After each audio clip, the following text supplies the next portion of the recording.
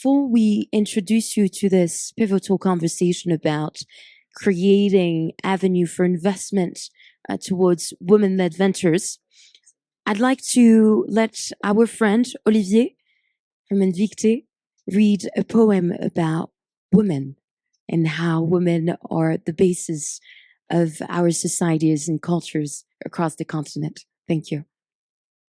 Souffle triomphal.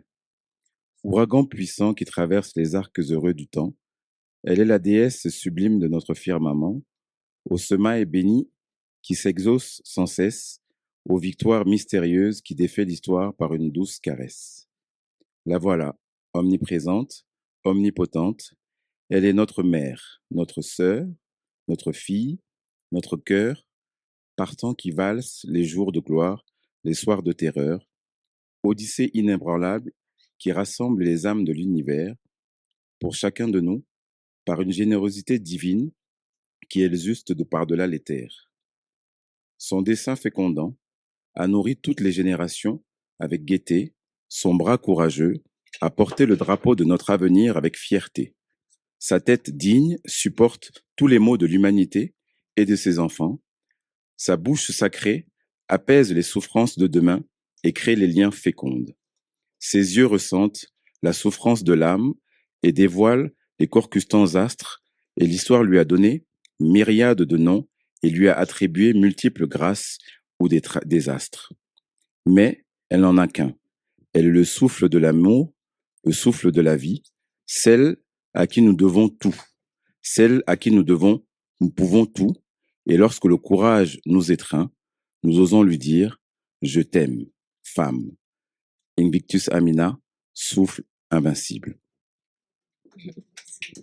Thank you so much. This poem was written by Pascal Galli, a true he for she and an Invicte ambassador as well. So let's start with the conversation. We have exceptional panelists, all coming from different backgrounds and expertise. And I'll hand it over to Lydia for the questions and introductions as well. Thank you. Thank you so much. So we will continue where we stopped. Thank you so much for your patience and flexibility. We also know that some of you have to leave early. We will understand. We will make this as informal, but also as quick as we can. My name is Lydia Kemunto Bosire. Among Africans, we like our titles, so I'm Dr. Bosire, but among family, brothers and sisters, I'm Lydia. I'm the founder and CEO of a fintech platform that goes by the name of 8B. 8B stands for 8 billion. And if you're curious why we picked that name, come find me after the conversation and we can talk. We're a fintech platform that finances African students going to global universities. If you've heard the various arenas of panic about how fertility in the global north has fallen down the cliff and how young Africa will be running the future, that is the space we're stepping boldly into to enable those students to go to global universities from where they can then step into all of those roles that are needed to be filled in order to maintain productivity in the industrialized world, to create innovation, and all of the things that are important. One of the other things that is really valuable about building what I build is that we are not a not-for-profit. We are not an NGO. We are a for-profit company. So when we're VC funded. So when I think about the problems that women are facing that they want to overcome or the challenges that they're overcoming on a daily basis, and as Shanti was thinking about how do we make this an action platform, we together with the team at Invicte were very convinced that the approach ought to be one where we talk about how women are raising capital, the successes in doing so, and then actually highlight a few of the deals that are ready, shovel ready for financing, so that never again can people say we do not invest in women because we don't know where they can be found who are doing important things. We know where to find them. And I'm going to ask you a guessing game in the end. Actually, maybe you can start thinking about it. I want you to start guessing within 72 hours of us putting out a call for shovel ready, really significant, life-changing proposals. How many do you think were received within 72 hours? So just think about that. There will be a point for you to give an answer. But back to where we are, really excited to have you here. I'll have Coralie introduce herself and then we'll get onto the panel. Coralie. Yes, thank you so much, Lydia. I think you really set the stage for why we're here and what we do as well. So I'm Coralie Lolio. I'm the Vice President for Africa of Invicte. We are an investment network platform, meaning that we help African female tycoons and industrialists raise capital, and we connect them to global investors, and we start at 5 million USD and try to go up. So usually when women-led ventures raise this amount of capital, it's a very long process and complex process. So we offer services, advisory, focus group, boards, members as well that we can reference and send to those women-led ventures. And we try to accelerate the process, because usually it can take 5-6 years, even more. We try to make it 2, and we focus on big investment, big capital.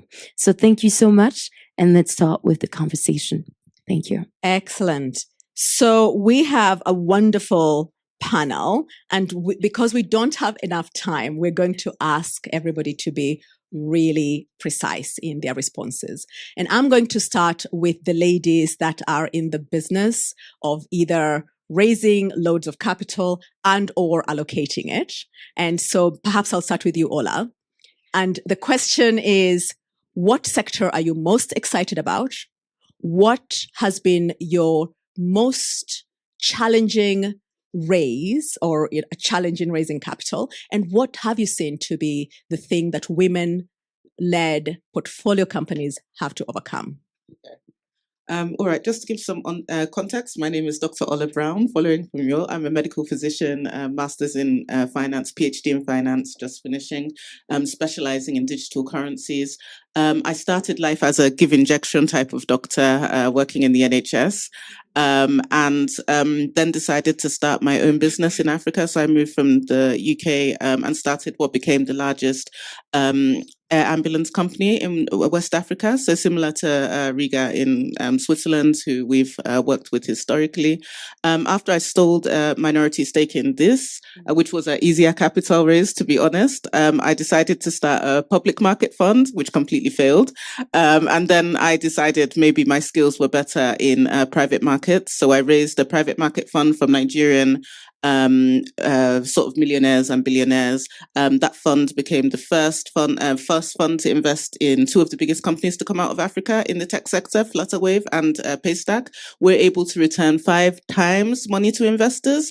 Currently in the process of raising my second fund here at Davos to announce our $15 million first close. Yay! And the fund will have a hard cap of $30 million. I only know about fintech and health tech. So these are the areas that we invest in, early stage fintech and health tech across Nigeria, Kenya, Egypt, and South Africa. So that's sort of the context. In terms of raising capital, one thing that I've realized is that women often have difficulty because they don't have access to the same networks as men. And I didn't notice this actually until I got married, where like my husband, like, I'll say, how do you know this person? And he's like, oh, you know, this person is my best friend from secondary school and he's now like in the Senate, or he's now like head of a bank. And then I look at my best friends from university, I look at my best friends from secondary school, and they're like taking time out because we're in that stage now between 20 and 30. They're taking time out to, you know, work part-time. They're no longer concentrating on their careers. Maybe a lot of them have refocused on home life and maybe will re-emerge at like 40. But right now we're in that stage where the networks aren't that strong. And like my husband's friends are now in the Senate and heading up ministries and doing all this stuff. So we're at the same stage of life in terms of career, but very different stage of life in terms of networks. And as much as like I have just finishing my PhD in finance, so very good at financial modeling, very good at putting the paperwork together for a fundraise, but ultimately the valuation that you raise at and the amount of money that you're able to raise is also a function of who you have access to. And that's why, you know, Grok AI, for instance, which is Elon Musk's new company, can raise $3 billion without revenue. Meanwhile, like the person that has revenue in Africa that is maybe doing something, AI company in Rwanda, is not going to raise until they have like $10 million in revenue. So if I was to say the main sort of thing that I've noticed is, it's about fundraising in general is about the networks that you have access to. And yeah, you need a solid business, you need solid fundamentals, but also you need to get out there and meet people as well. Yeah. And I think that's one of the things that has been really clear even when you look at the ecosystem of builders in the African continent. The data shows that over 90% outside the big markets of founders who raise over $1 million had a degree abroad. What does that tell you? It is they have connections, they have networks. It is these things that make a difference. It doesn't matter how bright they are. If you're not in the right networks, you don't get there. So I'm going to turn to you. Let's see. My next question is sorry, I've just lost my notes here. My apologies. Franchesca, over to you. So you are at the Women's World Banking, and you both allocate capital, but you've raised a really big fund. You have $150 million AUM. Would you tell us the challenges in raising that? And more importantly, what your portfolio companies might be facing as challenges when they're led by women? Okay, thank you very much. Women's World Banking, for those of you who don't know us, we're an NGO and a gender lens investor focused on those women who are formally excluded from the formal financial system. And we're talking big numbers here, so around about 1 billion. If you look at total population, it would be, so men and women, over 1.5 billion. So I'll focus on the gender lens investing side of our activities, and actually on Africa. I won't throw too many stats around because I know unfortunately those we're all very much aware, but we're talking about 400 million women on the African continent who are without any kind of access to formal financial services. How can you build a business if you don't have a bank account? But unfortunately, it doesn't stop there. It's no use having a bank account if you can't, you have to use it and you have to have different services. So talking about funders or women who fund, create their own businesses, and how does that relate to Women's World Banking? We invest in fintechs. So you don't have to be a female founder for us to invest in the portfolio company, but you have to have a women's client base that you're looking to grow. Because ultimately we say, if you can grow your clients, they're the ones, the SMEs in Africa, obviously predominantly in agriculture. So one of the key sectors for us is climate. And you mentioned our funds. So we have 2 funds out. One is actually closing. And this year we'll be doing some really interesting things. I will urge you, if you're interested, what we'll be doing, it has a climate component. I'm very happy to connect you to our asset manager colleagues. Just tying on to what you were saying about, what are some of the challenges? Yes, I completely agree, networking, but it's also about being prepared. So it sounds very simple, but women, we know there's research that women get asked the tougher questions on due diligence compared to men, and why? Well, there's a whole lot of reasons, but obviously biases. There's the bias out there that women are more riskier business. I can give you plenty of data to show it is completely the opposite, that they're better credit repayers, they're better longer term investment perspectives. So the one piece of advice I would give is be prepared for the tough questions, whether we like it or not, they're going to come. So that's probably my best piece of advice. Thank you. Thank you so much. Nell Daly, Revenge Capital. I love the name Revenge Capital. Maybe you can give us one sentence why the name, but more importantly, what you have found to be the challenges in both raising and allocating capital, and 1 or 2 key highlights of the challenges faced by your portfolio companies. I'm trying to quell my inside voice to be polite here, but I think yes. Can we just have like an open dialogue? Yes, for a second? It is Chatham House. I was pissed off. Right? Yes. Listen, I think it's okay to say I was formerly a social worker, and I ended up having a private psychotherapy practice. And I was treating people one-on-one for their anxiety and depression. And at some point I thought, this is all backwards, because until we give people economic freedom, what are we doing? And so I shifted into venture capital without knowing what I was doing at all. And when it came to the name, it just, there's so much discrimination that we're facing in this world. And every entrepreneur I've ever met has a story where they have a chip on their shoulder, or someone's told them that they can't do something. And that, again, just pissed me off. And so I thought everybody has a little bit of that push, that drive in them that is a revenge story. And I'm cognizant of the violence that's happening in this world. And so when I named the fund Revenge, I wanted to also make it very clear that it's how do we alchemize that feeling of wanting to push back on systems that have discriminated against in order to create good in this world. Because that's the ultimate job, right? Is that we want to be able to put as much love and productivity and give everybody a fair shot that hasn't been dealt a fair shot in this world. So that's the name. The second question, what's been the hardest part? Was that it? Yeah, and what your portfolio companies led by females have the hardest time with in capital raising? I think definitely what we're saying is network. Networks, Yeah, it's network. And I think it's network, but there's just also a lack of funds out there that focus on, helping women founders. Yeah. Like, I think it's not just those individuals, like putting it on those individuals and saying they don't have networks is absolutely true, of course. But we need more emerging fund managers that are female, or we need female focused VCs that actually have diversity at the table, and not just token diversity, but are also giving those women a shot at making decisions around the table.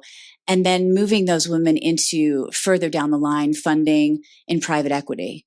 I think that's also so you have a lot of women who are coming into the VC space, but then when it comes to helping those founders continue to be funded, we need more people down the line who are women. Yeah, fantastic. And I think the other thing to remember is that just because they're women VCs doesn't mean they're looking at women's issues or, the lens of women consumers. It's really just women-led funds that are looking for good, profitable deals in the world. And so, any LPs in the room, please, hit up the VCs on the table. And I just want to make it clear that our fund is to support not just women, but anybody who's been traditionally overlooked. Yeah. So in the United States, we say the BIPOC community, people who are other abled, people who are solving issues for people who are disabled or other abled, neurodiverse. Yeah. We're anti-ageist.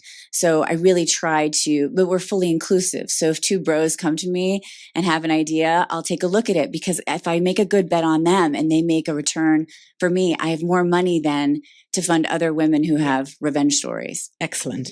So we've all loving the revenge stories, but we've all identified. Thank you so much. We've all identified networking as a big barrier. And Nicole, you are a master networker. Can you tell us how you open doors for women and others who need to be getting through those doors in order to access capital? Nicole. Absolutely. Yeah, it excites me to hear. Oh, thank you. It excites me to hear the stories and revenge. I have passion for that. But I would say everyone has a superhero power. Mine is fueling growth, forging connections, and sharing network. I think people so often forget that progress does not happen with a singular person. It is sharing. It is bringing people together, building community.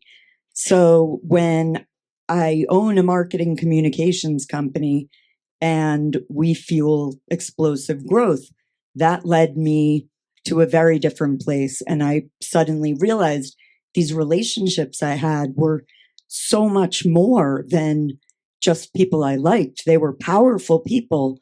And I realize that it is putting money and people who need that money together. My brain, the way that I think, is always connecting dots. And the more I can do to help people, that is what fuels me. That's what lights me up. So I'm already thinking for everyone sitting here, I want to open my network. And I think some people think in very singular ways and think that hoarding is a way to go. Never, never. Progress is sharing. So I work with a lot of families, and families, especially the next gens, are incredibly interested. Climate impact, all of these are where a lot of them want to put their time, their money, their energy. So I want to make those connections. Thank you. Thank you so much.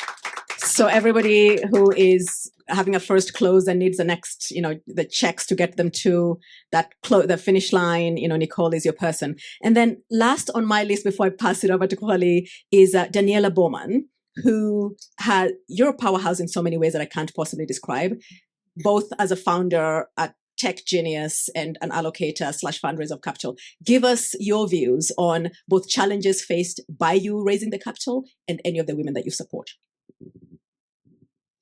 So, hello everyone, and thank you so much for making time listening to us all. First of all, and thank you also to the wonderful organizers. It's incredible to be coordinated here because I know how complex it is.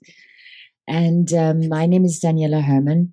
I'm a co-founder currently of Quantum as a Service. So I'm a serial entrepreneur. I'm a polymath by nature. And we brought Quantum as a Service to the market in 2024. To the established quantum community, while I was going on stage saying quantum is here, the next one came and said, quantum is coming in 10, 15 years. I said, no, sorry, we're here. And I've been experiencing this kind of running gag quite a lot. But we're very proud to bring it to market. We made it available to everyone, and I'll come to your investment question. We made it available to everyone because I think one of the essentials is that everybody has their hands on the next mega cycle of computing and has the tools. And the most important is that they don't get it later, that they get it at the forefront. And we're also bringing quantum to Africa for that reason, together also with Mamadou and Ubuntu Tribe, because I think it is very, very important to give access to the enabler of innovation. Now, coming to the funding, I've been a former investment banker, and I know how tough it is in a sense as well. I always say we almost have to learn play golf to do the deals, right?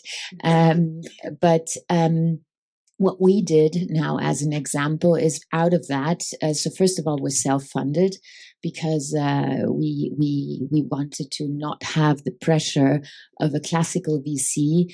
I did not know how long we will take until we are at market. And then suddenly I have someone calling me the whole time saying, hey, Jani, I mean, when are you, we want to do our exit. And I'm just going like, listen, I'm just trying to kind of get this thing off the ground. And suddenly you're in a cage of pressure that you just do not want to be in. So any VC that has not got that, I would really find greatly supportive to the field in general, because the timing of what an entrepreneur needs like us, we need extra time sometimes. We need maybe a year more. Things don't go like on the spot, right? And so that's also something I think on the VC side that has to be done. So what we did then, besides creating Dynex as Quantum as a Service, we created Dynex Moonshots, and Dynex Moonshots supports initiatives that are pioneering. We're logically also supporting men. I mean, it's not that we're just kind of saying, okay, it's only for women, but any woman that comes and that wants to kind of do this, right, and wants to present a pioneering company, we enable them with Quantum and bring them and help them, support them to kind of grow and scale, which is anyways one of my expertises. And that's kind of how we want to build out more and more and invest in innovative, great companies that are uprising now. So it's, so that's a little bit to my story. I hope I've given you enough. Thank you. Thank you so much. Passing on to Kohali, because we have a lot of power women that we have not yet heard from. Kohali. Yes, thank you so much, ladies. So I'm going to go straight to an exceptional leader next to me, Mrs. Anino Inouwa, because I assume you have another event to go to. So we'll start straight with you. So we've touched upon the power of networks and how it's linked to access to capital. So I'd like you to tell us more about the wonderful network that you've built, 100 Women at Davos. And not only have you created that, but you're also the managing director of Avendis Consulting. So could you give us an example of how your network, 100 Women, at Davos has really given access to capital for one of your member or someone that you know? Thank you, Coralie, and truly delighted to be here amongst these amazing women, several of whom I know, and of course, the audience. Thank you. I think best with in the form of a little story about my background. So I started life as a corporate banker. I wanted to finance businesses, and there I was at the age of 23, straight out of the London School of Economics, having studied monetary economics, and I was lending to multinational companies and lending millions of dollars at the time. These are decades ago, and it suddenly struck me that here I was back home in Africa, back in Nigeria, and there were entrepreneurial gaps and what's happening here. So I thought, we need to get finance to entrepreneurs. I lived in several African countries and I saw the same thing over and over again. And that led me, maybe foolishly, to now undertake a doctorate in financing, how to overcome barriers to financing entrepreneurs. Now, at the same time, I was working on the side with female entrepreneurs and giving them what was like a mini MBA, marketing, finance, all these kinds of things. And don't look at my doctorate because you should be very upset because you'll be thinking, how come there's I don't think I mentioned woman or gender in this whole document. That was in those days. But with the female entrepreneurs, what I noticed was that yes, they needed, that input into all the marketing, finance, and all of that. But what was more important was they needed that network. So they self-formed into a network. And I wrote an article, which is in Forbes Entrepreneur or I don't know, some other magazines, on that network effect. And I've seen that over and over again. So then I I started a power breakfast in Nigeria for women CEOs. We had a program that day early in the morning like this. And I opened my mouth to talk about what we want to talk about. And the women just basically pushed me aside and they were not interested. Why weren't they interested? It was the first time that women CEOs, both corporate and entrepreneurs, had sat in a room with only themselves. And that was clear that we needed this network. So started from then, and that has grown to about probably 5,000 women across Africa. It's mainly digital. We have several members of our network here in Davos this year. And networks have been the basis of business, always, right? And women are just learning about networks, to your point, Ola. And what it is we do, we give access to information, visibility, normalizing female entrepreneurship. People are realizing that networks are gendered. So we did a training for VCs, men and women, a little exercise. And I just said, choose a CFO. You want to hire a CFO. Look for the person that you're going to ask, where can I get the best CFO? Write down the person's first name. When everybody brought back, the sheet of paper, men and women, look at the gender. With men, mainly men. With women, mainly women. More mixed for women, but for men, it was mainly men. That's because it's from school, from university, from everything. So we have to break down those barriers through networks, through facilitating access, through visibility, through showing people, the financiers, that here are the women and here are the investor-ready women. So I didn't talk about 100 Women at Davos because I thought, let's talk about Africa Women CEOs Network, but many of our women are here as well. I'll leave it as that. Thank you. Thank you so much. And I have to say, when you first started the dinner at Davos for the network, I think Valérie told me there was 10 to 15 women present, right? And when I came on Monday, we were over 200, I believe, in the restaurant. So how incredible. 150, yes. Well, next year, we'll go to 300 even. Right? So going to you, Lisa, on the same topic, I know that you've done as well an exceptional work in building phenomenal women global. So I'd like to tell us more a little bit about this network and also how this network platform has also given access to capital for women. Thank you very much. My name is Lisa, and I'm an international lawyer. And maybe I should also just share a little story. I became, I started this network because I was working in Geneva for an international organization, and I felt really stuck in my career, like I wasn't growing or I wasn't really putting my ideas out there. So establish this network to bring women together, basically, to have this safe space to share and grow together. So Phenomenal Women Global seeks to advance, connect, and empower women, but we also build leadership skills. In everything we do here, and even raising funds and starting up companies, we need to have those leadership skills. We need to have those soft skills, negotiation, skills to fundraise, skills to lead a team. So that's what we do. We focus on bringing people, especially people of African descent in the diaspora and back home. Every year we have an annual conference in Geneva that creates that safe space and several panels to discuss different issues. In October, the main theme was Invest in Her. And here we also talked about women and wealth and how do we handle wealth? How do we position ourselves to grow as women and to build empires? So we go deeply into that. So in terms of supporting women to have access to resources, let me just take you a step back. Like I said, we build soft skills. It's very important for women to know how to have a business plan, how to negotiate a contract for funding, where the funding is. So we do have these programs where we take women right back into the mindset, you know, and how to establish links with people, how to network.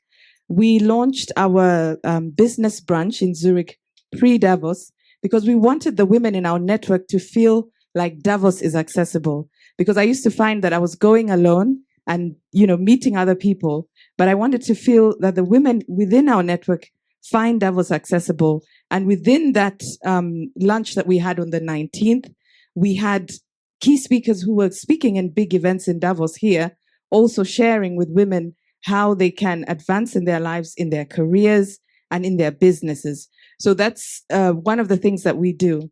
So if I just go back to supporting women with entrepreneurship skills and giving them access to tools that they can use to scale up their business or to establish their business, in this way, the women themselves, when they are coached and mentored, have the capacity to go out and look for funding and be bold and, you know, ask for, like she's now talking about a $10 million project, but be bold to ask for funding that is at that level. 30 sorry for underestimating you. 30, that is, we would like to connect our women with you now that they have the skills and they have the tools to negotiate. So gender equality is really core to our activities, bringing women trying to have that equality in leadership, equality in business as men, and also learning from men, because we do have a lot of men in our network and we share and we learn from them. And this is something that is a very, very good tool, knowing that men hold the large majority of the wealth in the world. We also want to learn from them, and that's what we do. So I welcome you to join the network. Thank you. Thank you so much, Lisa. And I'd also like to make a special note for the he for she's present here with us today. Let's give us a round of applause to them. Because indeed, it's true that very often there is a misconception that he-male figures are not welcome in this kind of discussion. Well, actually, it's quite the opposite. So that's beautiful. And I'm very happy to see you here. So let's move on to two exceptional leaders who work at the country and multilateral level. So we have Tia with us today, and you are the manager of Women, Business and the Law at the World Bank, operating at Washington, D.C. in the HQ. So I'd like to hear more about the top systemic barriers that you've identified when it comes to giving access to capital to women, and also what the key policy reforms should we implement to, facilitate access to capital for women as well. Thank you. Thank you to the organizers, Africa House and Victe. And it's an honor to be amongst so many powerful women here. This is the program I run, Women, Business and the Law. We cover 190 countries, and we look at how laws affect women's economic opportunity all around the world.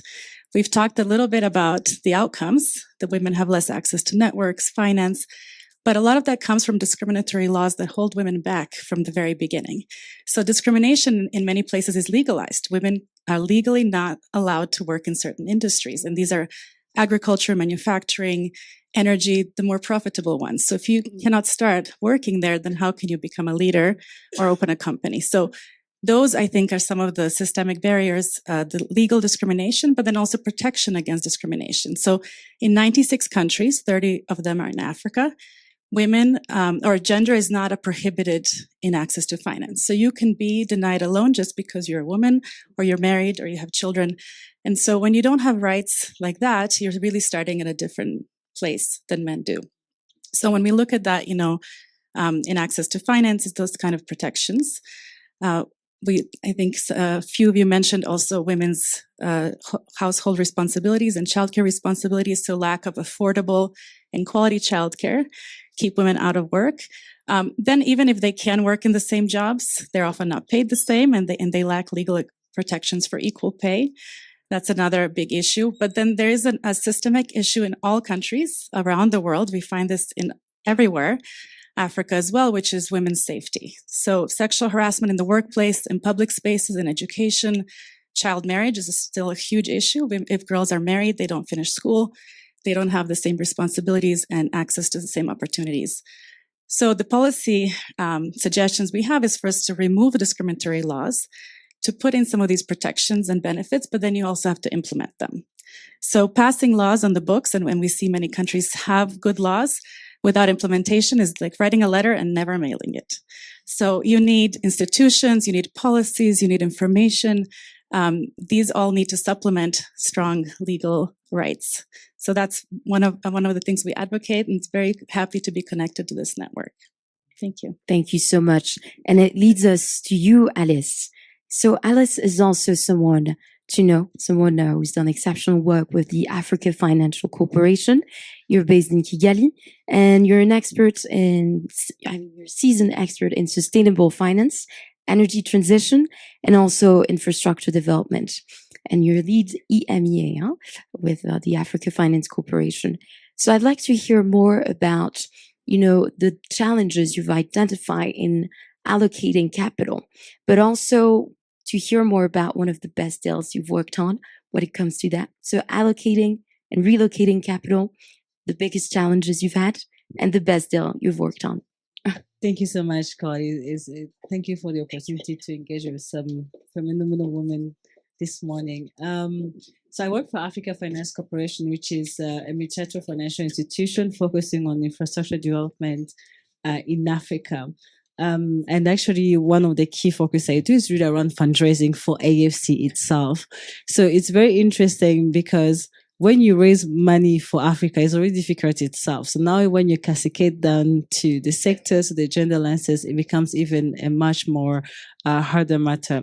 And when it comes to infrastructure finance, it's very, very difficult to find women in this space. I've been in the AFC for 9 years, and the only one project I can recall that was led by a woman is a mining company in Botswana called Lucara. I think most of you may have heard a few months ago, one of the largest, actually the most largest diamond that was discovered in Lucara. And guess what? That company was run by a woman. She's called Nasim Nari. And it was the second time that her company that she's been running for the last 10 years discovered some of the largest diamond stones in the world.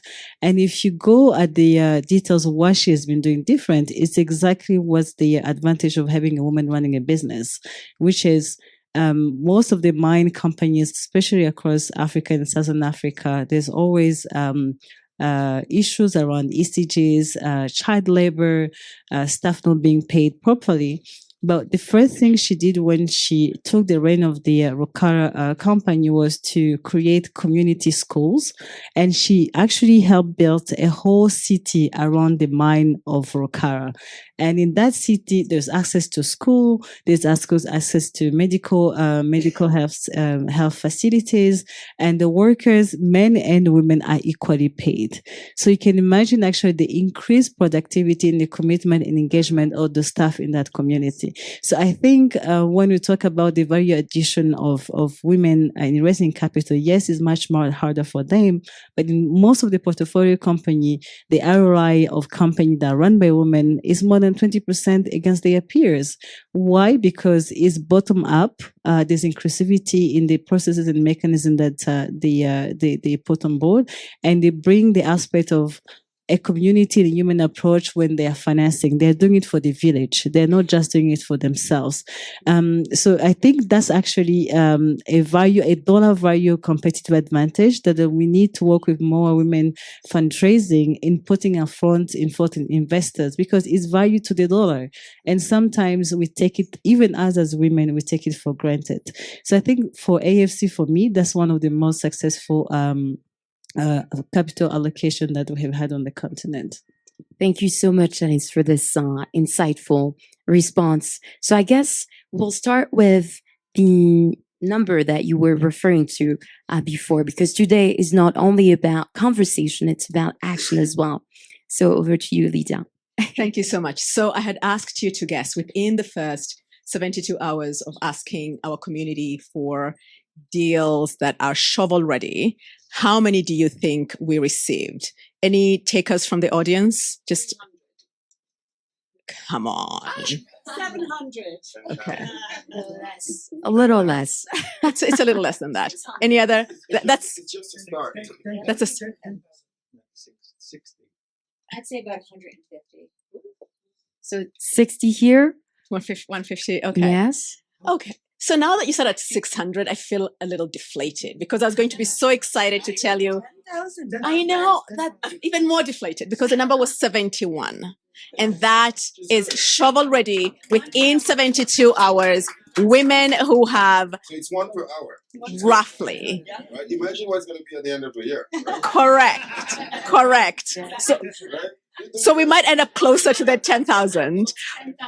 Exactly. But that starts to give you a sense of the fact that we have a community of builders. They are hungry. They need capital. And so for all of you who have financing that you allocate, have networks that you can open, this is really important that you get to know some of the people who are in that in our data room now. I can give you a few examples. We have a woman who's building a future of education fund out of Kenya. She's amazing. There is a woman who has a fantastic restaurant in Accra where I have eaten with Echoing Green when we had our fellows conference. And she's one of the companies that, just needs every possible investment because it is fantastic. They're going to do amazing.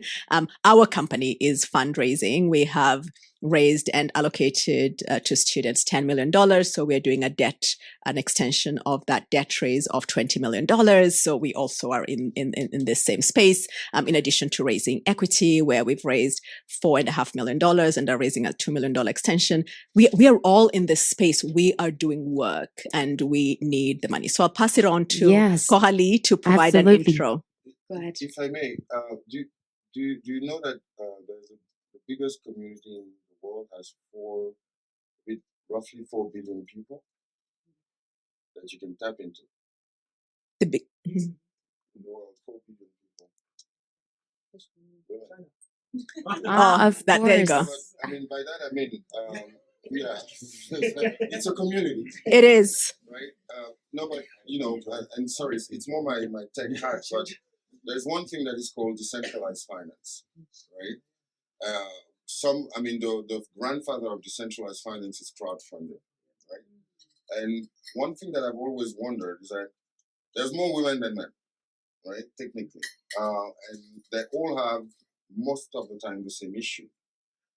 What if you think of something where we don't just count on a AFC or Revenge Capital, or we say we take them as anchor, and then those communities decentralized, right?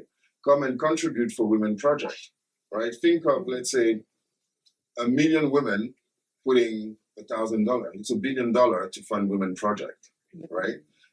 But you rely on the expertise of Dynex, Moonshot, AFC, Revenge Capital, who find those projects, who review them, and they say they're credible, and then the co-investment volumes become extremely powerful. So it's just an idea for we the women will that you can really think of, is that we don't think of we think of the problems that we have as a community, but how do we think of the solution that we can bring as a community, where each of us in the community effectively contributes, right? That's correct. With skills, with money, etc. Then, like the inflection point and the growth would be extremely powerful. So, Yeah. just an idea that maybe you wanna, Love it. and I'm happy. Yes. With the technological platform. But I think Mamadou, you're absolutely right, because we need to be, we need new approaches to this problem. So yeah. So we can do the launch next year at Africa Davos House, this time. right?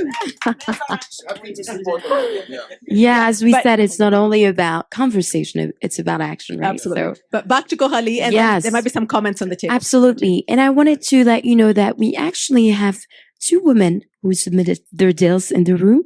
There's you and also Mary. So I'd like to give you 1 minute because time is running out to pitch your idea and deal, if you're okay. Or to present the idea.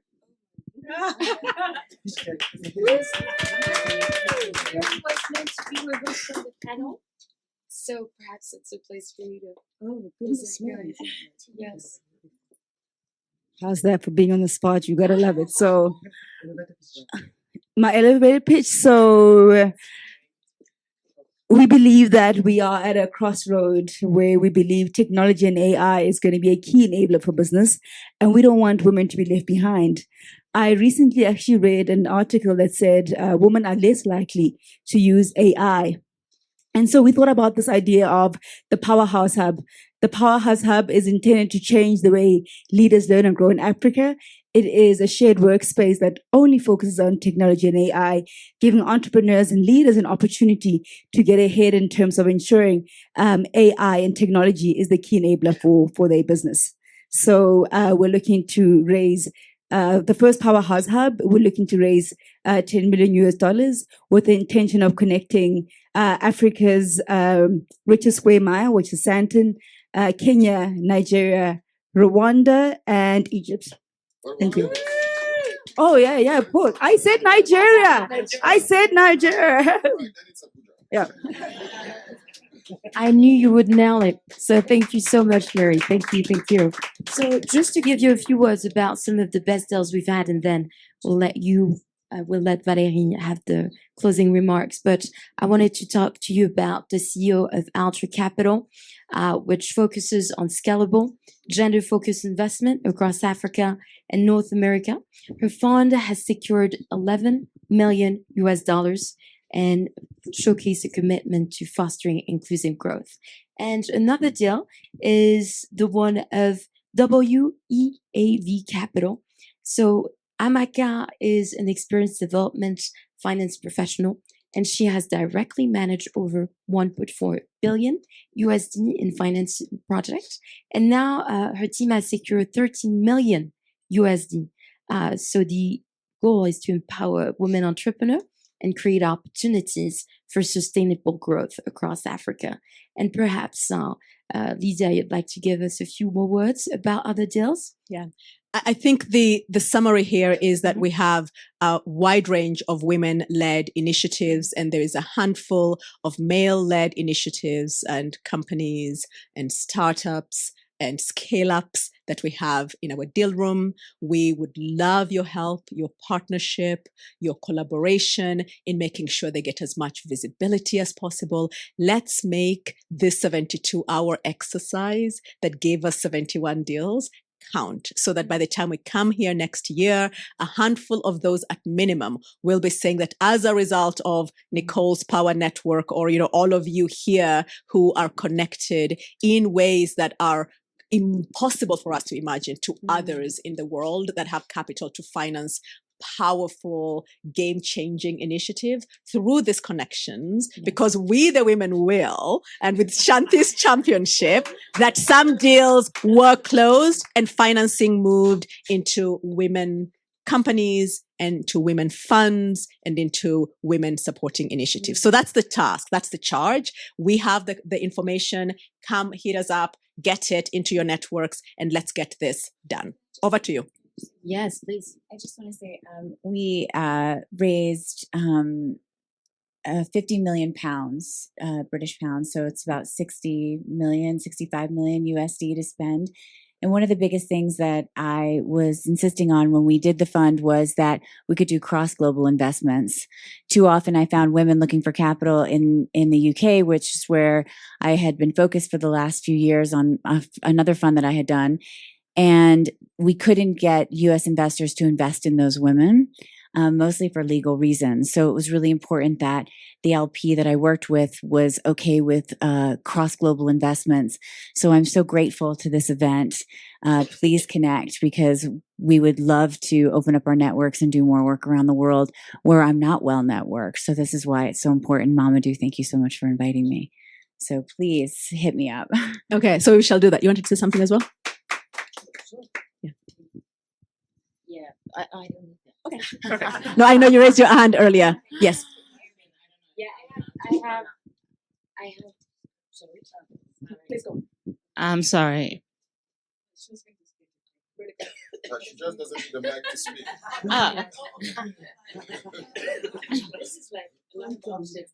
Well, maybe just to add something to the entire conversation, I wanted to share a personal experience, and I think it's important for mothers. So I'm also a mother of 2 children and 2 patchwork children, so 4 in total.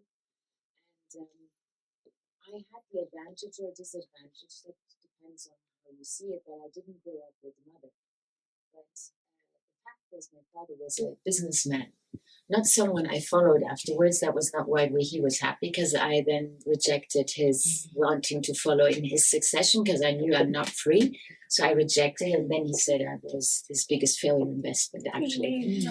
This should not be publicly, please. But it was okay, because I knew that was his limit, you know. But what I want to say is, he trained me. He took me at the age of 8 into meetings. And he said, Danny, speak up. So what do you think?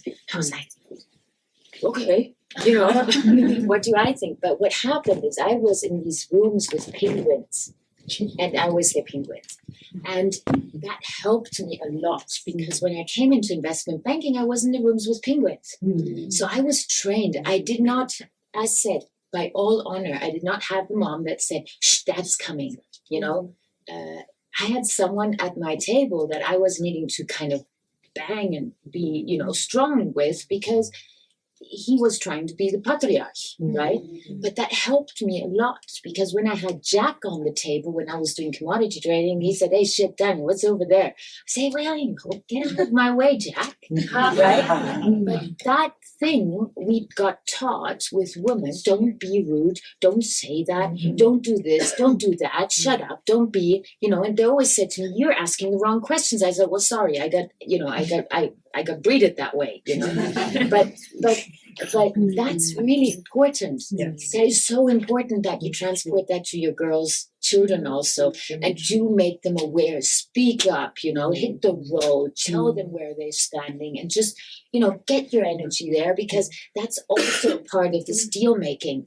You know, when you have such a guy across the table that says, okay, all right, so give me your, I mean, I want to hear it. Give me your elevator pitch. I mean, already that language makes me go bananas. I would like to say, today I'm saying, you know what, if you don't want a proper sit down, I'm not interested. Because that's stress. That's actually abusive. I mean, if somebody has worked 6 years on an innovation, you can't get someone to talk in 4 seconds about his damn life.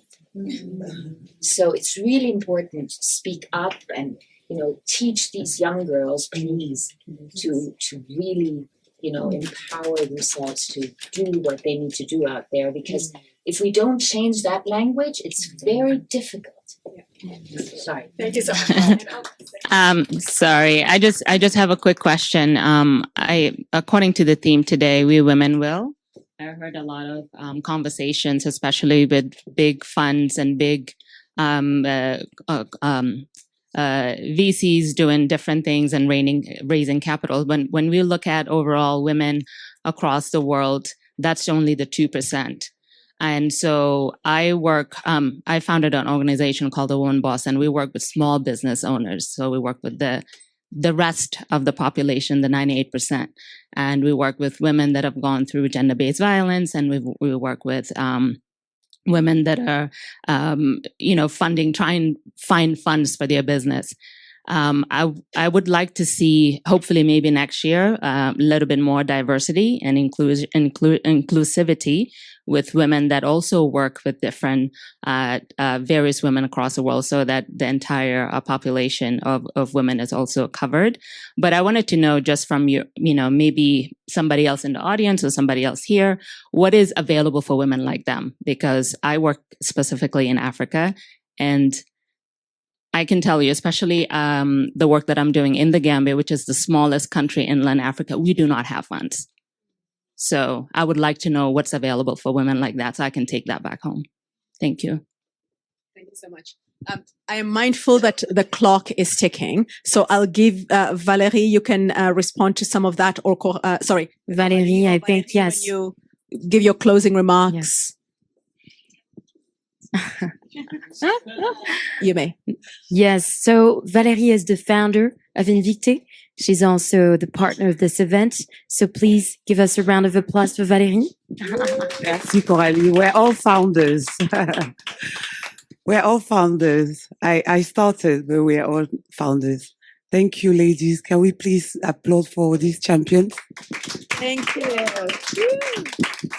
Sorry, my voice is broken because we African nights. We couldn't leave the floor.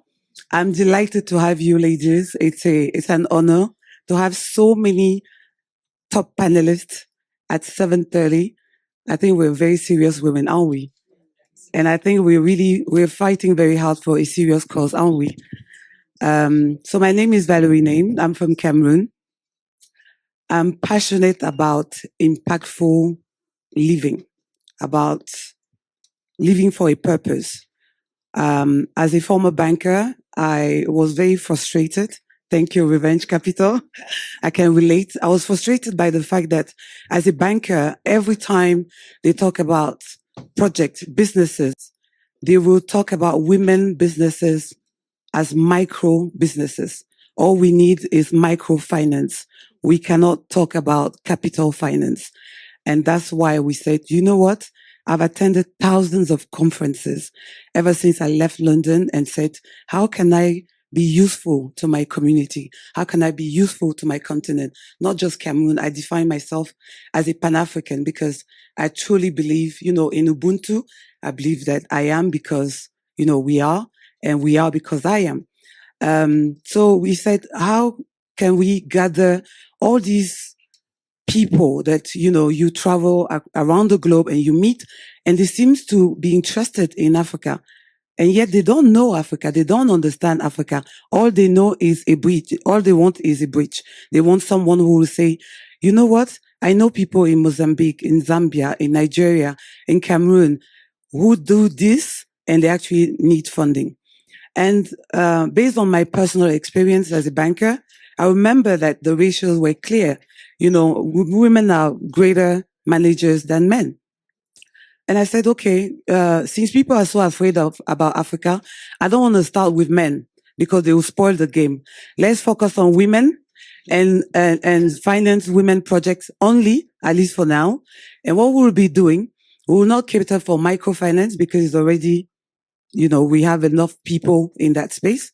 We will not cater for even what I call big SMEs.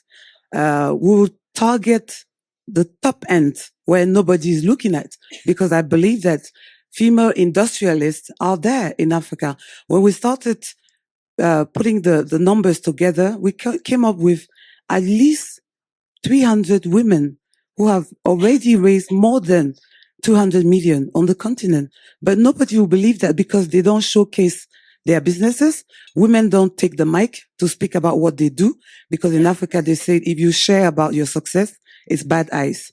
So that's also part of the problem. So we said, okay, Invicte, which is a bridge between global investors and female African entrepreneurs, will be doing 4 things. We will bring global FDI onto the continent because it's cheaper. In Nigeria today, if you want to raise money, it's a minimum of 25%. In Cameroon, 20. In Malawi, 40. And it's even higher. I think it's 60 in one of the countries. 60% of your daily sweat going to pay back someone. Were you born to suffer? No. We think that is so unfair. We said, okay, people have money outside. Let's bring those investors onto the continent. They say Africa is the new frontier. Let's drag them back, where it all started on the motherland, and showcasing all these successful businesses that nobody knows about. And it's no one's fault but ourselves, because we are too humble. It goes back to, I think, Daniela's point. The second thing is we will give them the mic because we have children. We need to be the advocate for those children. Headmasters, they always, in school, they always say, be careful about what you do and what you say in front of your children, because children mimic what they hear, see. So if we are not examples, we can't expect them to be to find better role models. That's why we complain today. They are on social media. They do this, they do, but that's all they know. That's all they see. So they have to hear from us, mothers, sisters, so they can mimic what we are doing here today in Davos. And one of the third one, not the least, is this narrative around Africa. Was it yesterday? South Africa House had a great session around the impact on negative narrative on capital raising in Africa. I think that's probably the best, ever topic, because it's real. It's what it's all about. And we can't blame anybody but us as in Africans. If we don't own our narrative, there's a say that goes, as long as the story from the bush will be told by the hunter, we'll never know exactly what's happening in the bush, because you always say what fits him. So we need to own that narrative. How do we do that? We take the mic, we travel whenever we have the floor, we sell Africa. We don't complain about Africa. I rarely hear Europeans saying, oh, the biggest suicide rate is in Swiss. No, you will not hear that. You will see that in numbers, in statistics, but you will not hear people say that. And I think we need to be intentional about the story that we share around our continent. We have positive, we have negative, but we need to share the positive more. So what we do is that every year at Invicte, we take a bunch of female, not only Black or African female, we take a group of female leaders across countries that we believe are models, can assist us in showcasing the winning Africa. 4 years ago, we went to Togo. 3 years ago, we went to Cote d'Ivoire. Last year, we went to Rwanda. And this year, we're going to Namibia in April. So please join us in rewriting together the narrative. As you all know, Namibia is not my country. I'm from Cameroon. But Namibia is one of the biggest in terms of resources after Congo and Nigeria. In terms of unexploited, we need to be part of this conversation. Solar, fishery, you name it. It's all happening in Namibia. And they've just elected the first female in that country. They said, we are waiting for you. Come and invest here. Come and we'll give you all the incentives. So ladies, this is what Invicte is about. I would like to, on this, before I end, say a big thank you to Africa House. I'm very proud because the first time I came to Davos, there were only so few Black women walking around the street. You walk and someone stops you and say, please, can I take a picture with you? Please, can I take a picture? Please, can I use your scarf? Please, can I was like, this is real. It's a shame Dr. Anino left because, she's been pushing this agenda, and can we just clap for her because, she's been working very hard.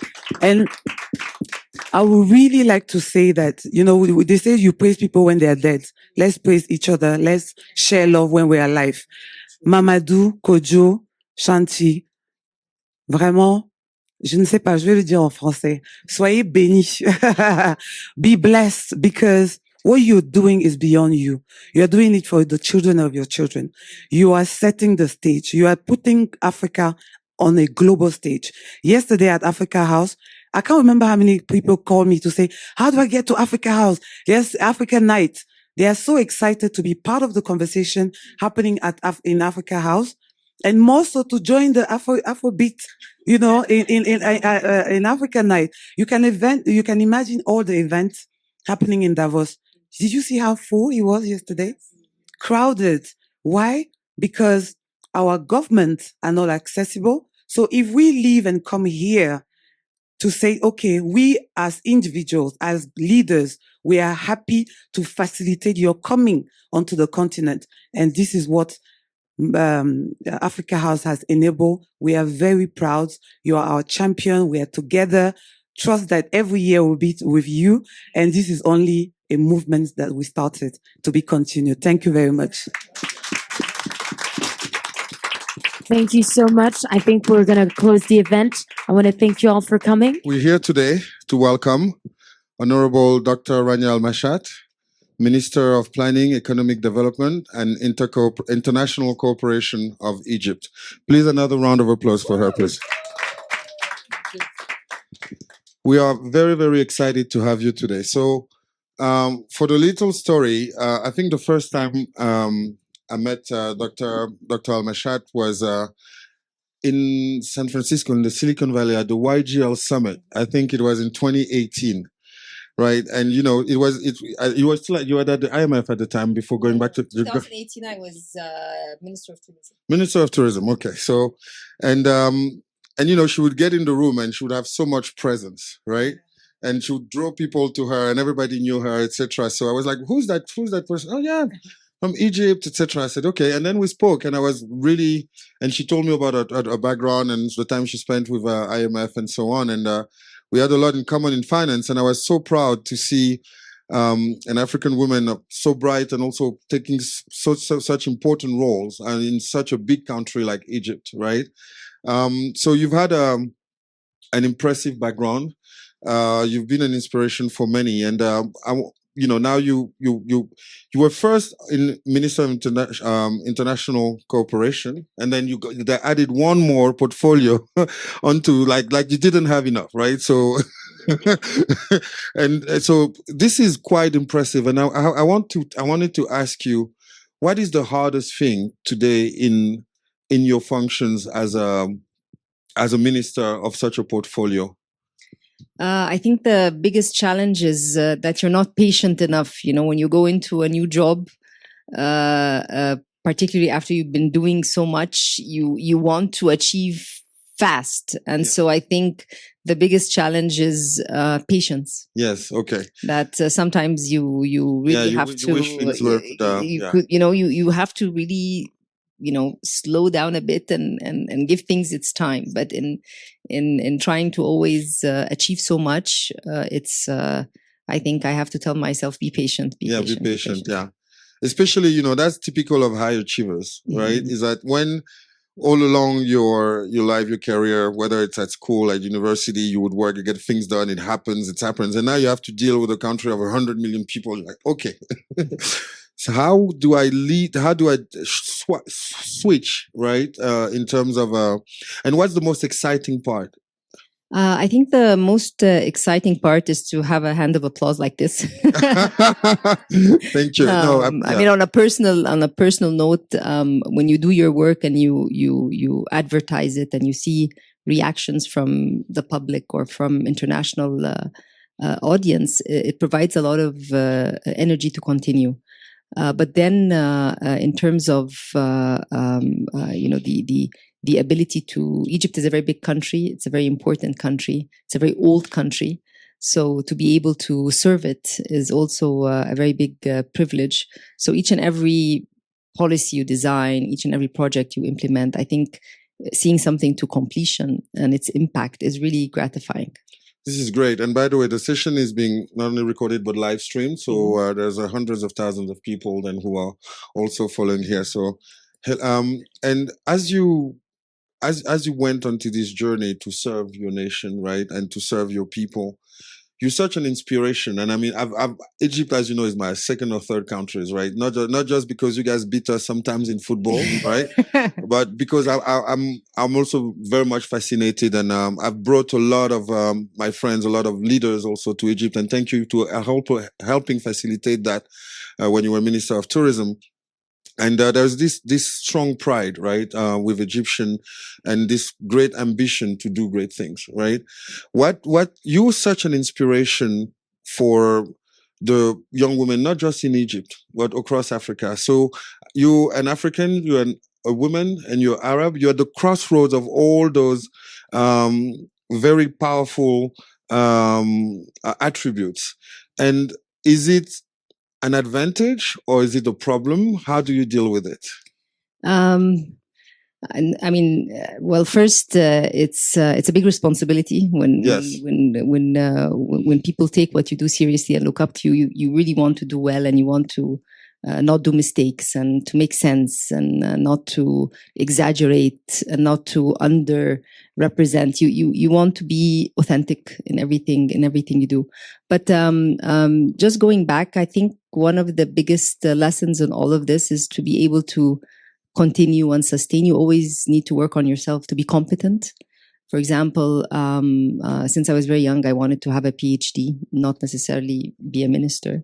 And it was because the PhD would be your license to be heard and to be have credibility among those. You're an expert in something, so people will listen to you. So that's competence is very important. So anyone who wants to do anything needs to be competent in that, and the world is changing so much. So for example, when Egypt was going to host COP27, the concept of climate finance, we didn't work on it a lot. We had to really understand the dynamics, the modalities, create partnerships. So there's always scope to innovate in whatever job you're doing. But if you're doing well and you're just still stagnant, the world is going to run in front of you. So I think it's always necessary to not to take any success for granted, not to take any popularity for granted. You have to keep on working, and that's why this concept of patience sort of comes in the way, because you really want to live up to all of this and be able to sustain it and keep it. Yes, and what is very interesting, right, is that you've been collecting awards, right? So literally in 2022, you were awarded Most Visionary and Outstanding Minister of International Cooperation in Africa. In 2019, you got Global Champion Award from World Travel and Tourism Council. What word would you have to say, because those are really exceptional achievements, right? If you had to say one thing to young women, right, who aspire, what advice would you give them? I would always say that it's a lot of work. There's no secret. It's a lot of work, but you have to. I mean, in the different stops across the journey, there are 4 C's which I really believe in. Competence comes number 1. Connections, and I know that WEF is a great place to connect. Connections are extremely important. Sometimes connections are seen as, oh, this person got that position because of connections, but even if it happens once, it cannot be sustained, because people look for competence, and you can only recommend someone if they're good. You might do it once for someone like this, but if they don't perform, then you're not going to be credible. So people are worried about their credibility when they also recommend names. So connections are very important. Confidence in what you do, and how you come across presenting your material. But that can only happen if you're competent. So that's why competence, connections, confidence, and then finally charm.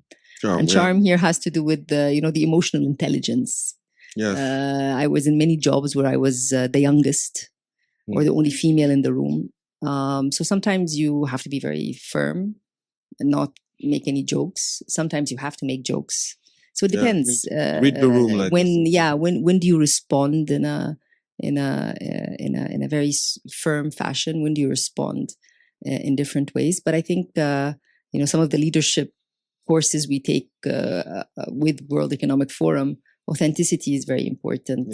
Setting your intention on what you want to achieve, and being present in every moment. I think those are 3 also very important aspects or rules that I've learned through the different modules of leadership. And they always say, and you will see this repeated regardless of where you go and talk about leadership, or set your intention. Always be authentic. People can realize who's doing something with passion and inspiring those in the office and your team and your subordinates and your colleagues, and those who are coming across as arrogant. So I think those are those are important pointers. So for everyone who wants to do something, it's not easy. It needs a lot of work, but you have to do this work with an open heart.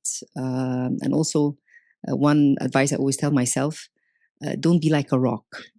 A rock cannot move among rocks. Okay, and humans by nature sometimes are very rigid with their ideas and with their territory. Be like water, you can flow. Yeah. So that's Flow. also a lesson. I try to do that. It's not always easy, and you fail sometimes, and that creates a little bit of that's authenticity to admit failure. Conflict. Yeah. But at the same time, you need to, in many instances, let go and move ahead. And there's one also quote that I like very much. Remember that there's no eventuality. What looks like impossible today, tomorrow might change. You lose an election, you can win it again later. So so there's no eventuality. This is really, really important. Really, really powerful. So competence, connections, confidence, charm, and then add authenticity and presence. Yes, right? Be present in every moment. If you're sitting in a meeting, be present in that meeting. If you're sitting in this crowd, be present with everyone in the crowd. Don't be distracted with many things. And this is how it comes across as being very authentic. You said something interesting about you always wanting to do a PhD. Yes. Right? It reminds me, and I think I mentioned that yesterday, and I think it comes from the fact of somehow being different to those who are in power. Let's put it this way now. So when I arrived in France, I'm born in Cameroon and so on, the first thing my dad told me is that you're going to have to be twice as better as anyone else because you don't start with the same advantages. Do you think being a woman got you to be, if you were born a man, you would have wanted that much to want a PhD, or was it more because indeed it was harder that you faced that to get in a room and be respected, you needed that? No, it was. No, I think, I don't know, it's maybe my upbringing, but really gender blind. You're a human being, you need to be competent to be able to move forward. Man or woman. Okay. So it's the gender aspect for me was not really very much a factor. I'm the eldest, among 3 children. I have 2 younger brothers, and my youngest brother, who's 12 years younger than me, would always tell my mom, "You have 1 son and 2 daughters." so I know. So the whole concept of gender did not play very much in the upbringing. I think age sometimes in our societies matter. I finished my PhD at 25. Wow. Went to the IMF Round of at applause 25. on that one, huh? But the reason why I mention age is because, you go to leadership positions in our society sometimes, and they need some gray hair. They need of course, older, so that you look wise. So I think age was the issue. And that's why I emphasize competence, because that's the only way you can win. That cannot be questioned. You can win, you can win an argument. You can stand out. People can rely on you. They want to come and ask you for advice on whatever material you're responsible for. So it creates credibility, and that's what you need, man or woman, young or old. But as I mentioned, it's not for granted. If you want it to be sustained, you have to continue, stay at it, keep on working, focusing, not letting anything pass by. And basically, what is very interesting is your competency is globally recognized, right? Thank you for that. And no, it's a fact from any leaders, not just in the political space, in the finance space, in the economy space, and the people I've been engaging with. And that's the one thing. And even within the YGL community, which is already an interesting circle of very competent people, you definitely recognize as a highly competent member of the community that people can effectively go to, rely on, or seek for guidance, wisdom, and so on. The other question that I wanted to ask is, if you were to have taken another path, what would that be? I really don't know that. I mean, I've never thought of the counterfactual. I haven't. It's an interesting question. I've never been asked that question. And I don't have an answer. I'm not innovative in, no, actually, finding the alternative. You're just where you're supposed to be. I mean, I can give you so many anecdotes on and funny stories on how this happened. Like, you know, how did I reach here? So, for example, I wanted my PhD since the age of 7. Okay, since the age of 7. So they would ask me. You knew what a PhD was, right? Because my father's an academician, and our house every night had so many doctors, Dr. X, Dr. X, Dr. Men and women. And then this was in early 80s, and you know, I would see them next day on TV and writing articles in newspapers and say, wow, these people are, you know, people hear them, people listen to them, they're on the radio, they're on TV. So what's common among all of them is a PhD. Oh, wow. So being a doctor meant that you'd be on TV, people would listen to you, you would have students. So that's where the concept came. So anyway, fast forward, I go to college, and in my graduating year, in the fall, I tell my mom I'm going to go and do my GRE test because I want to go to the US to do my PhD. So she says, no, girls don't travel. I told her, since I was 7, this is, I mean, there's no surprise. She said, no, you work here, stay a little bit, and then maybe travel, but not now. So I go to my dad, I was like, Dad, I'm going to go and do my GRE test. What did Mom say? So both of them were like, what is this? So this was the fall of 1995. In the fall of 94, January 95, my father was asked to be the cultural educational attaché in Washington, D.C. Okay? He came and attended my graduation in Cairo in June 1995. And then the whole family was on a plane to Washington, D.C. on July 4th, 1995. Oh, wow. I started my PhD in August. Wow. So when you tell me which other path, I really don't know. Yeah.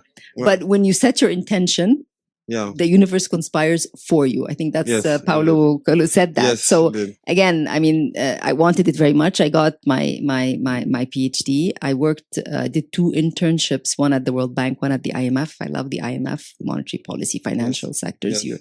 You're you know, a very credible institution. So I got to work at the IMF, and then, you know, in 2004, I was asked to go to the Central Bank of Egypt, since my specialty was monetary policy, public debt management. That happened, spent 11 years at the central bank. And then the IMF called me back as advisor to the chief economist. So I went back.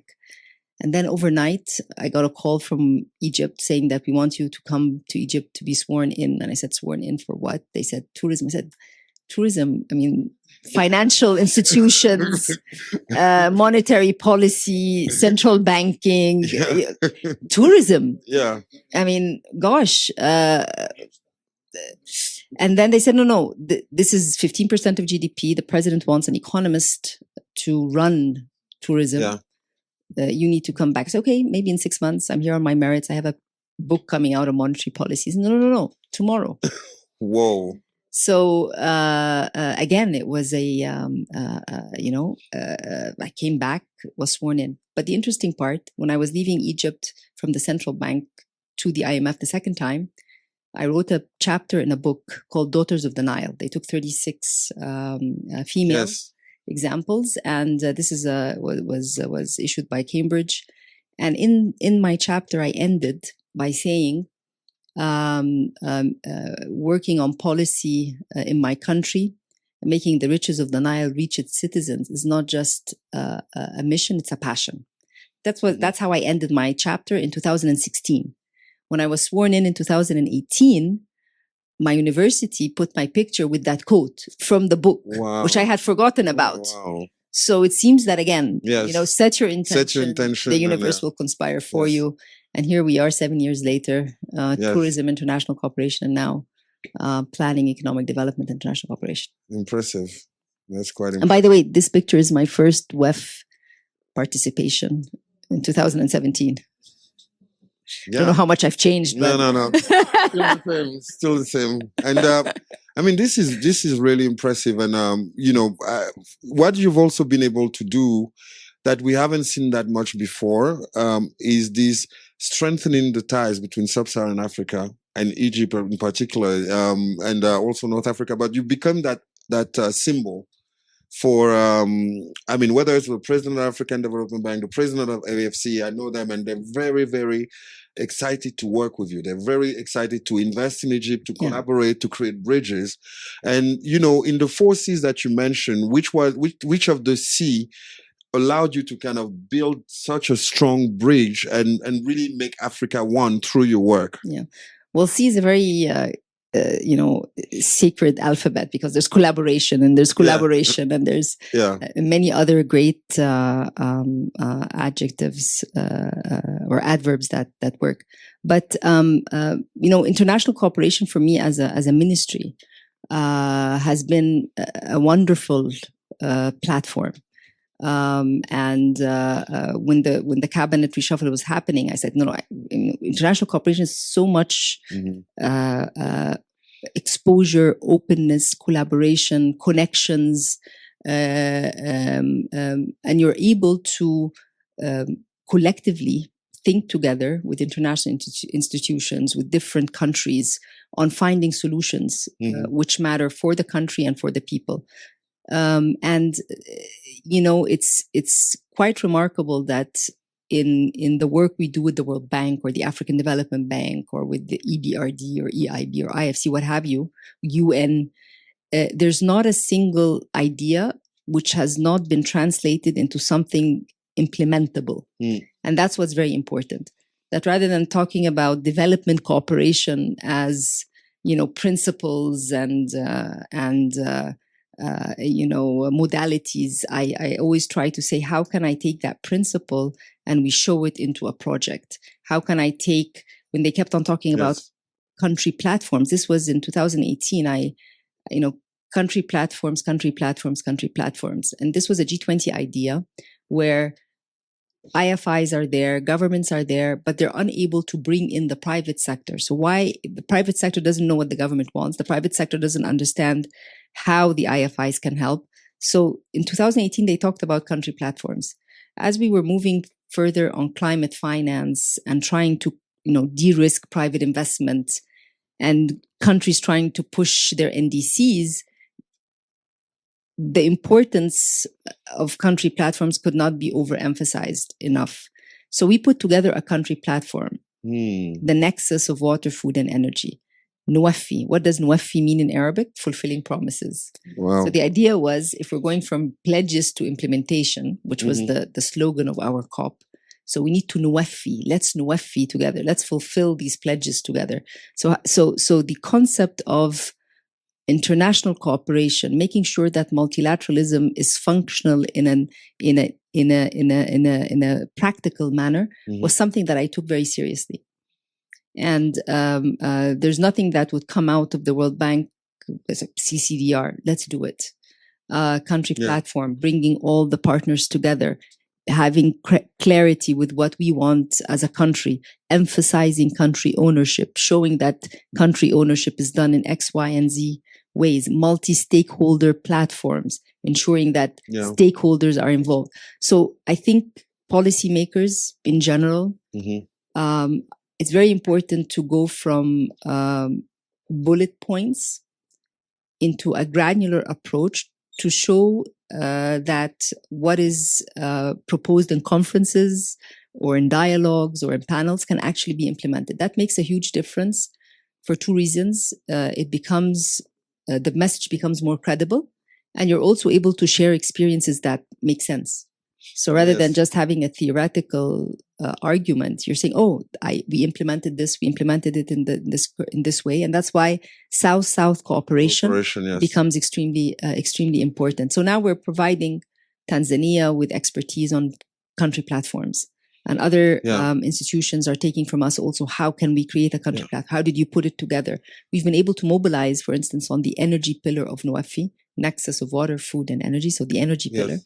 close to $4.2 billion Yes, that's for what the I was private about to say. sector. For the private $4.2 sector. billion for the Private sector on wind and just solar in a couple of years. in a That's couple of years. yes. And So it's we did a debt swap. and you want things to go faster? Patience, yeah. Well, I told you. Just in a couple of years, 4.2 billion. I mean, this is pretty. Yeah. And the key thing for success was execution, planning, and collaboration. I would say in another 3 C's. Yes. Commitment from the government. So we were committed with our NDCs. Okay. 42% renewable energy by 2030. So there's a commitment. Clarity with respect to the projects. We're going to reach that through these projects. Excellent. And we want, of course, the private sector to be there, and it's very clear. And then the third one is credibility. We have credibility with the international community. So all the partnerships we built with the different IFIs, they are part of our platform. Mm-hmm. They work together on these projects. So I would say commitment, clarity, and credibility. Commitment, clarity, credibility. Take notes, guys, for anything you do, right? So this is... I told you the alphabet C has... there's P also, which I like a lot. I can talk about P. What about it? Go ahead. Let us learn, please. So what is the P one? So when I was Minister of Tourism, the campaign was P2P, people to people.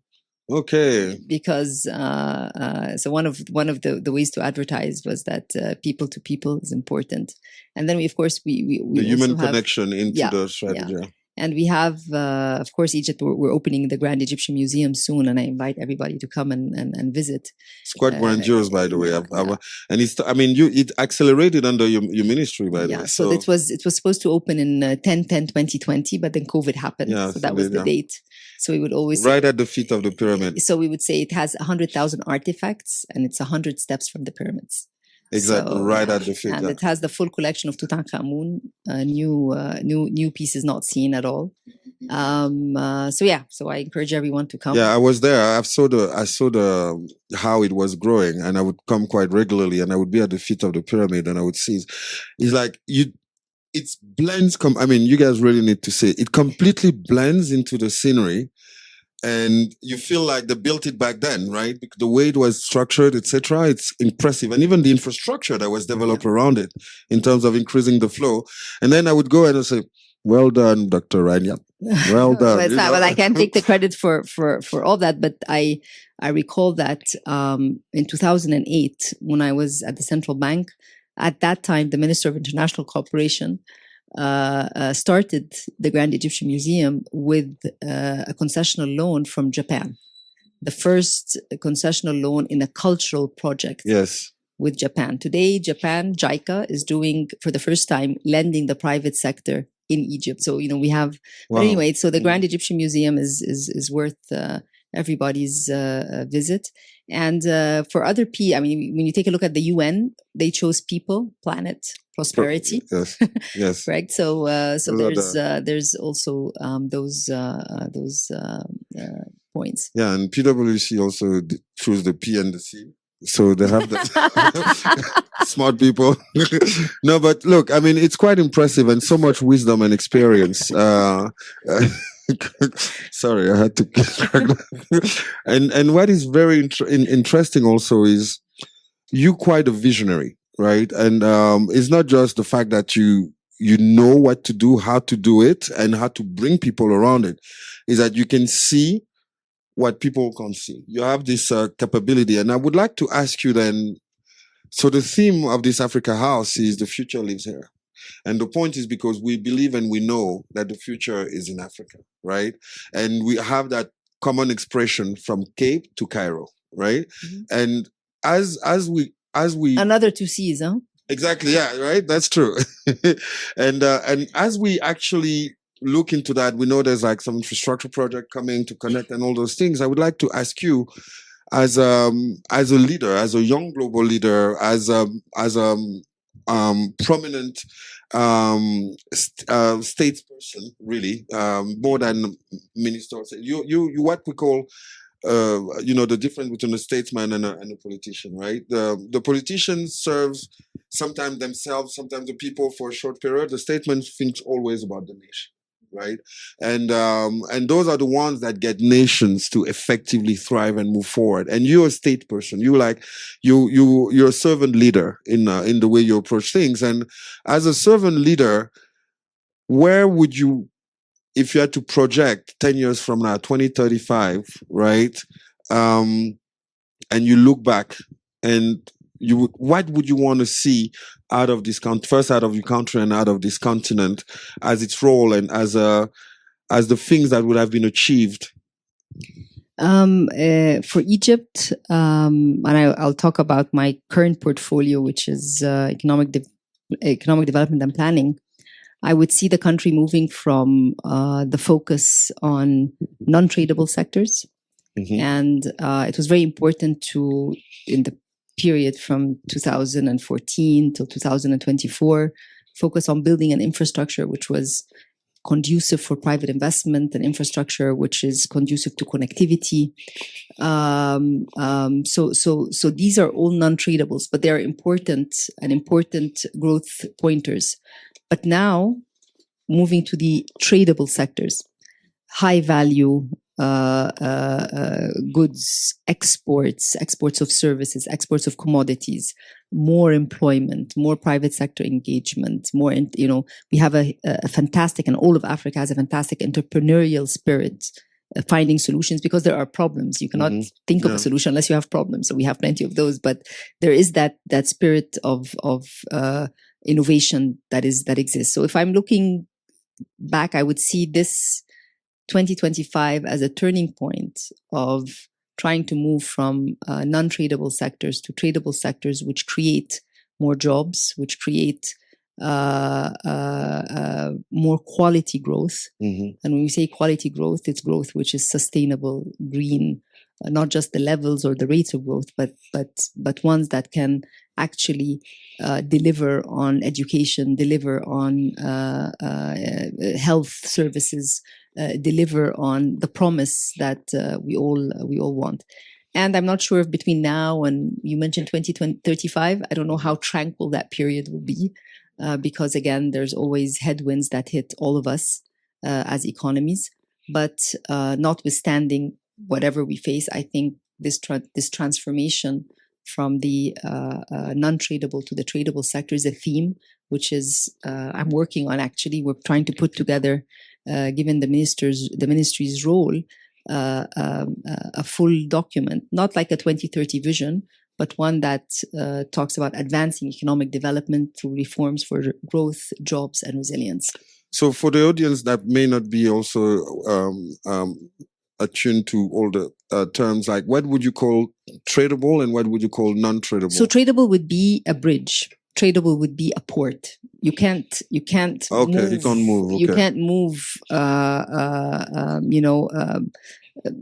You cannot move a bridge to another country. You cannot, but investing in it was so important because you wanted to connect two cities, or you wanted to actually allow the tradable ones to move. To move. Okay. Investing in public goods. Mm-hmm. These are non-tradables, yes, but you had to do them. Okay. The same electricity. These are non-tradables, but they pave the way for tradables. So that's what I'm saying. We countries go through different economic transitions and different phases. So there's that phase of investment in non-tradables because you want to pave the way to be able to do the additional exports, the manufacturing, the jobs. And I hope that this revolution of AI and so forth doesn't mean that we would be a continent left behind. I mean, this is also something. We're working on that hard. Yeah, it's when AI first started, everyone thought, oh, is it an ICT job? Is it an information communication technology job? No, it's not. It's all really, encompassing. Yeah, it's all it's research and development. Yeah. But again, there's so much divergence between countries. And the point is, how can we ensure that we would not be left behind in this situation? And I think the theme here at WEF is about that as well. I was in a panel yesterday, and there was a very good concept also that was brought up by the Secretary General of UNCTAD, where she said we don't want to have a development default. We always talk about debt default, but this concept of development default, where we're unable to move forward with our development trajectories because of the headwinds and because of the debt and because of the discrepancies between AI in the north versus where we stand on all of this. So there is as much as there's optimism and hope, but we also have to be very clear and anchored on how are we able to, and what we need to do to be able to navigate this and mitigate whatever might affect them adversely. Interestingly enough, yesterday we launched the Africa Tech Council here. Okay, congratulations. Right? And thank you so much. Actually, we had another white girl that you know, Sina Lawson, who was also co-chair like you for this year, and we brought a series of some of the top tech leaders on the planet to effectively start reflecting about that question. And in parallel with the Africa Tech Council also regroup some of the most advanced African scientists in AI and in also with looking into quantum and those things. So my question is also, I'm sure you know a lot of bright people in Egypt that would really be interested in this Tech Council.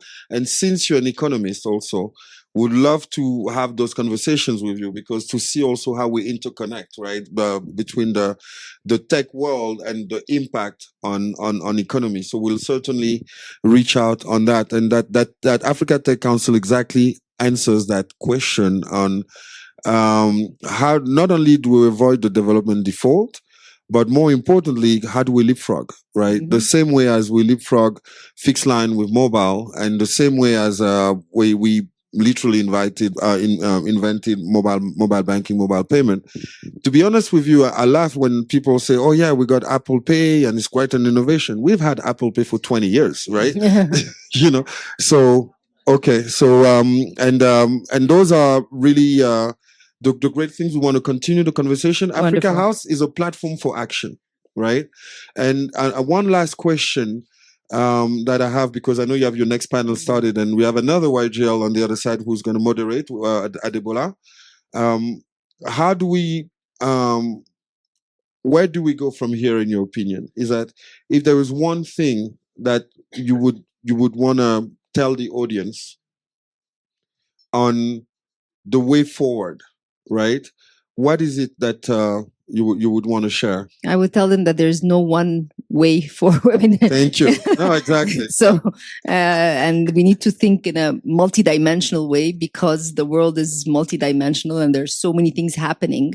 So we should not think in one dimension. Linear. We have to, the world is nonlinear. Yes. The world is not linear. And we need to think, but we need to work more together. Yes. As a continent, as countries, as people, as ministers, as governments.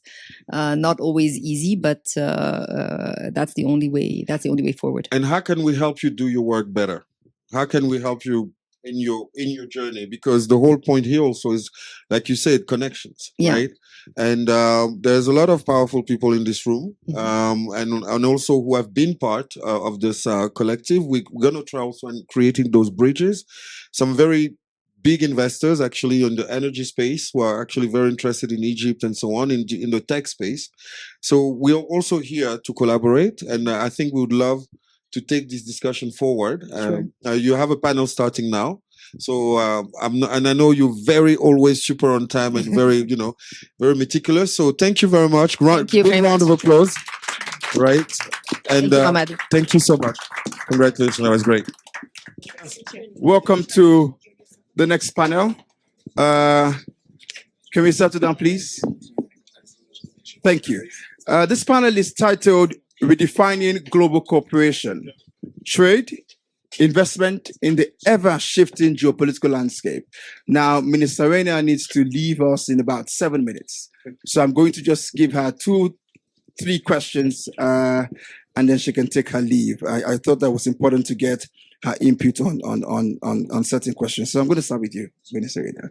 Now, you've been a minister in a number of portfolios in Egypt, and so you have a vast experience. And I want you to quickly intervene on how you think Africa can reshape its role in global institutions to ensure our voice is adequately represented in decisions on trade, technology, and governance.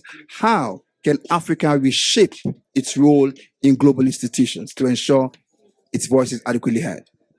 Thank you very much. I think most recently there has been an additional chair added at the IMF for Sub-Saharan Africa. So there's more representation on the management level of the IMF, and that's very important. We know that the concept of SDRs and using SDRs to increase financing for countries, particularly in Africa, is one of the elements. So that's one way. The second is have more Africans apply to international institutions and go through the screening process and shed light also on those who are doing well, because that also opens the appetite for more. And the third point is, we have the African Development Bank, which is an African institution working with different countries. And now there's a lot of collaboration between the African Development Bank and the World Bank, the African Development Bank and the EBRD. So also this cross-fertilization between IFIs, because we have the regional bank, or the Africa Development Bank is all about the continent. So for it to have collaboration with other IFIs would also strengthen the message and also make them more familiar with the intricate details of not just the opportunities that exist, but also the challenges. So those would be my three. Yeah. Oh, yes. Second question.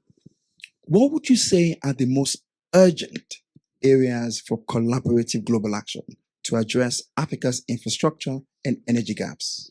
I think the first one would be trying to find a solution for debt. Debt is holding us back. And there have been, if you take a look at the UN's Pact for the Future, if you take a look at the next conference, which is coming up in Spain on financing for development, this concept of debt keeps on coming up. It's, countries in Africa which are mostly indebted. And as I mentioned, instead of debt default, it's creating development default, borrowing from the Secretary General of UNCTAD yesterday. So I think that's one area that requires a lot of collaboration. And also talking about rethinking the international financial architecture is because of that particular point. And the debate is going on, should the IFIs go down from AAA to AA so that they have more resources to lend concessional and help countries that have higher debt. Debt restructuring should not be a bad word. How can we make sure that the private sector understands it in a way that does not scare them and bring the countries to a halt? So I think on debt for Africa, I think that would be a very important area of collaboration. This is a big question. One thing, two things, to ever have a debt-free Africa. What is it? What is the one thing or two things to have a debt-free Africa? Use your resources effectively. It's the richest continent with natural resources. It's the richest continent in terms of people, young people. It's the richest continent with respect to water, food, sun. So I think if we just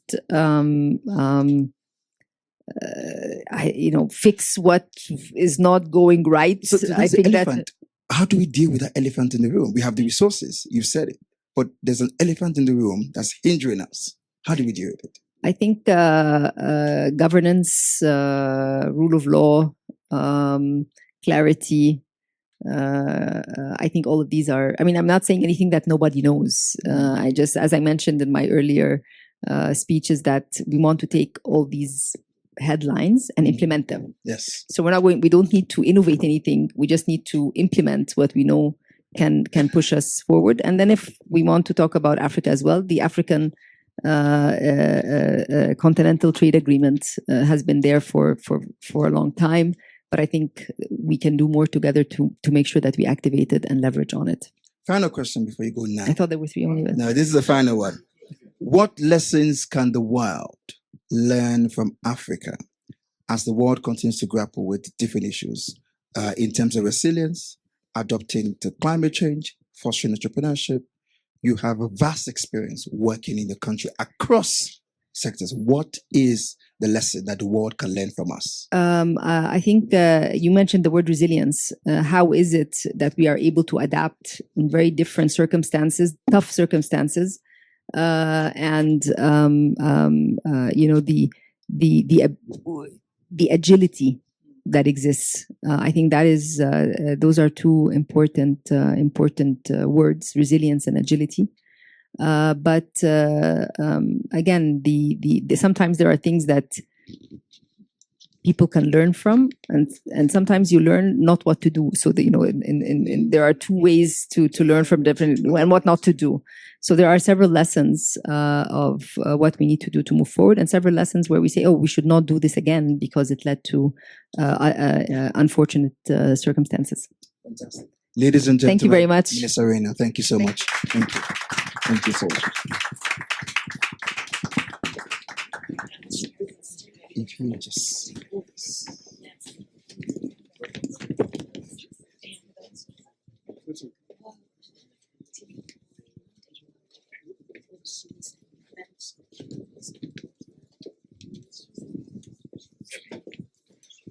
Okay.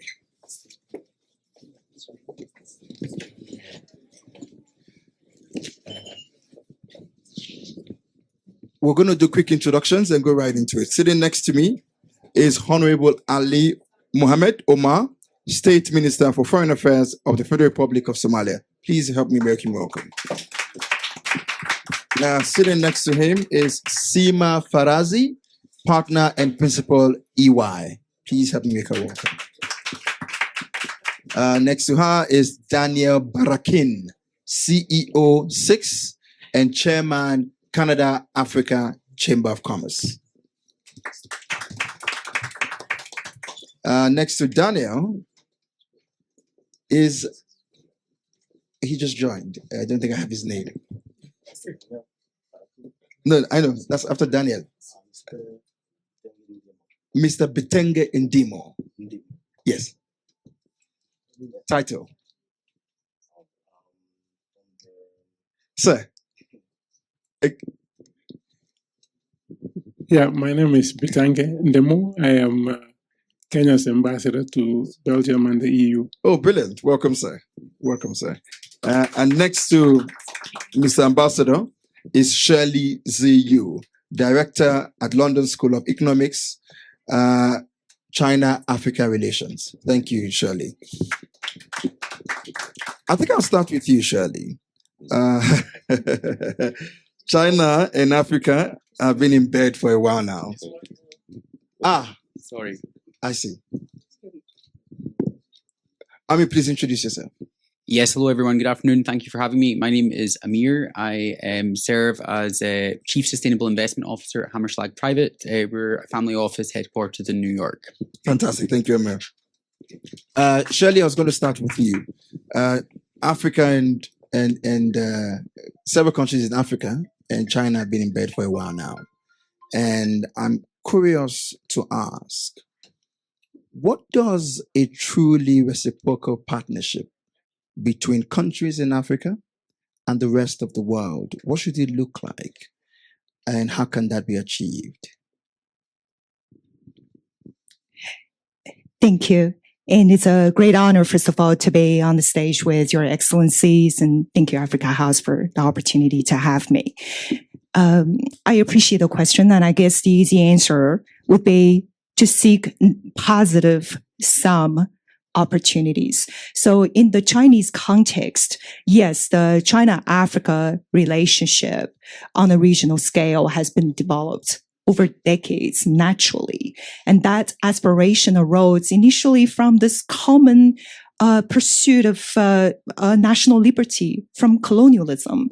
However, in the 21st century, what's unique about China-Africa relationship and the reason that it's achieved so many milestones in order to attract not only the positive development outcome that we're seeing, in both economies, in both Africa and China, but also all the controversies that particularly comes from the liberal world. So I think in the 21st century, there was a mechanism that was initiated that became essentially the bedrock of Africa-China development. It's called the FOCAC Summit. It's the Forum on China-Africa Cooperation. What's unique about it is because it's strategic. So on a triennial level, all the leaders from African countries, 53 African countries, excluding Eswatini and the Chinese leader, would be gathering to articulate the most pressing economic priorities for the next 3 years. Say, for example, in 2024, China has promised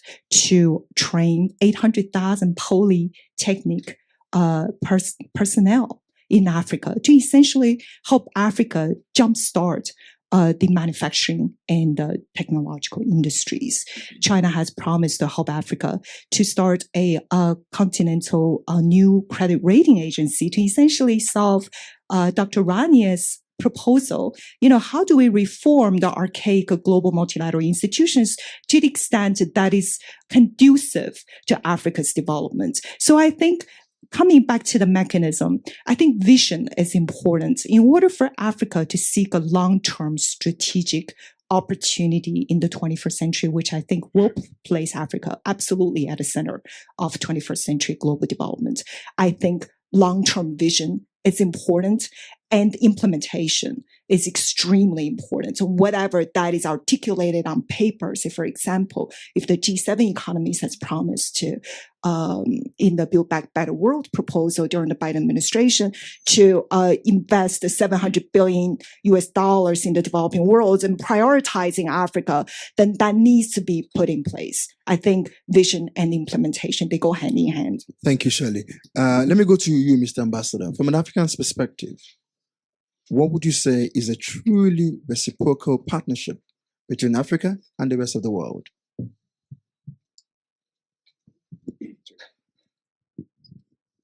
Thank you for the question. Number one is that Africa must begin to win itself out of aid. Aid undermines our capability to negotiate deals. And what happens is that some of the loans we are getting, which have put us on a debt trap, are pronounced as aid. I give you 1 million, and then I give you a loan for 99 million, which you are paying 20, 30 times higher. So what we need to do, and the minister was very clear, look into Intra-Africa Trade, which is at 15%, and the rest of the world is over 60%. And with internal trade, you are able to raise resources locally, mobilize your own resources, restructure the banks in Africa, some of them to focus on infrastructure, others to focus on trade. What I'm telling you is not new. It is what China did and said we can't go outside to borrow. Let's raise resources locally. They had divided the banks into 4. One was infrastructure, the other in trade and whatever. And they were able to overcome that challenge. There is not one single country in the world that has developed out of aid. So we win ourselves, get stronger in terms of negotiation to get the deal out of it. We are not able to do that because the person negotiating here, you are told, oh, we will call home and say you are refusing this and you are fired. So you have to say, yes, give us this debt and this stuff. So that is the first thing we must do. Thank you, Mr. Ambassador. Let me come to Honorable Ali Mahmoud. Ambassador spoke about intra-Africa trade. As a sitting minister, what do you think we need to do on the continent to move from 15% to even 50%. Thank you. Thank you very much. And thank you for African House for inviting us here today. First, things are not that bad as we think. I think this morning I was looking the top 10 fastest growing economies in the world. 7 of them are African. So the cup is not empty. I mean, it's half full. So I think things are not that bad. Secondly, now there are a number of regional organizations in Africa that is working how to better trade within Africa. For example, East Africa, SADC in the south, and also the western part. Also, there's another one. So those are working to improve the intertrade. There are huge challenges that inhibit this intertrade. Number one is infrastructure. Sometimes if you want to fly to another country in Africa, you have to fly out of Africa, maybe go Middle East or somewhere else, and then come back to Africa. So that will take long and will cost more.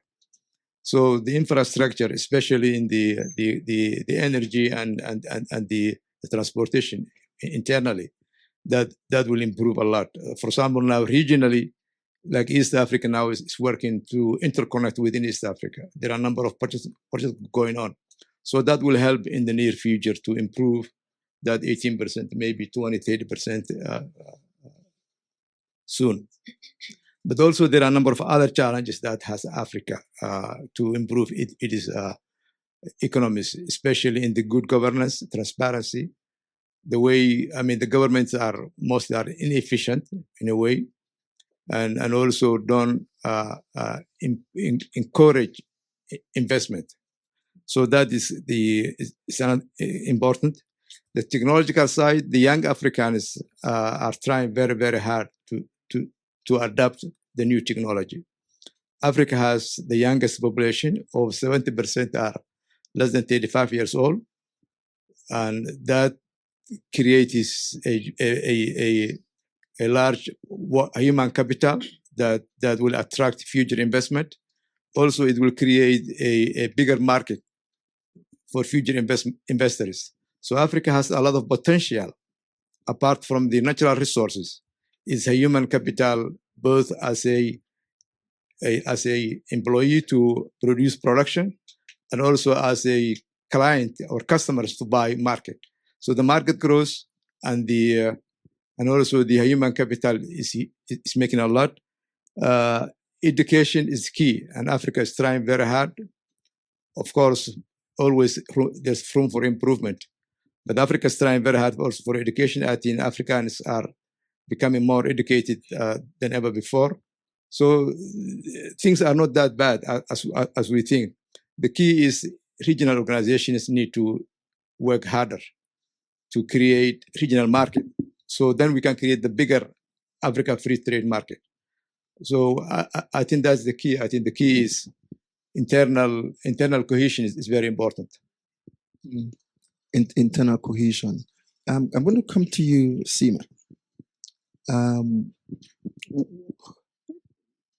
Africans are all around the world doing amazing things. And I know you work in the area of talent as well. How can we leverage, or what is the role talent can play to help Africa's trade show up? Thank you. And thank you very much for having me here at Africa House. It's a great honor to be having this conversation. Just to pick up on what you said, Your Excellency, Africa is in the top 10 youngest demographics, workforce demographics, and rest of world is really struggling. 40 million people are expected to leave the workforce across EMEA by 2030. 20 million green jobs are going to be created by 2030. So there is a perfect storm of geostrategic issues that are happening outside of Africa. Economic growth is challenging. And for the top 30 global economies, they are struggling with access to talent. They are struggling with labor market access. On top of that, there is that skill shortage that we're seeing and the aging demographic, which we referred to. So the opportunity really for Africa is really to be that kind of next frontier of growth. And the question, I think, is not about Will, how can we have better trade cooperation, more innovative digital partnerships across Africa and rest of the world, and the interregional as well? But how can you make sure that that is serving the best interests of Africa first and foremost, and Africa's one of Africa's best resources, which are your people, Africa's people. And then secondly, rest of the world. So I think it's a really important point to reflect on all of the opportunity and to take that opportunity, but really to harness that with looking at the challenges as well. So coming back to your exact point around, the African diaspora in rest of the world, there is a huge role that community plays in driving entrepreneurship, innovation, startups, scale-ups. I'm based in London. 49% of the UK startups are created by a foreign founder, a non-UK founder. So the value of that creation is really critical. The question, I think, is how do we make sure that there is no drain on the talent that Africa has in the process of building all of that innovation? Thank you. Daniel, in your experience in facilitating finance to Africa, what can we learn that can strengthen trade locally in the continent? Yes, certainly. I think that the common vision that everyone here on this panel has, and perhaps everyone in this room has for Africa, is to see Africa move away from its reliance on debt. And the question is, what replaces that? And what I've seen firsthand through SIX is that equity investments can replace debt.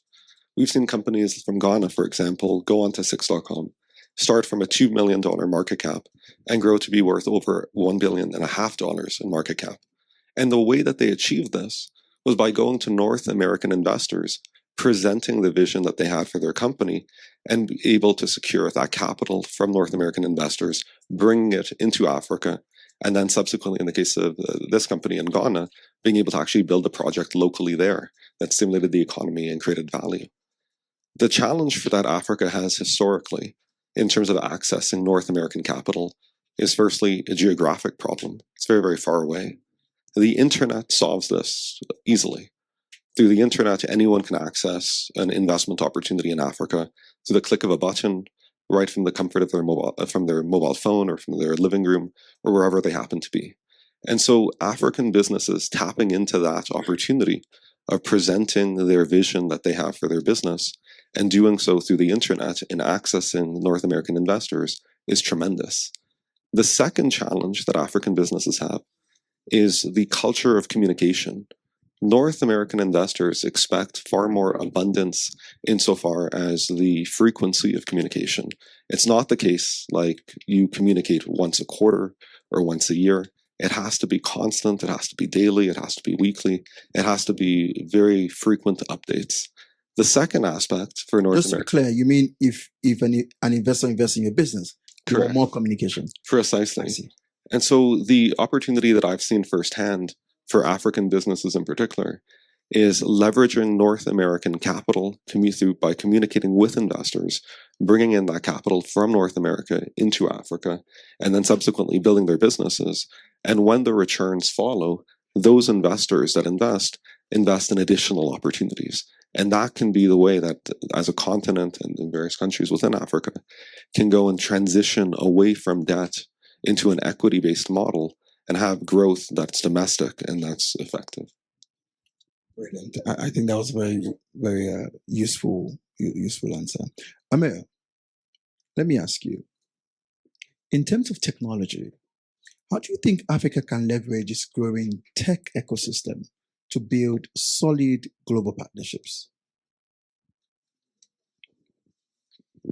Well, thank you very much. And I think to echo some of the commentary from my fellow panelists this afternoon, that word partnership is incredibly important, and it also infers equality on both sides. And that means in relation to ensuring that the relationship, particularly on a cross-border level, around governance, around the mandate of where investment and capital is allocated, is actually a bilateral partnership that ensures that both sides have control and also can guide decision making going forward.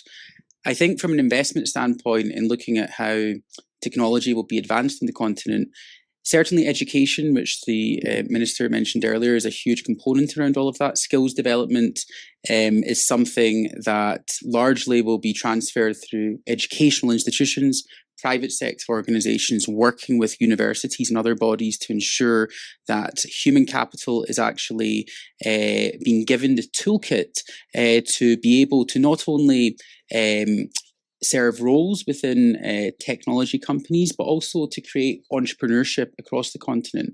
And a lot of that entrepreneurship will come from actually creating innovation hubs to ensure particularly young people can be empowered through seeking venture capital and also being able to develop skills for themselves and also those that they will seek to employ within that local ecosystem.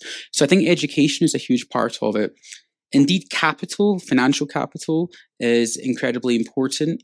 And one of the areas that I think was also mentioned was obviously looking at the opportunity for relevant stakeholders from across Africa to access foreign capital. Now, whether that is through roadshows, and that can take the form of governmental delegations, visiting, other parts of the world, whether it's North America, Asia, Europe, but actually being able to bring some of those groups to Africa on the ground, in my own opinion, I think is, certainly more powerful necessarily than that outbound engagement always taking place. I was actually in attendance at the FOCAC meeting in Beijing this past summer, and it was incredible to see the scale of that intergovernmental forum. But indeed, this is obviously a forum that looks at trade policy, so it looks at both private and public partnership. But having those very targeted investment forums that are actually set up to guide entrepreneurs, to guide investors on what the opportunities are for that financial capital to come in to actually invest in areas like tech, to invest in other areas, will also be very important to have a targeted approach to ensure that that messaging is actually conducted. Because quite often, particularly sometimes at the sovereign level, what can happen is for investors that can be very high level. And when you're looking at macro policy, sometimes that is very relevant, if you're looking at specific areas of international law and opportunities to invest and channels of investment.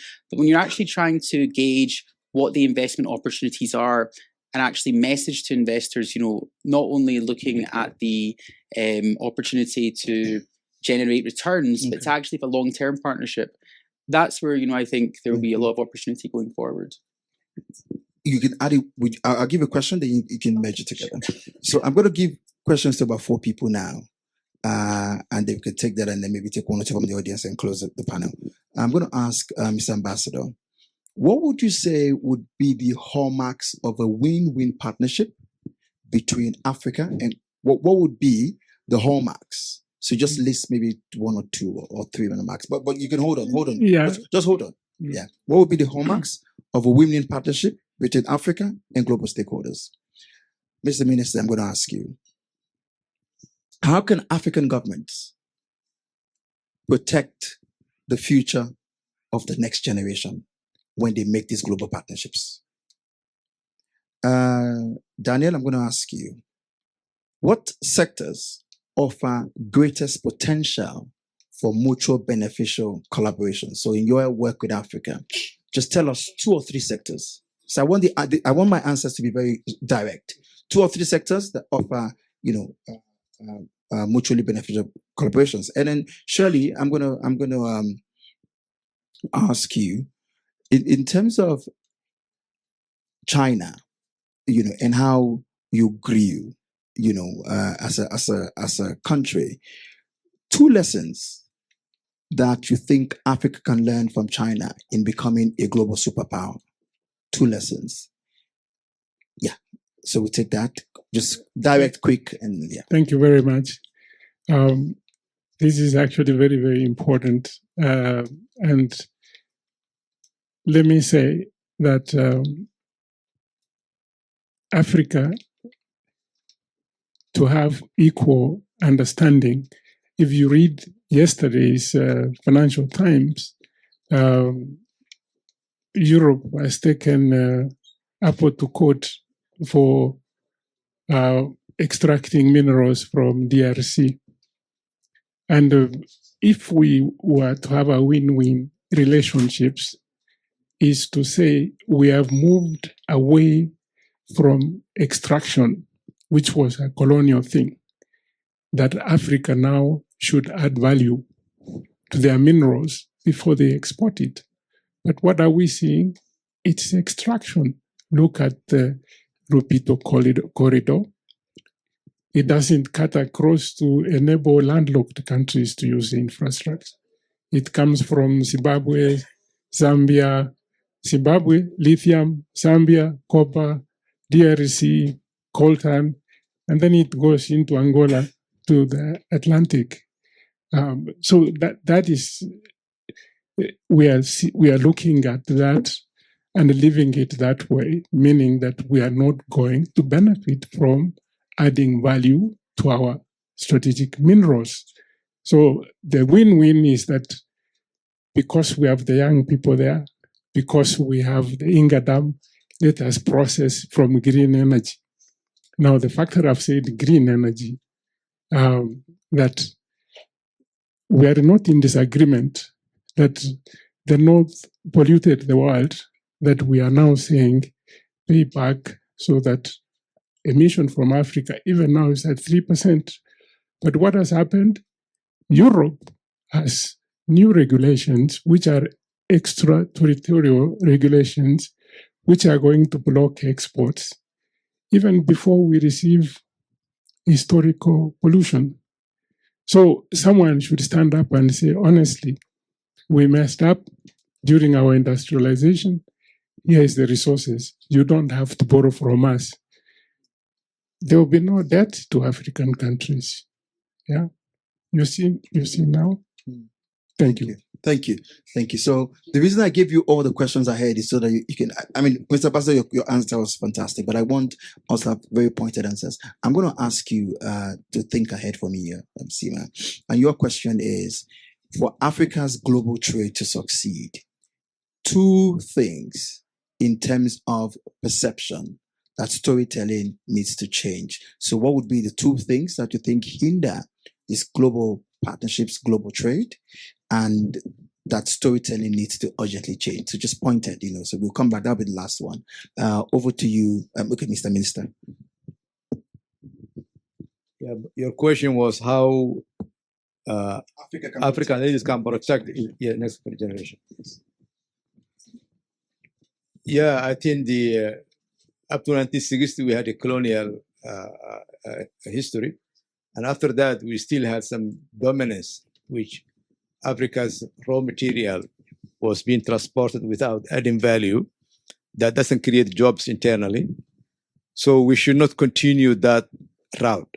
We should not, whatever agreement or contracts we are signing has to have added value within African continent, rather than just exporting a raw material and having the largest unemployment, the largest migrant now going to this drain that we are seeing.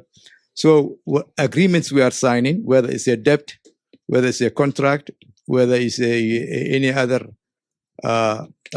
future-related agreements, should be thought twice before signing.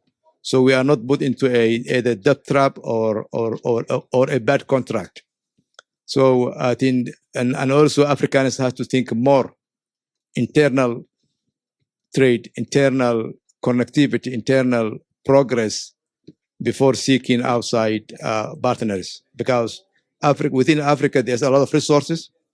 We have to find a way to raise resources within Africa before we seek debt outside.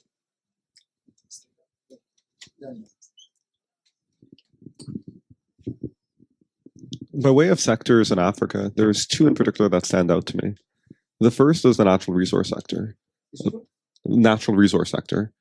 By and large, the grade of resources is much higher. The ability to extract it successfully and build successful projects is much greater. And that's something that we should not take for granted, even as we consider transitioning away from it and investing in other areas. This itself becomes a foundation for tremendous wealth creation. The second sector is in terms of digital technologies.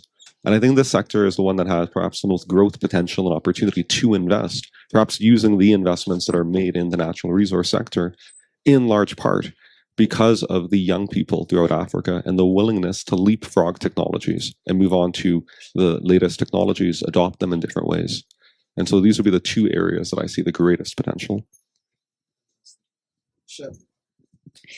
Crucial lessons that Africa's development could probably compare to China's experience. The first one would be developing a strong industrial middle. So if we look at the lessons of the deindustrialization of the United States, which has become a crucial crisis for both the Biden and the Trump administration today, and China's relative strength in the industrial middle, I think it offers a crucial lesson for Africa's emerging economies. Yes, we want to have a very strong agricultural industry. Yes, we want to develop the digital economy and the service-centered economic models. But I think it is crucial that we have a very robust and vibrant industrial manufacturing sector within Africa and sustain it to a level that it does not get exported to the rest of the world. The second lesson is this a very interesting development model at the beginning of China's reform process. So there was a Chinese leader, Deng Xiaoping. He circled an area out of nowhere at the beginning of China's reform, and he said, I'm going to build a port here. And then around the port, he started to build industrial parks, essentially to calibrate industrial manufacturing ecosystems within a very close radius with the port at the center. And then surrounding the industrial park, he started to develop smart cities in today's context, where the skilled workforce will be able to live there and all the financial, the critical services will be offered. And so this port, park and city development model is very successful. And the circle that I was talking about is Shenzhen, which has a bigger GDP than Hong Kong now. This, in 2024 forecast, China has promised to build 10 industrial parks in 5 sub-regions in Africa. So we're starting to see this coast park and the smart city development model, which will essentially solve the industrialization issue because the inland resources, instead of being extracted and being sold as raw materials to the international market, now it's going to be processed in these industrial parks and be exported as a value-added product. And may I just add one quick point to the tech policy? Unfortunately, yes, no time. Even the questions from the audience, even the question from the audience, I won't be able to take it. So you just give us 2 words and then we can close. PR, voice, and focusing on digital delivered services because there is huge global demand and a lot of space for innovation. So Africa should do more PR generally to tell its story better. There are incredible success stories.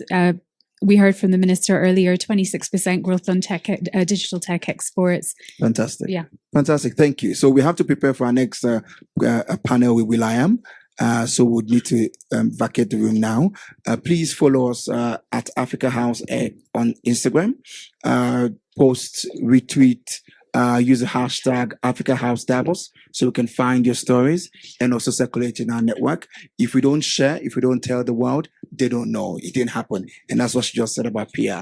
The citizen is no longer a bystander. This instrument is what is shaping the world and changing the world. So let's go out and share positive stories about Africa. Thank you for coming to this panel and see you in 10 minutes. So we need to vacate the room right away. Thank you very much for being with us today. It's an honor, it's a pleasure. And also thank you on behalf of Africa House, in the name of Kojo, Shanti, myself, and the rest of the team, for accepting to be here on this fireside chat and for accepting to be co-chair of Africa House 2025. A round of applause for our brother here, Brother Will. Thank you very much. Thank you. It's an honor. It's an honor to be here. Yeah, so you see this painting, ladies and gentlemen? We have a very brilliant artist called Benjamin, who we allowed to expose his art here yesterday. And Will happened to pass by it and decided to buy it. Yeah. Right? That's support, right? And guess what? He didn't know that it would be here today behind him. And look at how he's dressed. Black and yellow, black and yellow. Yes. I saw it when I was walking in. I was like, wow, that's beautiful. That's a beautiful painting. So first thing I said when I walked into the Africa house yesterday. And then some guy comes up to me. He's like, hey, I'm an artist. I'm like, oh, that's cool. What type of art you do? And so he shows me his art. I'm like, yo, you did this paint. This is the one that I saw. And then, yeah, I know where I'm going to put that at. It's nice. It's beautiful. Thank you. Thank you for supporting African art, brother. Much appreciated. Another round of applause for Brother Will. So, Will.i.am. Mm-hmm. So we happen to be good friends, and I'm honored to have met you. And I think when we first met, it was 3 years ago, right? And then we met straight after you accepted to come to Africa House. And at the time, you were already way ahead of everyone I would know in AI. And nobody actually knows that. So what you see about ChatGPT today, Will was miles away 2 years before it even came out. Not only was he miles away, it was AI, technology, and app on creativity. Something that could write your script, that could invent a scenario, write a song, etc. Creativity at its best. Maybe you want to share a bit about that. That the version of the product that I showed you 3 years ago, we had the honors of being able to play and incorporate what we now know as ChatGPT 4 years ago. So I've been working in this space for a while. Invested in OpenAI a long time ago. Listen. Did you hear? Invested in what? Yeah. OpenAI. Yeah. So when and then you know they send over like models to like create on or figure out how to incorporate into products for testing or product and suggestions and improvement, as well as other companies like Runway invested in that, and Hugging Face, which is like a repository for open source platforms, and then our solutions, FYI.ai. And so I love working in this space. I've been working in this space since 2012, building AI solutions. Back then, it was like natural language understanding, natural language processing, machine learning, and then the merge of those three technologies. But yeah, and now we're in a totally different land. Yeah, and it moves at light speed, right? And so the session title today is Silver Bullet into the Future, right? Boosting tech investments and building Africa's science, technology, engineering, and mathematics, STEM, talent pipeline. Now, something people don't know about you, right? And because when I asked you at the time, like, what got you into music? Actually, Will is an engineer. No, not like that. Sound engineer, something. Oh yeah, sound.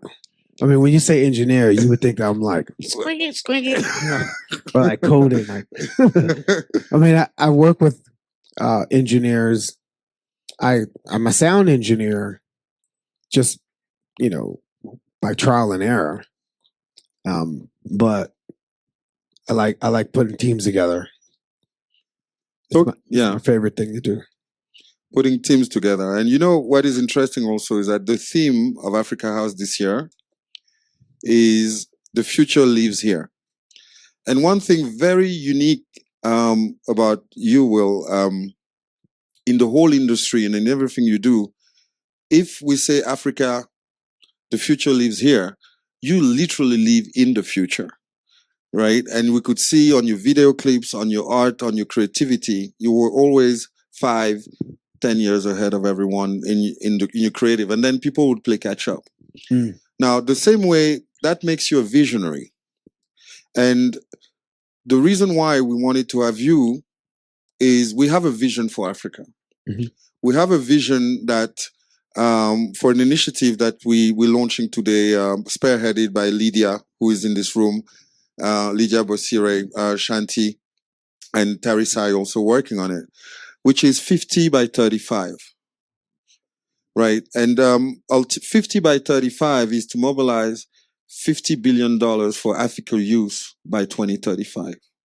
And I remember also one thing you were saying about the problem of AI was education, right? What do you mean by that? What is the issue today about how the youth is being educated, and what are the risks, and how can we address them, challenge them? Well, it's not the problem with AI, just the problem in general, is the lack of preparation, investment, to educate. And when you couple, like, I have a foundation. I've raised some money for, to expand my robotics program, my computer science programs in inner cities. And then I've had my AI companies. And if you look at the amount of money that I raised to get people intelligent versus the amount of money I've raised to make machines intelligent, it's sad that people are more willing to donate, invest in machines than humans. Yes. But there's a flip side to that. You could say there is a human resource limitation of how to get everyone up to speed, because we need more, Ivy League professors to be able to, educate every single person that needs or wants a higher learning. And AI can do that. So to get machine smart to teach the next generation of folks, you can argue that's why. I could see that's a hard argument, but it makes sense if they're arguing me. But still, it's still inhumane that there isn't like a basic level that everyone, from rich neighborhoods to poor neighborhoods should have the same level of investments that rich neighborhoods. Because with this wave of AI everything, folks that sat in the lap of comfort are now, for the first time, going to be uncomfortable, because their parents' jobs are threatened. The finance, the Wall Street guy, the lawyer, the doctor, AI will, white collar jobs and blue collar jobs are threatened. But the folks that have been struggling this whole time, we've already been uncomfortable. Like, taking jobs. We didn't have them jobs. So now our imagination could we could imagine new stuff with this technology. So critical thinking, creative, imagination expansion, like these types of new ways of educating and preparing is going to turn out to be, the energy for humanity, because machines are going to do awesome things, but are they going to imagine? Are they going to dream the way we are, the way we do? Yeah. And in that sense, your foundation, I.am, Angel Foundation, has impacted more than 14,000 youth in underserved communities in America, right? How does that work could be adapted to accelerate STEM education innovation across Africa. And to that, I'll also say even before is, what excites you most about Africa's potential when it comes to STEM?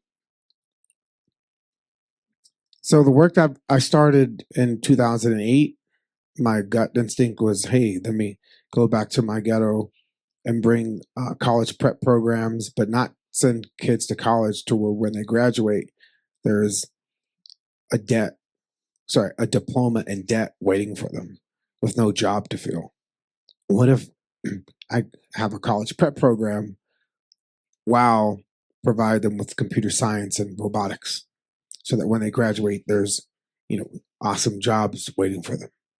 Not just jobs, but also the ability to create jobs with those skill sets. That's it. And so that means if you apply that to the continent of Africa, that's just what I was able to do with a few folks and some awesome donors. So I think my team at I Am Angel is 4 people. 4 people. And then we adopted programs like College Track, First Robotics, Code.org.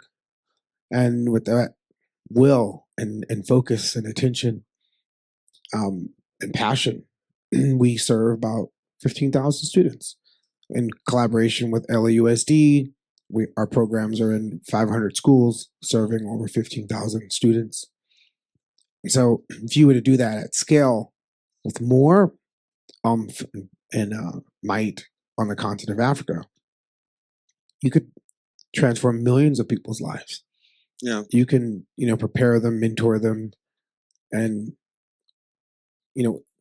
encourage them to compete, to solve the problems that affect the lifestyles that people have to endure there, and once and for all, solve that. Here we are, 2025. If this was 2005, you couldn't imagine the China that we know today in 2005. 2005, Nokia was like the king of phones. And then Motorola. And those phones were made in Europe. They weren't made in China. And then Apple and the guys were like, hey, they weren't even making phones.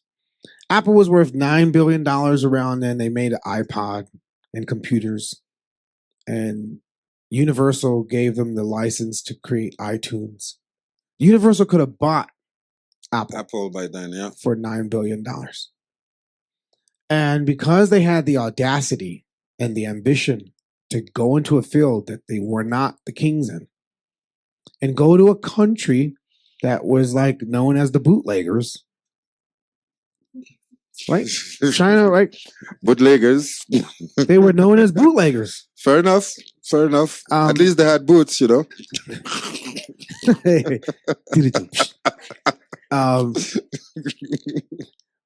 Yeah, Apple's growth is like, $3 trillion company, and China's growth, they both grew together. So, and they did it because of, they made a phone for the internet. It was the Nokia phone, and those were just phones. They made an internet phone. So this iPhone, that's really not a phone. That's a computer that you can make a call on, but it's really just a computer. There's no reason to call it a phone. And so in the age of intelligence that we're in now, 2025, 20 years later, what does 2045 look like for the continent of Africa? What types of intelligent devices or intelligent experiences and products are going to come from the continent that solve problems that Africans know, right? That they know firsthand, that they've endured, that they could finally solve. So that's what I'm really looking forward to not only see but help mentor. And that's very powerful because, if you look at the initiative 50 by 35, right? The objective is to unlock investment, like we mentioned, building human capital superhighway, right? Which is the point you were making earlier about investing in people, right? And also literally giving access to the top universities to Africans. And in that sense, we'd like to see how we can count on you to see how your initiative could be also correlated and how we can help amplify what you're doing and build the bridges with 50 by 35. Because ultimately, you know, you said something very powerful last night at Africa Night about inclusiveness, right? You say something very powerful about the fact that we won. And about the idea that, you know, there was a generation when hip hop started, don't push me, cause, right? Yeah. Which was more about solidarity, about community, right?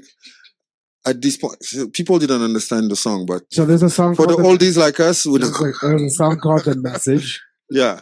By Grandmaster Flash and the Furious Five. Indeed. And the lyric back then, I think it was 1985. Indeed. 84. 84. The song went, "Don't push me, cause I'm close to the edge. I'm trying not to lose my head." It's like a jungle sometimes. It makes me wonder how I keep from going under. So that lyric was like cautionary. It was like a cautionary lyric, like, hey, you know, keep your head on straight, you know, both feet on the ground. Don't let yourself tip over. Yeah. Or don't let somebody push you. Or let them know that if you push you, but just let them know first. And the comparison was, if that song was written today, it wouldn't say that. Tell us It it wouldn't be like, don't push me. It would be like, nigga, I wish you would try to push me. I've already fell off the edge. I got this gun. I'm about to blow your head. It's like a jungle sometimes. Make me wonder, I'm going to put your ass under. Exactly. Round of applause for Will on that one. Oh, woohoo! Phenomenal. It's a different cautionary. But that's a different hip hop. Yeah. So that hip hop was like us. The infiltration hasn't happened yet. Infiltration. There wasn't this blatant privatized prison industrial complex where there's a pathway to put my cousins, my nephews, my brothers, my sisters locked up behind bars for privatized prisons to benefit from the lack of education funding that they have for us, the 3-strike law, the, you know, the zoning where the worst food that we are given to survive right next to check cashing places, to where you have no the need to even want to have financial literacy, right next to a strip club that's right next to a school where the teachers are getting paid less than the folks working at that, managing that fast food restaurant. So that cocktail is a horrible cocktail. And so, and then you have music that was trying to keep you out of that path. And then the infiltration happened, to where now you listen to the music and the music is like promoting, like there was a song called "White Lines Going Through My Mind. The more I see, the more I do." And then that song was cautionary. It was like, don't do it, baby. Yeah. Like it was telling you not to do. Yeah. On a scratch on it. Coke. And then now it's like the songs are like, hey, we getting fucked up. And the whole song, it's like drug addict music. We went from like, don't do drug music, to I'm selling drug music, to I'm an addict music, to stay out of jail music, to like drug commercials. I mean, stay out of prison, to prison commercials. That's it. You know, and that's what I mean by the infiltration. It would be a shame to see this movement that's coming out of the continent to don't follow our tripwire. Thank you. Thank Yeah, you. yeah. Thank you. Because it's the momentum is awesome. The movement is strong, and the numbers from the continent are like, what? That's Exactly. That's a force. Yeah. 7 out of 10 children in the world in 2050 will be born in Africa. Mm. It means that in 25 years, over one generation, we're going to be 2 billion people. At the end of the century, we're going to be 4 billion people. Our greatest resource is our people. Now, at the time and still today, you have music to influence. There's another thing that we as Africans should also learn from exactly what you're saying is the next thing is AI. It's already there in all the algorithms, in all the clicks, in all the experience that you have. Maybe we think we choose, but we're not choosing. And what Will is trying to really open our minds on is until we have one, critical thinking, but second, the right kind of skills behind who programs, right?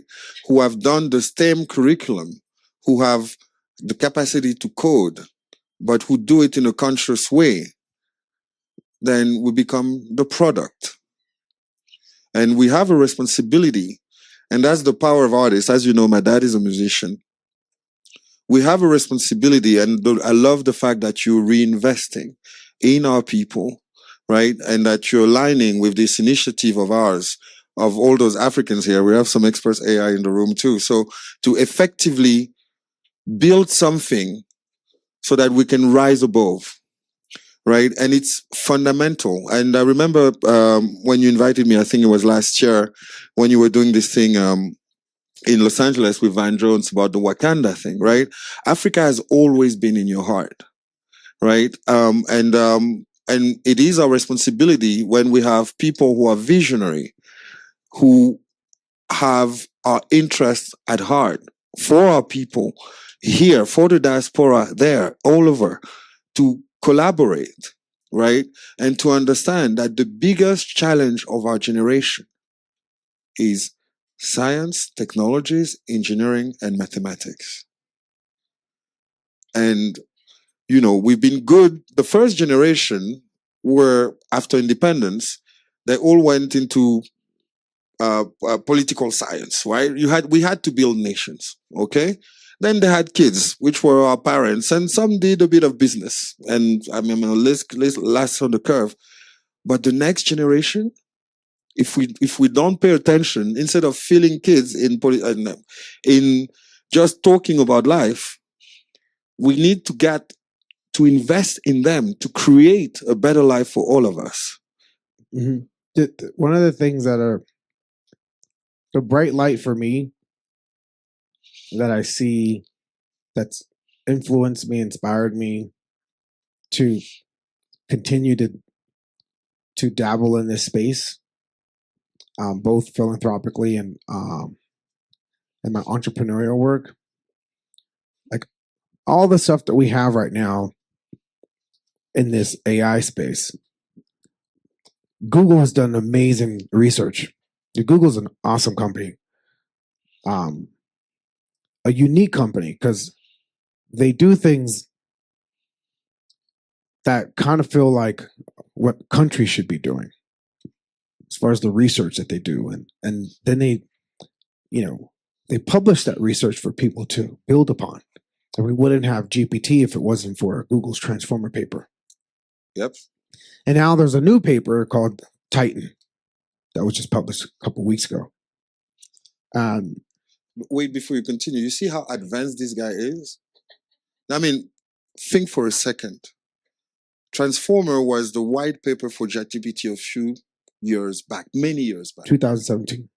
Exactly. Now we're talking about Titan. A week after, watch this, man. A week after the white paper, and we're talking about super complex stuff that will transform our society and our planet. So that's one thing. The person who told me about the transformer paper is a Zimmy guy. Interesting. His name is James Beniaka. Yeah. He's like this guy. He's the bright light. I'm like, he'll give me info, I'll spread info. That's it. But the Zimbabwe cat, James Beniaka, that's top position at Google. This dude, this guy is the guy that I look up to. He's a Zimmy Brit, but doing amazing things for us. And yeah, so thank you, James, for giving me Gratitude, solidarity. that nugget. So wow. Yeah. Round of applause for that. And please watch this Titan paper instead of becoming the product of Titan 3 years later. Yeah? No, just watch it. Like, think about how you could, consumerize it. Build business around this guy, Sam, consumerized Attention is Everything, the Transformer paper. It's game time. It's like, there's a new paper. Put academia, put some talent around it, cross-disciplinary talent, and imagine, use your imagination on what you want to do with that research. There's that paper. There's another paper called the Mamba paper that was written a couple years ago. There's quantum compute. There's a lot of stuff that we need to do. There's one thing to look at, like from an investment standpoint. Investment for what, though? Is it investment to dream up new industries? Yes. Because that's an investment that will grow. That investment that will like transform societies. So when you say 50 by 30, 35, 50 by 35, that means 50 billion by 35. Yes. That means by 45, it's trillion. Trillion indeed. Right? So exponential. So complete the sentence. Quantum leap. 50 by 35 equals a trillion by 45. Challenge accepted. And it's not so hard. We were discussing that last night. People are scared about trillions. You're not. Say again? People are scared when they hear trillions. You're not, because it's possible. Dude, in 2004, they called us up to do an iPod commercial. That company was worth $9 billion. They bought Beats from us in 2015. That company, at that point in time, was worth $900 million. 2015. Yeah, it was something like that. Yeah. In 2025, they're worth $3 trillion. So you saw something from 20 years ago go from 9, look at those leaps. Yeah. It's crazy leaps. That's crazy growth. It makes me think of this quote from Mark Twain. They didn't know that it was impossible, so they made it. Right? They did it. And that's very important to kind of remove from our psyche. The word impossible is a lie. It's like, I am possible. Yeah. It tells you what it actually is when you read it. Right. Exactly. I am possible. And I think putting that in the mindset of the youth today is important. The same way as you're an amplifier. And you're very selective as to the initiatives you get involved with. And for you to take the time to really consider 50 by 35 means a lot. And I remember you sometimes say when something is presented to you or when you want to challenge, because you engage with so many celebrities and people want to do things, do good sometimes. And you told me, the trick? Can I share the trick that you ask them? Is it for the show? To make sure that they'll go till the end of it. Oh no, yeah. Because you do things in a real way, and when you decide, you go till the end. What advice would you give in that sense? To be real. Well, real, that's an incomplete sentence too. You could be real fake. You could be real, like, honest. You could be real. Like, you know what I mean? Yeah. I like to, have real intentions to make impact, no matter how long it takes, and to be stealth about it. You don't always have to be on camera, or you don't know. Everything doesn't always have to be a performance. I live a very like stealth life, and I love the tiptoe, and not every step has to be like, no, you gonna hear me when I walk up in this room. Not everything has to be that way. I like to be quiet with stuff, and that's how you know if a person. I don't like to judge, but for me, if I walked into a room and there was no cameras and it's time to work, I'm You'll working. do the work, yeah. If there's cameras and we're trying to work, I'm most likely going to say, hey, can we turn off the camera so we can work? Because that camera is going to influence how we actually work. And it's going to keep us from actually doing real work because we're working for the Focusing camera. on the camera. So, like, hey, can we turn these motherfucking cameras off? And you see people's intentions when they step to that. There's like folks that just want to show up for the show. They want to do some network. They want to and then they look 5 years later, they didn't really have any progress. Yeah. They just did a whole bunch of jumping around from this point to that point, doing some little camera things and some photo ops, but there's no work. They just had a bunch of photo ops. And so, but that's in a social media lens that we live in. Where it looks like you were actually moving, but, and Jimmy Iovine taught me that. Oh. Jimmy Iovine taught me that from Beats.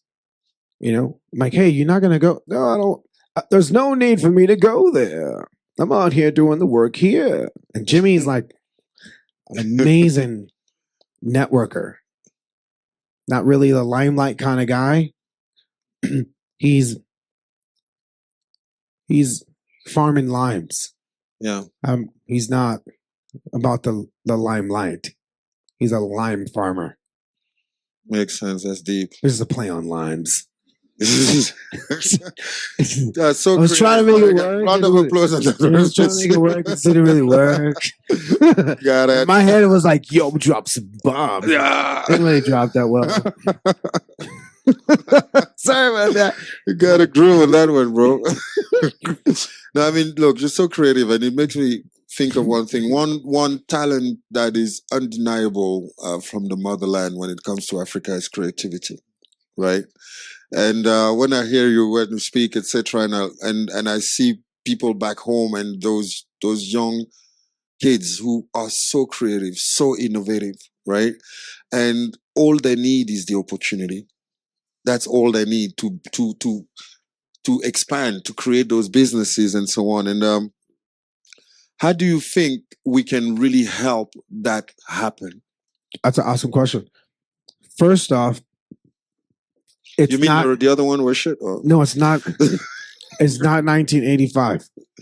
So in 1985, there was like some guard that was keeping the knowledge from people.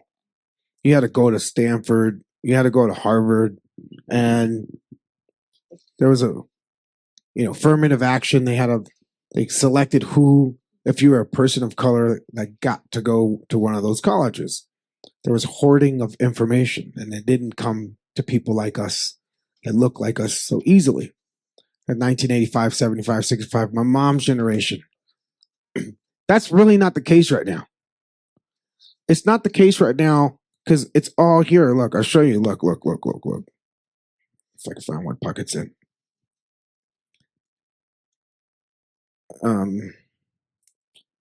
Check this out. Let's get something right quick. James. This is everything to do with what James Drive. Check us out. 1 second. I keep thinking of 1 second. People, where is the love? Hold on. So I'm just gonna set this up. Tight. There it goes. Long press. Copy this. Put this here. So it's not 1985. We are in 2025, and the opportunities. You don't have to wait for the opportunity. I'm curious to see what you're going to come up with. You don't have to do it like that. Hold on. Yo, can you give me a summary of what this paper's about?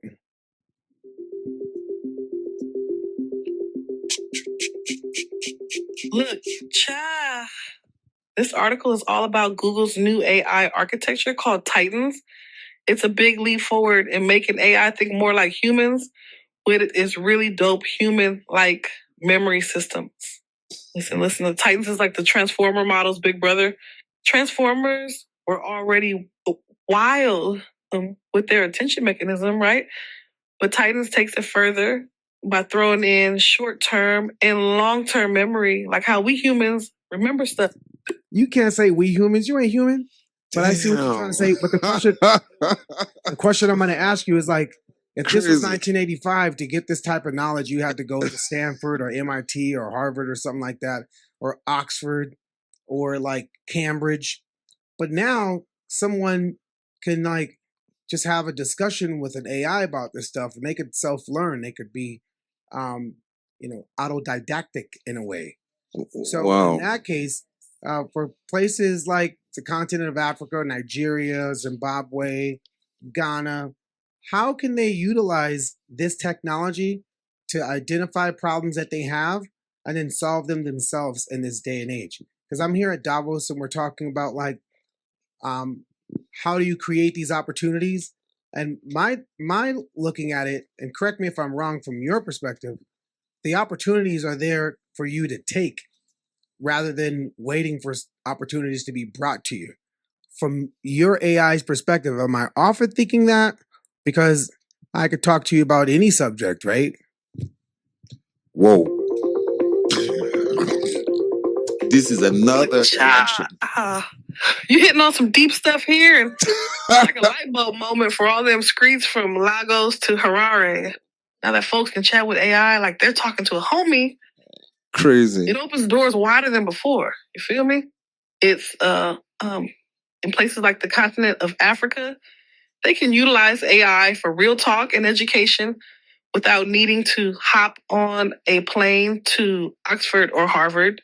With these AI tools, they can deep dive into data, understand big concepts, and craft their own solutions tailored for their unique situations. Listen, with AI, they can one, educate themselves, access them books, research, and simulations right from their phones or computers.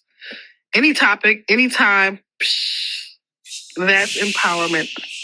Two, identify local issues. AI can analyze data to spotlight problems, be it agricultural patterns, health trends, or urban planning needs. Knowledge is power. Three, developer community solutions. Once issues are IDD, local folks can work with AI to create tech-driven solutions, coding apps, or systems that speak directly to their needs. 4, boost entrepreneurship. Young enterprises can use AI to plan businesses, identify market gaps, and scale operations. But specifically, how can they use this Titans paper to imagine new things? Because the things that you're talking about are things that exist already now because of Transformers. But what can the Titan paper do for someone that can bring upon new industries that don't even exist yet, specifically for the continent of Africa?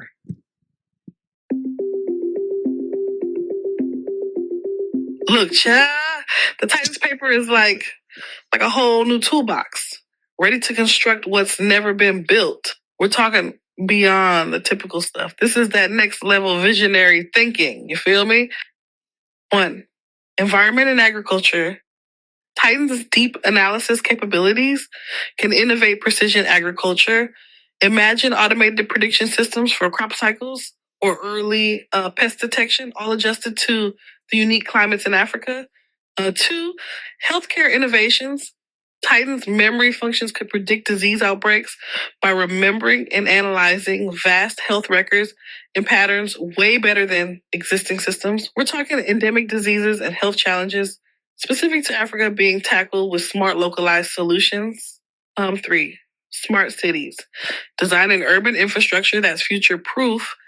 Titans could help in creating smart cities with efficient energy use, sustainable transport systems, and intelligent waste management tailored for African megacities. Four, cultural preservation.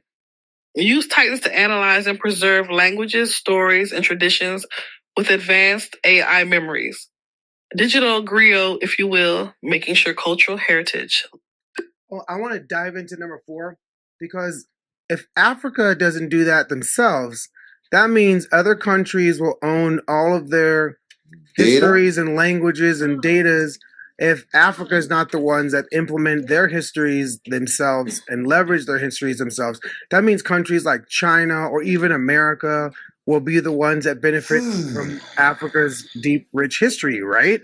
Which is a different type of rare mineral mining. Now that's going to be like rare cultural mining, right? Especially if there's at the next 20 years, Africa will have the largest, youth population. They already have it now. And if they have that many people, that means in this digital agentic age, we're looking at a different type of servantry, right? And how to avoid that is what this conundrum that the continent of Africa needs to urgently address to get ahead of. Preach. Preach. You're dropping some serious knowledge, and I hear you loud and clear. Cultural mining, like you said, is the next frontier, and it's crucial that Africa takes charge of its rich legacy instead of letting others profit off what's deeply woven into the continent's DNA. Listen, here's what needs to happen to safeguard and leverage that heritage. 1, digital archives. Establish African-led platforms that document, digitize, and preserve languages, traditions, and histories. It's creating digital libraries that store everything from oral histories to ancient manuscripts, making sure that it's accessible but secured within the continent. 2, cultural blockchain. Implement blockchain tech to maintain authentic records of cultural heritage. Did I hear blockchain? This way, ownership is clear and any access or usage is agreed upon, ensuring transparency and integrity. Love this. 3, educate and empower. Yeah, I could go on for hours and hours and hours. Look, please, a mega round of applause. This is just phenomenal. Shanti, I guess you have the call to action in this thing, right? It's like, please stand up for Will.i.am. Please, this is really phenomenal. Congratulations, bro. This is, I don't even know what to say after this. Oh, so this is Felicia. We made Felicia about 9 months ago, and we're just fine tuning Felicia to be deployed onto the FYI.ai platform. When we partner with Strive, and Strive will be helping us deploy FYI. Yeah, from Cassava. Perfect. And the whole premise and the mission that we have is to go to the continent and build local agents with folks from the communities. Fantastic. You know, the whole point of Africa House was to create a platform that amplify Africa's voice and presence on the global scene, right? What you just did was not even an amplification, brother. It's a what? It was not even amplify. What you did, you opened a whole new universe. And it's being live streamed. And what you said, it's interesting because when I say it, it doesn't sound the same, right? And your whole thing with the AI to say exactly, indeed, we have a responsibility as a generation. And Frantz Fanon used to say, every generation has a mission. They can honor it or betray it in a relative opacity. What you're doing now for our generation, brother, is a message for freedom, is a message for sovereignty. And I've known that, but I couldn't have expressed it better than the way you just did, because you put it in action. You just don't talk, you do. And you do in a way that it's unquestionable. It's not like whether it will happen. It has happened. And we have only one thing to do, is to be behind you and to go together. The fact of choosing that voice and normalize it and that accent, say, yeah, it's cool. I can have an AI from the ghetto and it's properly cool, and do the cool. This is power, because it also represents us where we're not represented. We have Dr. Joy here in the room, right? Who's also top AI specialist about our representing. Yeah. Hey, Dr. Joy, right? Young global. That's my favorite. She my favorite. That's my girl, boo. So I love Dr. Joy. So really, thank you. Please, another round of applause. We're going to call Shanti. Please. So, oops. Well, obviously, thank you so much. Obviously, we're a platform for action. And so the action that we promised as a community here was really to ask everybody to go away and start a first robotics program in their community, partner with schools, get a program, a robotics AI program up and running. We could all do that. We all have great networks. If you don't know somebody, you'll know somebody who does.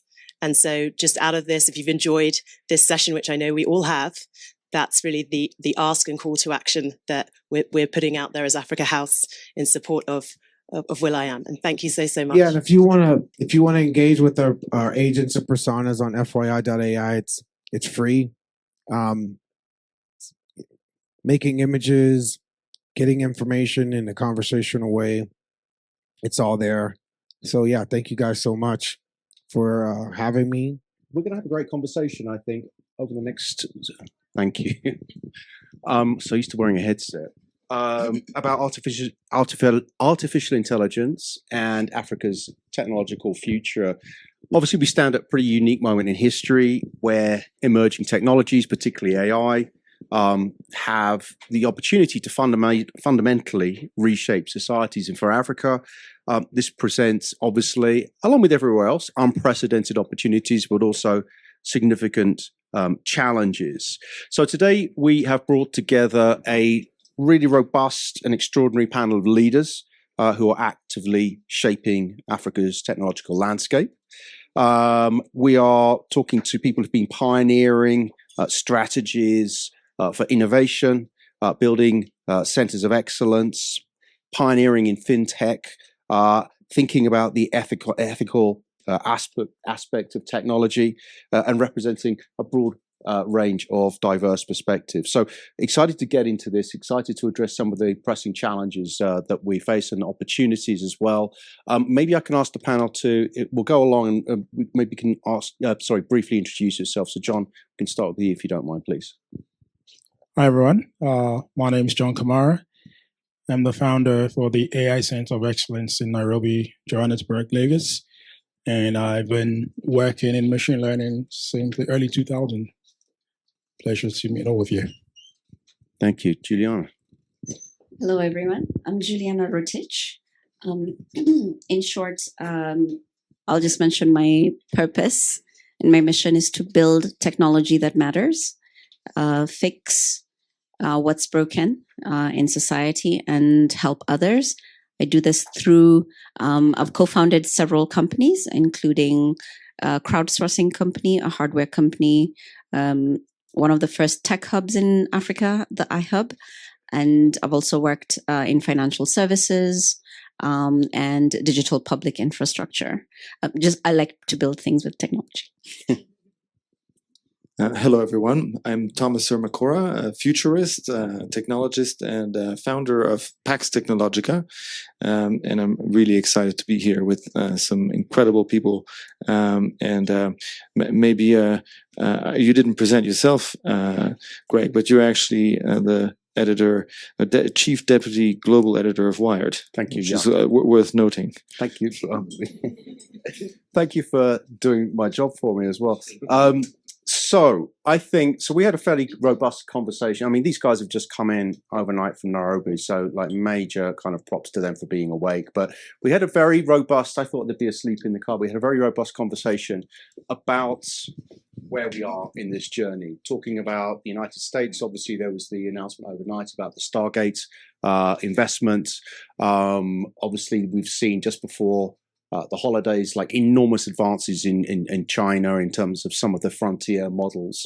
So what I'd love to get from all three of you starting off, and Juliana, if you don't mind starting, like we see the advances that the US is making, we see the advances that China's making, Europe as well, although in a more kind of like a way that's sort of like more based on regulation and the preservation of rights of individuals and consumers.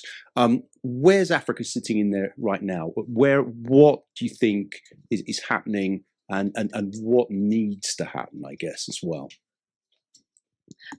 Thank you, Greg. I think so. I see Africa in a place where obviously it's not at the level of deep tech that the other countries you mentioned are at. However, I do see glimmers of innovation using AI in various sectors. So for example, in financial services, there are some small startups that are building small language models to actually serve needs of people on the edge. So this, we're not talking about a big use case. We're talking about a small use case. For example, how to nudge a small business owner, like to just give them an idea of, hey, this was the last time you pinged this particular customer. And if you ping them a few more times, you're likely to see a jump in your revenue. So Africa, as always, is always innovating, yes, but just maybe not innovating at the scale of the other countries. So I see it that way. And I also see potential to figure out not necessarily to build fast and break things, but build slowly, but build for impact and build for actual constructive value to society. However, it's still just not at the scale and at the level at which we're getting these breaking news like Stargate. Okay, yeah. Thank you, Thomas. As you know, interested to get your perspective as like an outsider. Like, how do you view, when you're looking at the various the players in this field, where do you think Africa sits at the moment? Well, I think that there's maybe two sides to the story. One is one of speed, enthusiasm, some capacity building, sense of innovation that's really bubbling, and that's tremendously powerful if you think about it at the scale of the content over a generation. So I think that's the sort of why we propose the idea in a way that it can become the golden age of Africa, because it is richer than the rest of the world put together almost in its cultural diversity, if one thinks about it properly. So that really brings, it's heartwarming.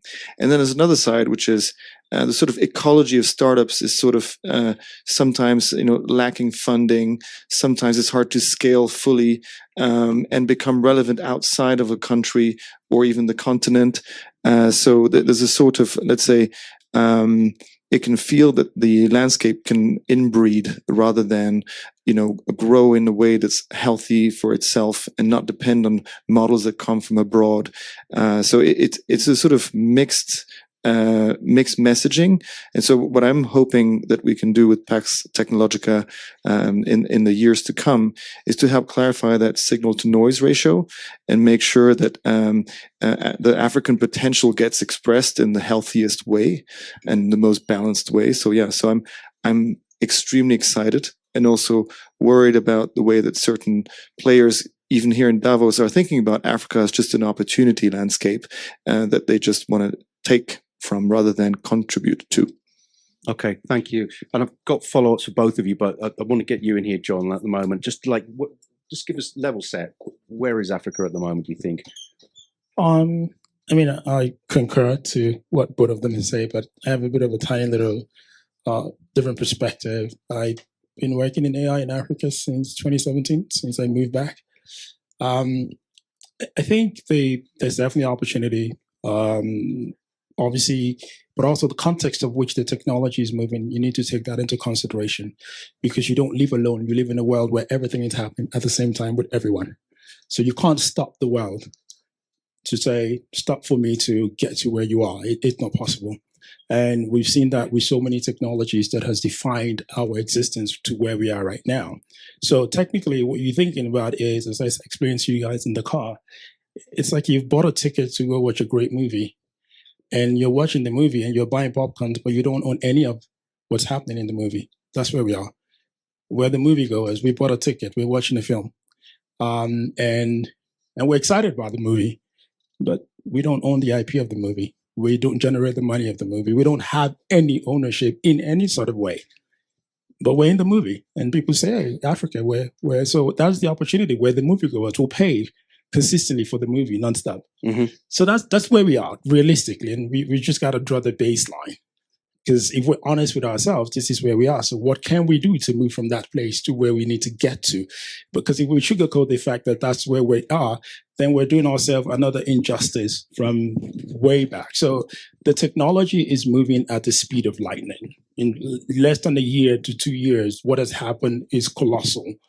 And where we are, and when we, and I agree with her, deep tech, if we don't do deep technology as part of the speed in which we need to do, then because we have human capital, and that's kind of like what everybody, we have quantitative human capital. We don't have qualitative human capital. And if you do the index between qualitative and quantitative human capital, then you begin to understand the growth perspective of any specific sector. So in my view, there's three things. We are in a place of potential opportunity.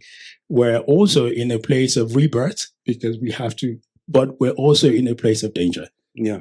At the same time. Yeah. Well, thank you. So, Juliana, you mentioned in your first answer that you were thinking about this kind of these kind of small startups in these kind of like localized areas.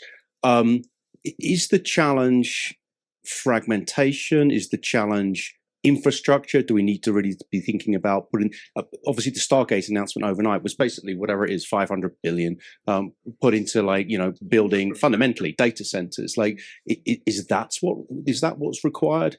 What do you think is sort of like the real challenge is? The challenge is all of the above. It is all of the above. And therein lies the opportunity. When it comes to the challenge of actually upskilling the human capital to get them to be able to, one of the things that we talked about in the car was also the need to get the future workforce or the workforce to be upskilled in such a way that we're creating AI literate populace or sort of those types of jobs, because there are some jobs that are going to be lost because of the rapid adoption of AI without much thought to the displacement. So there's that. And then the opportunity is also there because I think Kenya has about 75% of its energy generated from green energy, either geothermal, a bit of wind, hydro, all of that. And last year, there was a big announcement about billion shillings towards setting up a green data center to help power that AI leap. So there is a challenge. And then on the infrastructure side, there's a big opportunity to power the AI leaps in a green way so that we don't roll back the gains that have been made, because there's still a lot that needs to be done on both sides, from human capital and also infrastructure perspective. And then also just there's a re-anchoring that needs to happen around our shared humanity and our shared understanding of what are the values or what is the intent with which we use technology. One of my favorite quotes is by Kentaro Toyama, who the author of Geek Heresy and was also a Microsoft researcher in Bangalore. And he says, technology amplifies human intent. And the danger that John was talking about, which we can we can talk about later, and therein is also sort of a double-edged sword. On one side, it can be a danger, and on the other side, it can present a lot of opportunity, is the power of exponential technology. So if technology amplifies human intent, what if exponential technology actually amplified positive intent, right? So there's a rebalancing that I wish we had the benefit of time, but there's this really big tension in terms of sometimes the adoption is much quicker and in ways that are not necessarily with good intentions, right? And there's not much you can do to regulate human intention. So it's one of those difficult questions that not just technologists can answer. People like myself who build platforms, we need the conversation to be in places like this, and it can start and continue from here as part of Pax Technologica to have a well-rounded view of the true potential and the dangers of technology.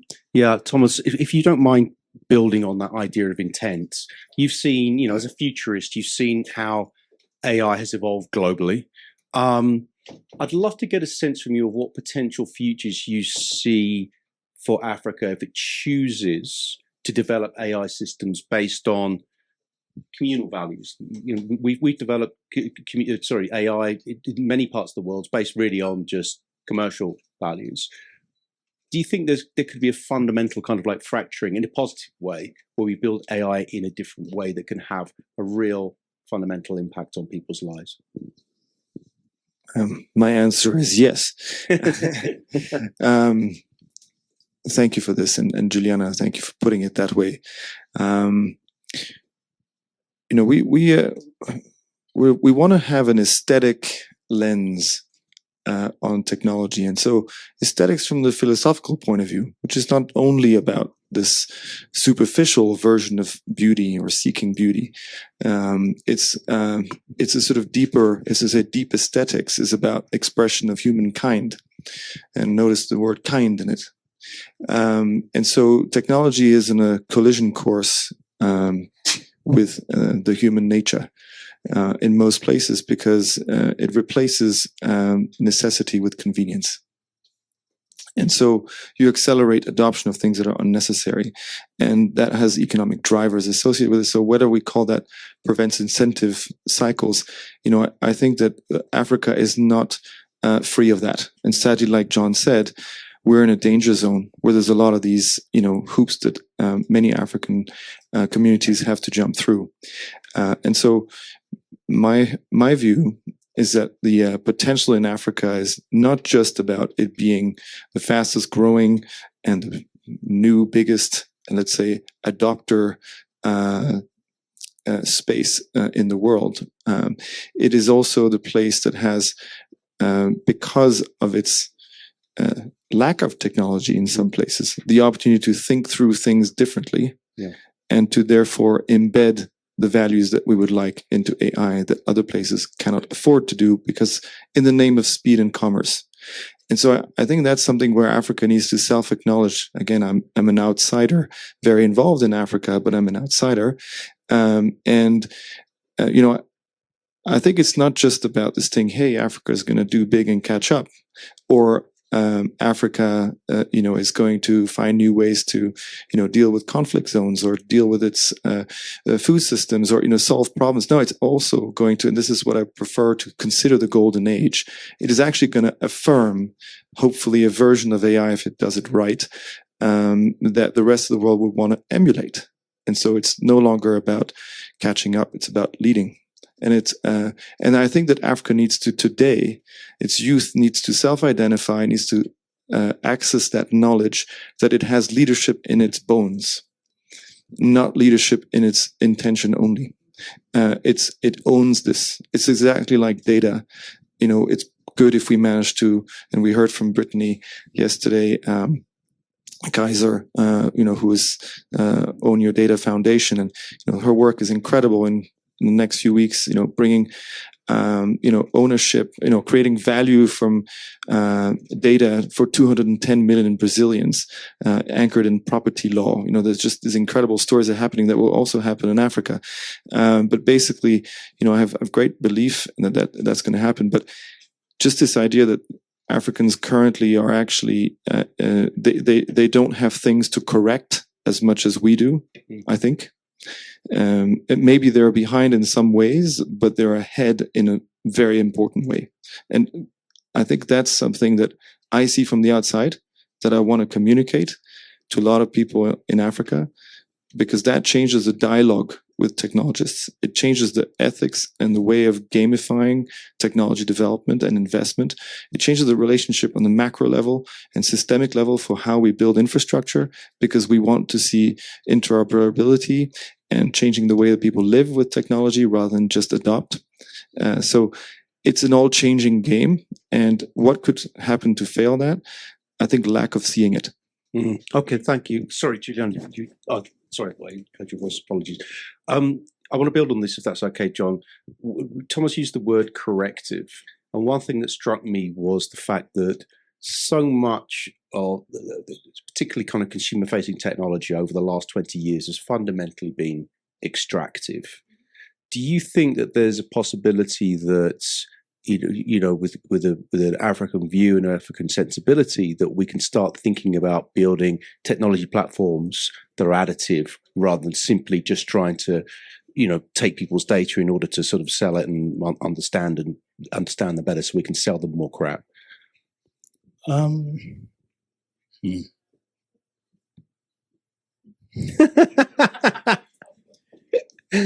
want the honest truth? Yeah, I want to hear the honest truth, John. You were nothing but truthful on the way up here, so let's. I struggle a lot with so many things, and I think one is the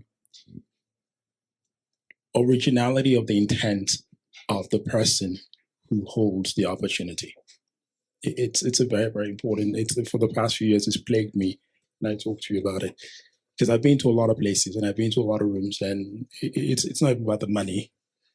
It's the originality of the intent of the person who holds the opportunity, and also the understanding of the value and the cost of the opportunity to the person who's actually accepting it, which is a lot of Africans. So we're accepting opportunity because we are in a position of desperation at this minute. And that's just the reality, the truth, whatever we want to sugarcoat it.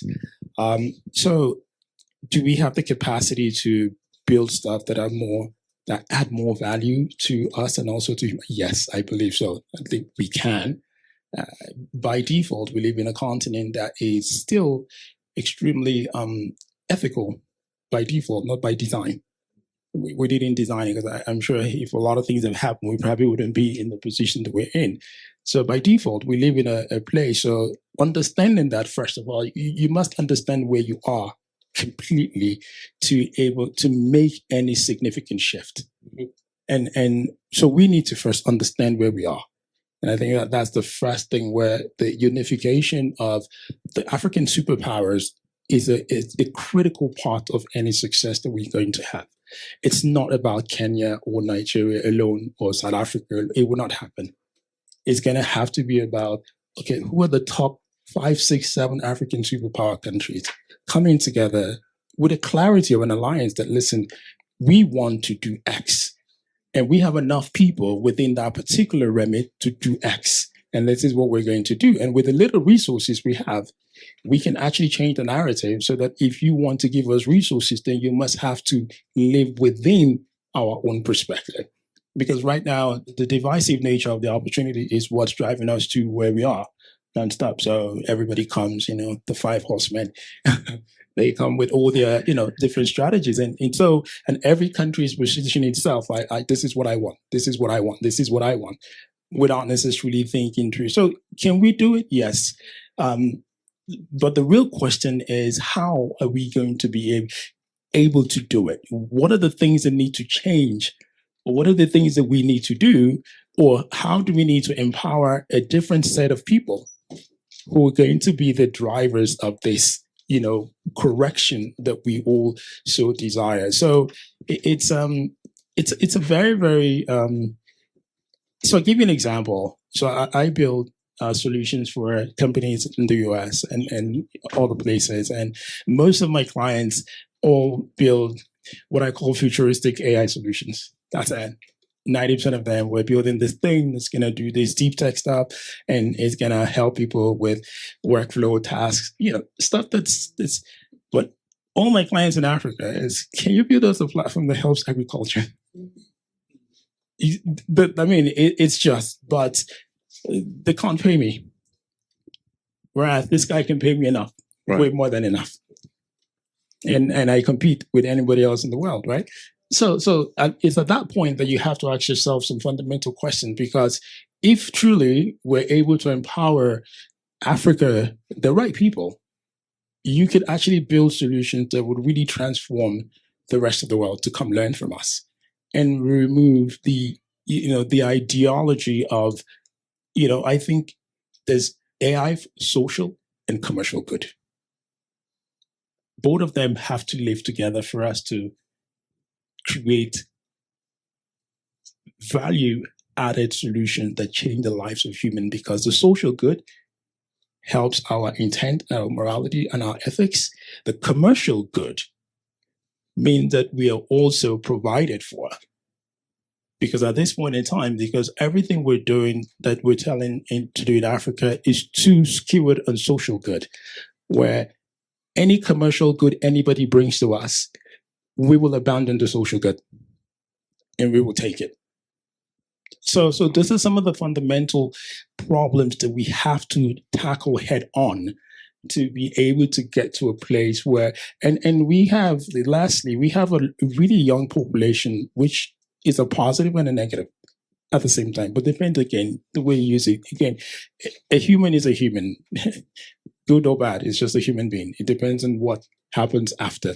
So with this young population that we have, the opportunity actually to build an ethical AI army actually rests in the continent. Mm-hmm. Because we can actually, because for you to, we talk a lot about governance, trust, AI ethics, and AI moralities, but the only way to do that, if you think about the blockchain ecosystem, is when you teach people the idea of self-governance. Self-governance means that if I govern, and anything that happens to you eventually will come back to me. So if you use the same framework in the human infrastructure, when you're talking about AI, and you start teaching people the impact of, not self-governing yourself, you actually remove the reason why you need to regulate at some certain levels. Right. So it is definitely possible, and there's a lot of opportunities for us to do that. It's just really choosing our first fight. We cannot do everything, and all these other projects. We need to choose one fight first. What's the fight you should choose? Juliana. That was very well done. Which fight are you going to get into, Juliana?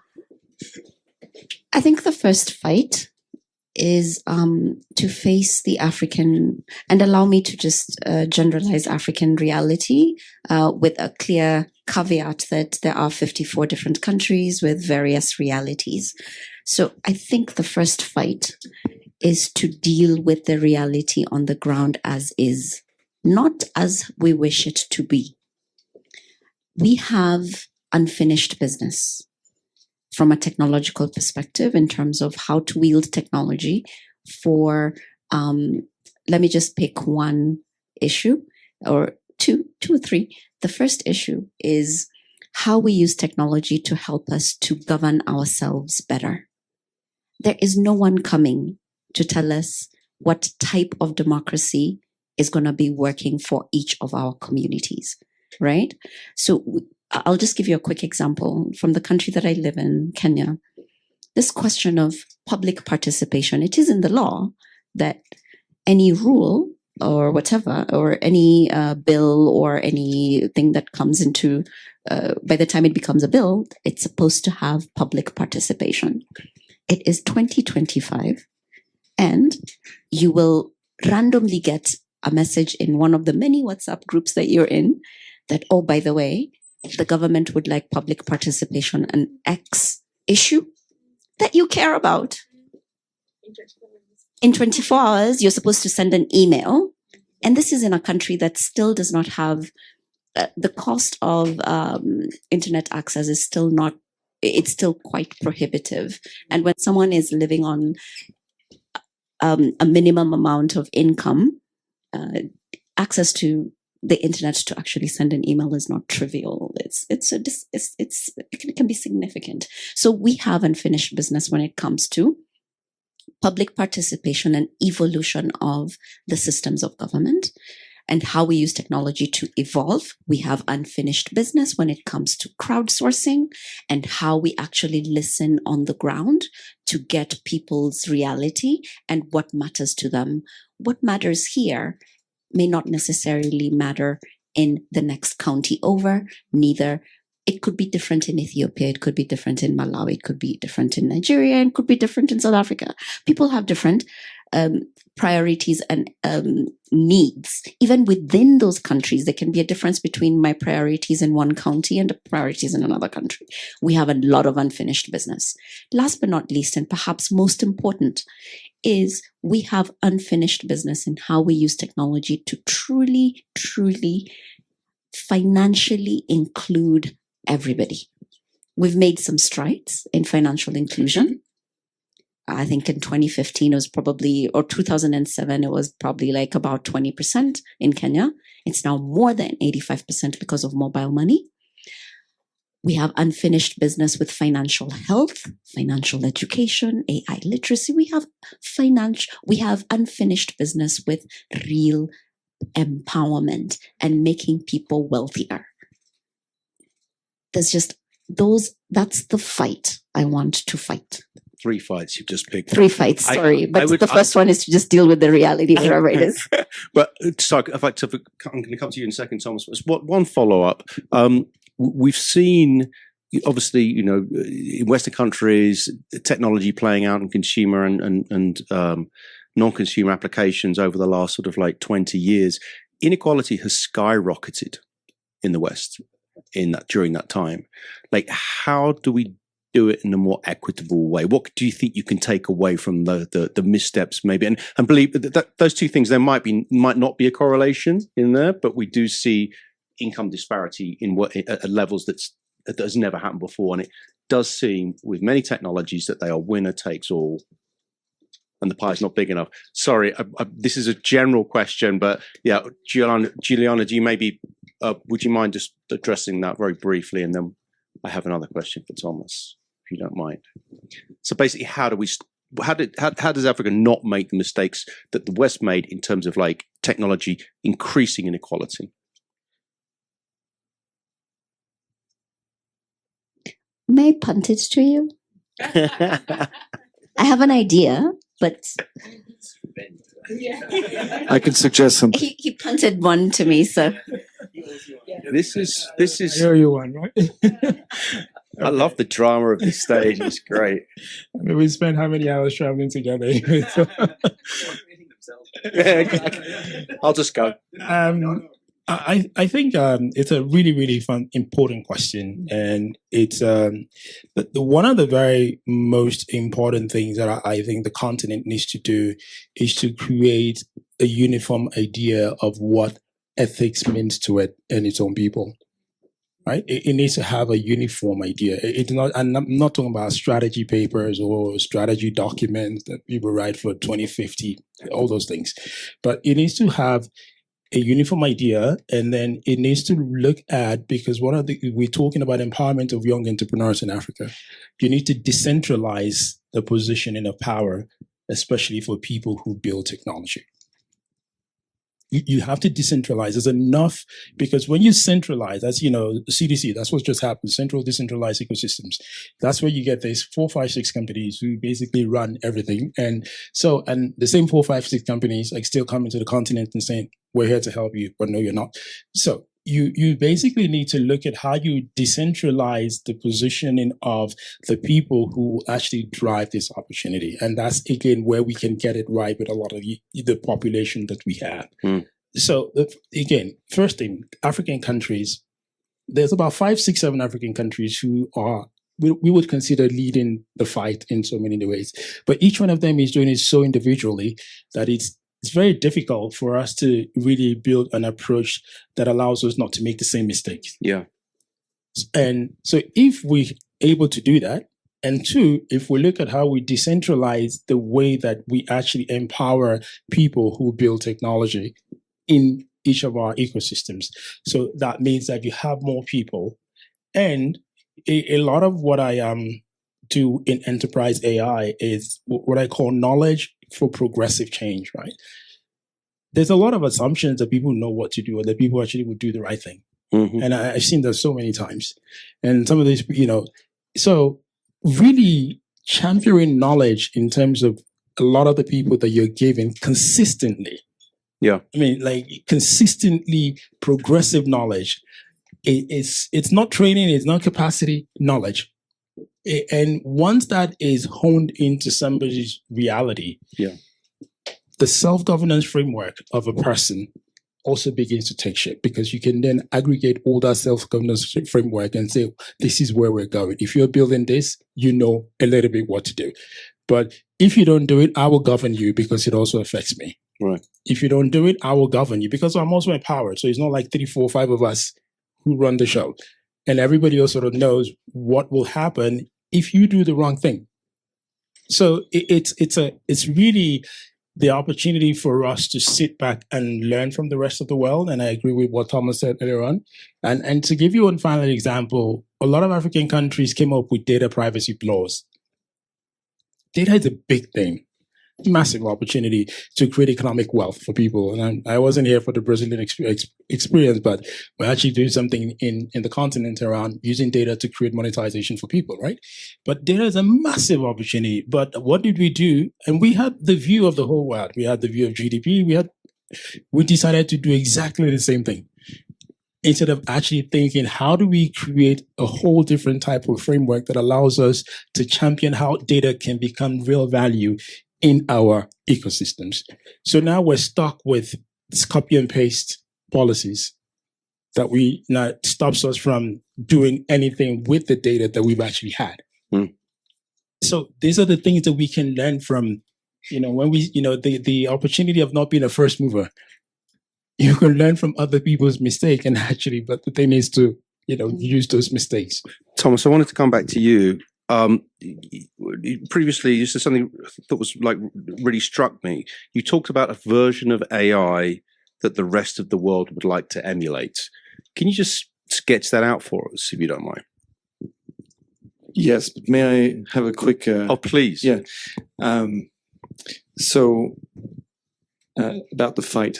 One thing I'd like to propose is that it's not a fight. Because I think it's also a narrative design question. And I know you're saying this, I'm being rhetorical here. So it's not trying to correct what you're saying. It's trying to offer a lens for a lot of African leaders to, let's say, win with more ease.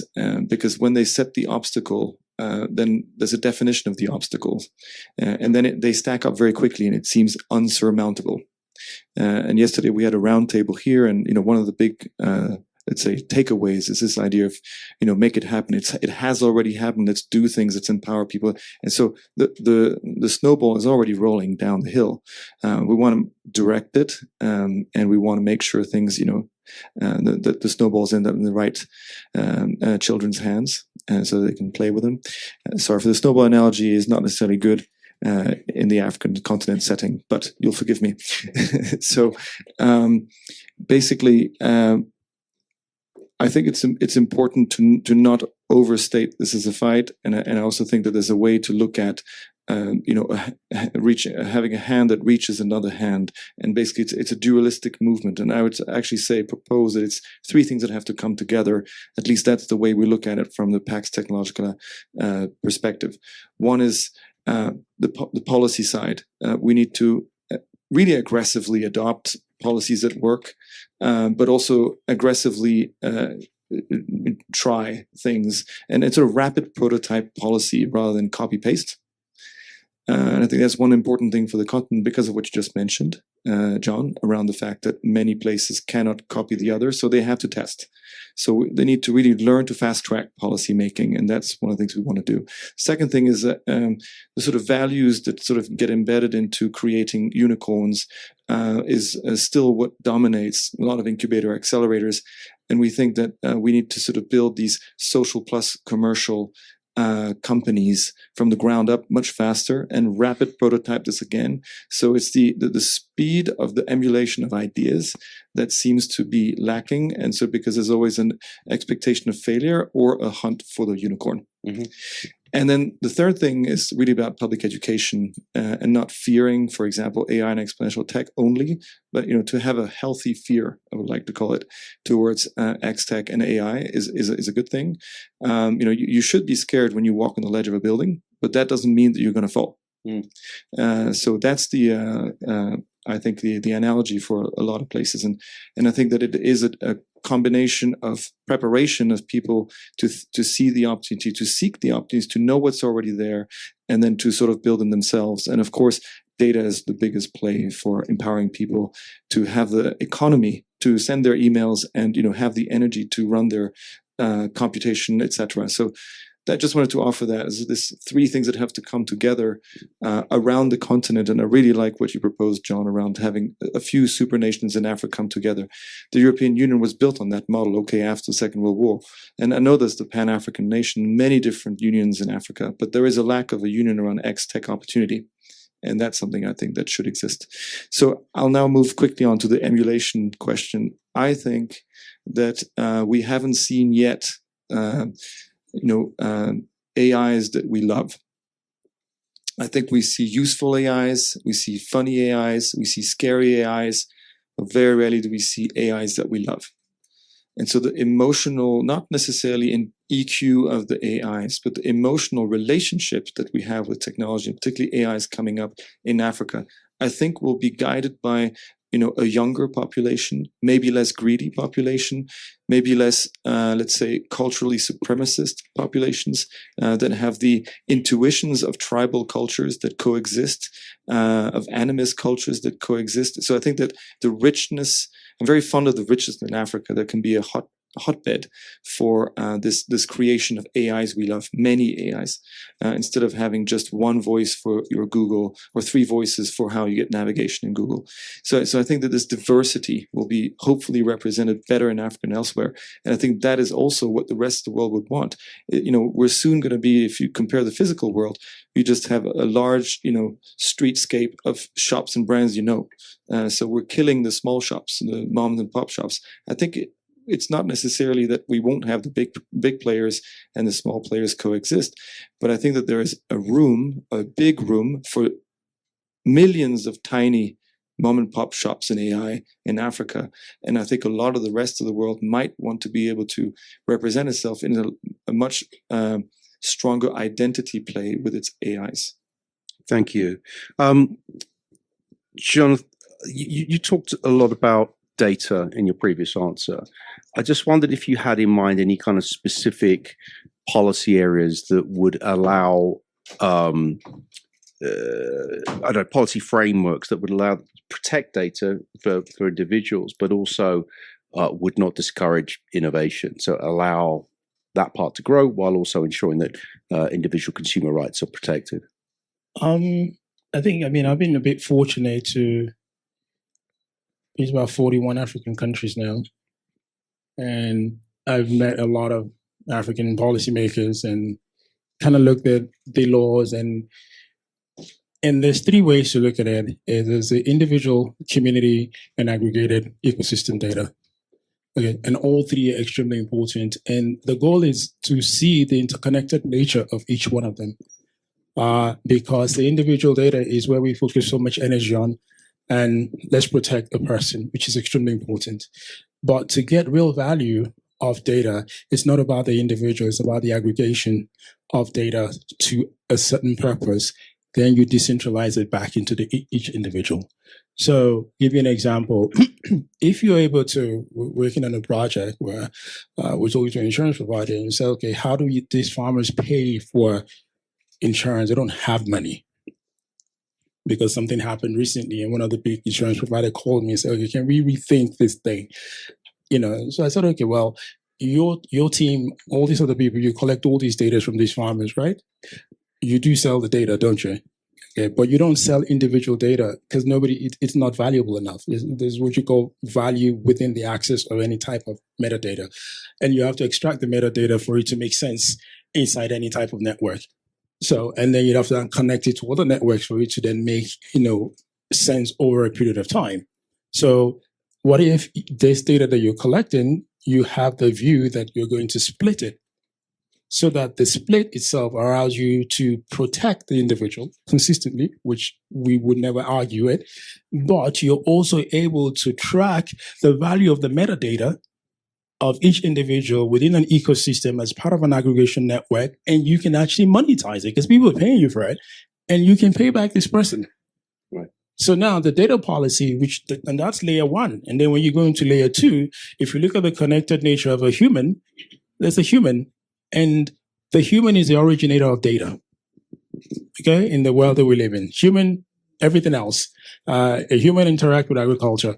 A human interacts with healthcare. A human interacts with social commerce. A human interacts with transport. It's a human being. Without the human being, there is no data. Okay, so first of all, the theory of data has to change. You have to change that. Who originates the data?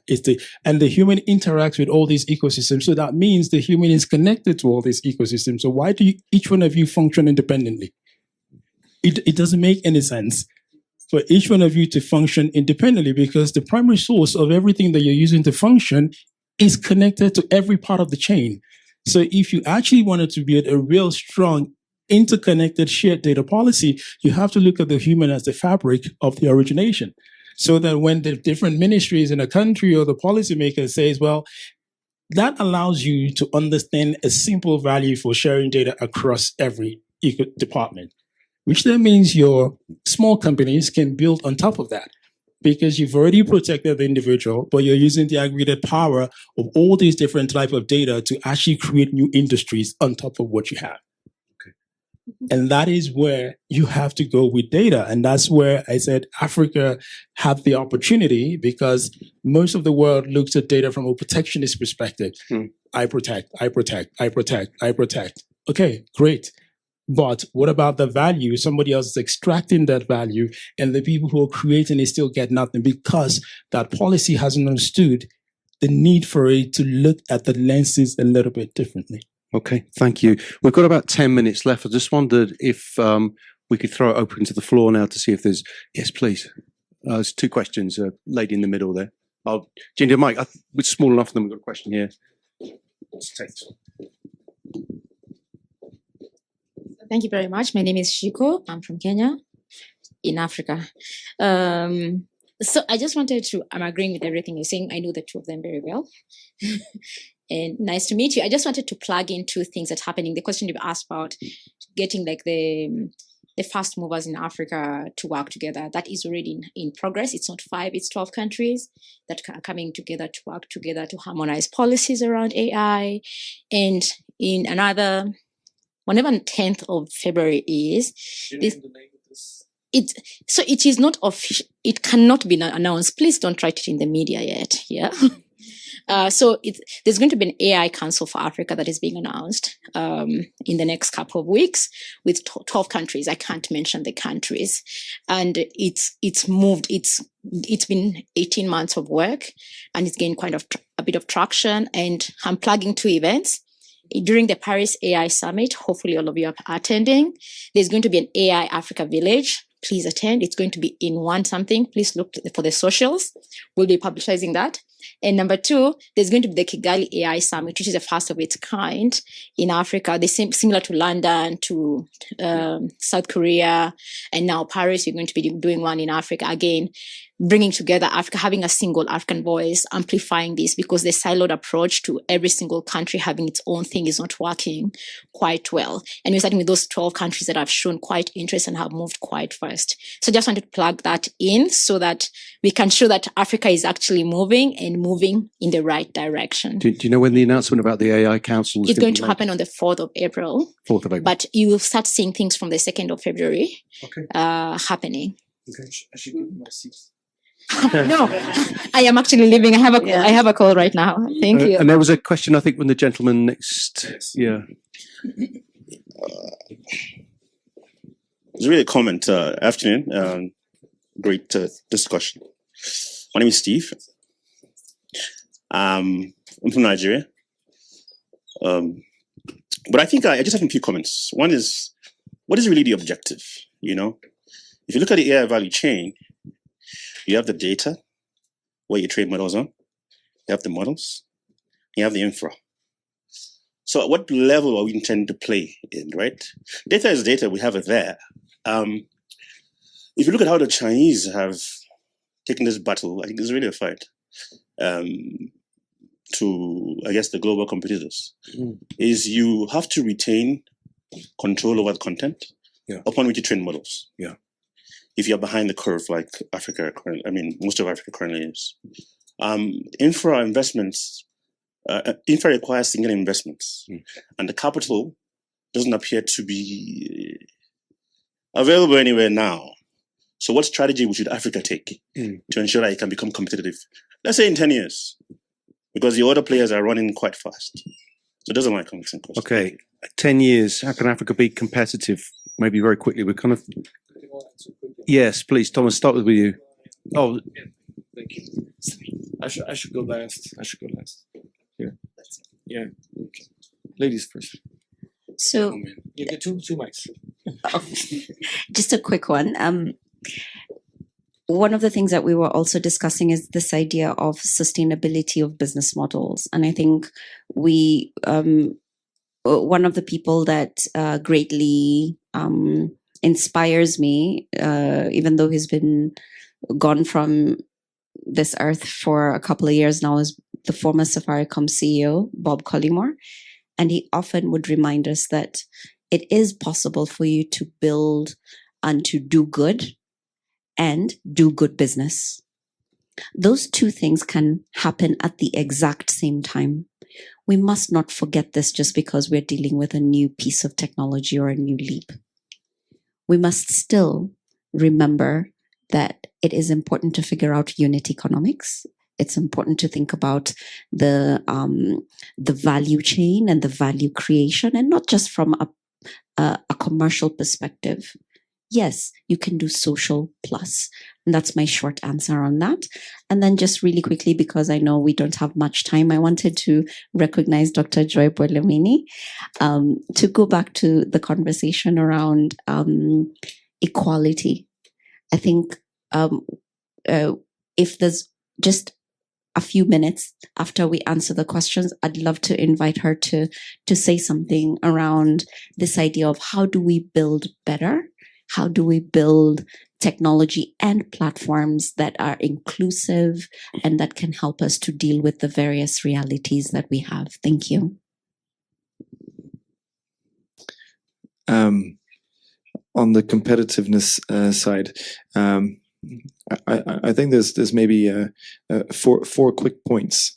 One, of course, the size of the economies is just going to double, so quickly, and so the total GDP of Africa will surpass probably that of India around 2050. So just as conceptually, that's it's an important kind of factor of scale. So one element of staying relevant in the world is Africa will be more and more relevant in the world just by its size. So I think it's once you have critical mass, you become Africa is a heavyweight in the making from the standpoint of data, the standpoint of technology, innovation, etc. So I just think there's one thing to remind ourselves that even though it's great to correct certain things and it's great to do things better and it's great to do, there's also just the sheer size that's just happening. The second thing is I think it's the notion of homegrown solutions that's a little bit underappreciated currently. And I still see a lot of, let's say, oh, they've got this thing happening in that country, let's copy this and let's do it for our own country, our own context. And I think, I want to plug in here Mustafa Sisse's Kara Health Company, which is really interesting. He's supposed to be with us tomorrow, but sadly he's too busy with his startup, which is great news. Because in Senegal and soon in many countries in West Africa, you'll be able to just walk into any place of care. And even if you're uninsured, you can pay, and then an AI will figure out and plug you and match you with an insurance company so you can do that. And just that platform unleashes enormous potential. And imagine if you could do this here. Right? So that's the other part of the competitiveness I think that Africa will develop, jointly. Let's say the stack of African issues is such an incredible opportunity to solve some of the stupid things we've built that are legacy issues and, so-called, more advanced technological nations. So I think that's important to remember, that being an advanced technological nation actually can be an issue in the near term. You become obsolete fast. So many countries will become obsolete fast. The third thing about competitivity I want to mention is just purely the talent. So the talent in Africa is unreal. And again, Mustafa has set up the Masters for Machine Learning and with the New Einstein Foundation. And I think that just the reservoir, again, of talent in Africa will totally propel itself. And they're going to perhaps there'll be a brain drain, probably, for the time being. But I do think that soon it'll start to move back, and you'll have enough companies in Africa that can hire high-paid engineers that are African, that have been trained in Africa, gone to Silicon Valley and back. And I'm seeing more and more of those cases. I think it's a very important fact. Fourth point, very quickly, I want to mention the startup ecosystems that exist around impact. So I was part of an Unreasonable Group collective, which is basically a network of investors and a fund that invests in impact companies that do good at the same time. And I think Africa has currently, I can't remember the exact number, but it's basically 75% more per capita opportunity of impact and commerce. In technology. It's a statistic I saw from McKinsey. I have to double check how it's phrased, but it's a very interesting. I think you have a McKinsey dinner, but basically there's a great opportunity to mix those two and more than anywhere else in the world. Okay, great. I realize that we're pretty much out of time. Joy, would you mind saying a few words? Sure. Yes, please. All right. Those are special. They don't come just like that. All good. So I don't know. My name is Dr. Joy Bulamwini. I'm the founder of the Algorithmic Justice League. I'll sit up here. All right. Founder of the Algorithmic Justice League. I tell stories that make daughters of diaspora's dreams, sons of privilege pause. I'm known for research on algorithmic bias, getting some of the largest tech companies to stop selling facial recognition in harmful contexts, Amazon, IBM, Microsoft, and so forth. And I'm also a poet of code. So to end it off, I will share a poem called AI Ain't I a Woman, where I pose Sojourner Truth's 19th century question to 20th century and now 21st century systems. My heart smiles as I bask in their legacies, knowing their lives have altered many destinies. In her eyes, I see my mother's poise. In her face, I glimpse my auntie's grace. In this case of deja vu, a 19th century question comes into view in a time when Sojourner Truth asked, "Ain't I a woman?" Today, we pose this question to new powers, making bets on artificial intelligence, hope towers. The Amazonians peek through windows blocking deep blues as faces increment scars. Old burns, new urns, collecting data, chronicling our past, often forgetting to deal with gender, race, and class. Again, I ask, ain't I a woman?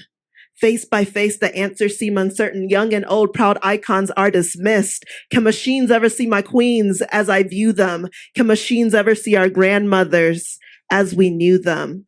Ida B. Wells, data science pioneer, hanging facts, stacking stats on the lynching of humanity, showing truths hidden in data, each entry and omission, a person worthy of respect. Shirley Chisholm unbossed the first Black Congresswoman, but not the first to be misunderstood by machines well-versed in data-driven mistakes. Michelle Obama, unabashed and unafraid to wear her crown of history. Yet her crown seems a mystery to systems unsure of her hair. A wig, a bouffant, a toupee, maybe not. Are there no words for our braids and our locks? The sunny skin and relaxed hair make Oprah the first lady. Even for her face well known, some algorithms fault her, echoing sentiments that strong women are men. We laugh, celebrating the successes of our sisters with Serena smiles. No label is worthy of our beauty. Thank you. Woo! Wow, that was great. Thank you so much. And I cannot think of a better way to end this session, but thank you so much, Joy, and thank you, John and Juliana and Thomas. Plenty more to come tomorrow here at Africa House, and thank you all for being with us. Hopefully you can join us for more sessions tomorrow. Thank you. And then one last thing, my book, Unmasking AI, My Mission to Protect What is Human, is out in paperback now. We also have the film Coded Bias. We're working on a second documentary, and I'd love our third documentary to really be about what's happening with AI in Africa. So just putting that out there if anyone is interested. All right. Good evening again, and welcome, everyone. Welcome, welcome. This session is the Africa Continental Free Trade Zone Agreement conversation. If we say we're Africa House, we cannot ignore the fact that trade on the continent must increase, quadruple, multiply, so that indeed Africa can continue to be a global player. We're looking at turning the largest single market in the world into a 21st century global powerhouse. The AC, yes, I'm sure I'm not the only one that makes that. Before this panel, I rehearsed ACF, AFC, but my village people seem to be winning. So the African Continental Free Trade Area Agreement holds the transformative power and the potential, indeed, to create the world's largest single market. It also seeks to drive industrialization in a continent that urgently needs it, and harmonize trade in a continent that also does barely 15% of trade amongst itself, and a continent that is said to be the youngest in the world and also most populous, therefore needs urgent jobs. And we will only create those jobs in the continent. And so this is a very important conversation. And I thank all of you for joining us this evening. Keep the conversation on social media alive. You can follow us at Africa House on Instagram. And you can tag us on Twitter, on LinkedIn with your post, Africa House Davos, Africa House Davos hashtag. Let me thank H.E. Wamkele for joining us again this year. He's come to the Africa House, I think, every year in the last 3 years, because when we call to discuss trade, he shows up. So please help me welcome and thank him. We have a panel right after this where I'll introduce the other guests, but I have to also acknowledge the Honorable Minister for Trade and Investment from Nigeria, a woman who's led the Ease of Doing Business campaign for Nigeria, connecting the continent for about 9 years, and now has assumed the role substantively as the minister to take charge of the largest economy in Africa and connecting it to the continent and the world. Please help me welcome Dr. Jumoke Oduwole. We'll have a quick setting the scene fireside with H.E. Wamkele for about 15 minutes, and then we'll have the full-on panel. H.E., let me ask you, you've done this now for a number of years. The first question, are we really going to achieve the single market? Well, thank you very much for the welcome again, and I want to appreciate everybody who's here, and Honorable Minister Oduwale for joining us. We started this journey actually in May 1953 in Addis Ababa with the political objectives that our heads of states at that time set out.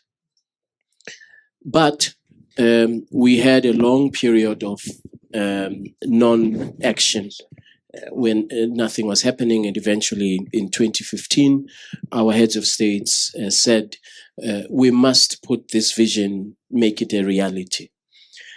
As we speak today, there are 48 countries that have ratified the agreement establishing the AFCFTA. Trade is happening between regions of the African continent, which is the test that we want to see. So ECOWAS and the East African Community, SADC and the Central Africa. So the trade flows are happening. And this is very important because the rules that have been negotiated must support the trade to happen. And the evidence of the trade happening are what we call certificates of origin, which are being issued. So, for example, you mentioned the biggest economy in Africa, Nigeria, last year. And this is a matter of pride for all of us. The very first certificate of origin to be issued in Nigeria was to a woman-owned small-medium enterprise who was exporting to her goods to East Africa and the rest of the continent. Kenya was one of the first countries to trade, to export value-added production, tea, to many countries in West Africa and North Africa. So the trade is happening. Is it happening at the scale and the volume that we want? Of course not, because we are on year 5. So it's early days still. The third point of progress I would put our focus on is the rules. The rule setting, the norm setting. We have concluded all of the protocols that the heads of state said must constitute the legal foundation of the trade. And the most recent protocol to be adopted is the protocol on women and youth in trade and the protocol on digital trade. Both of these protocols are complementary. They are complementary, and both of them are very, very important for inclusion of women and youth-owned businesses, as well as from the point of view of harnessing Africa's digital economy.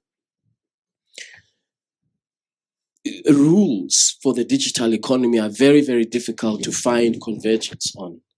And we have been able to have a set of rules that establish a market, that establish a regulatory framework, that have very clear provisions for requirements, for inclusion, that have very clear provisions on emerging technologies, and a range of other tools that we need to power and drive the digital economy.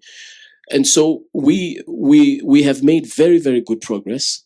Of course, we are 65 years late, but in the 5 years that we started this journey, we have made very good progress under very, very difficult circumstances. Externalities such as COVID-19, which had a profoundly negative impact on Africa's capacity to export, supply chain disruptions. So I think we've done relatively well.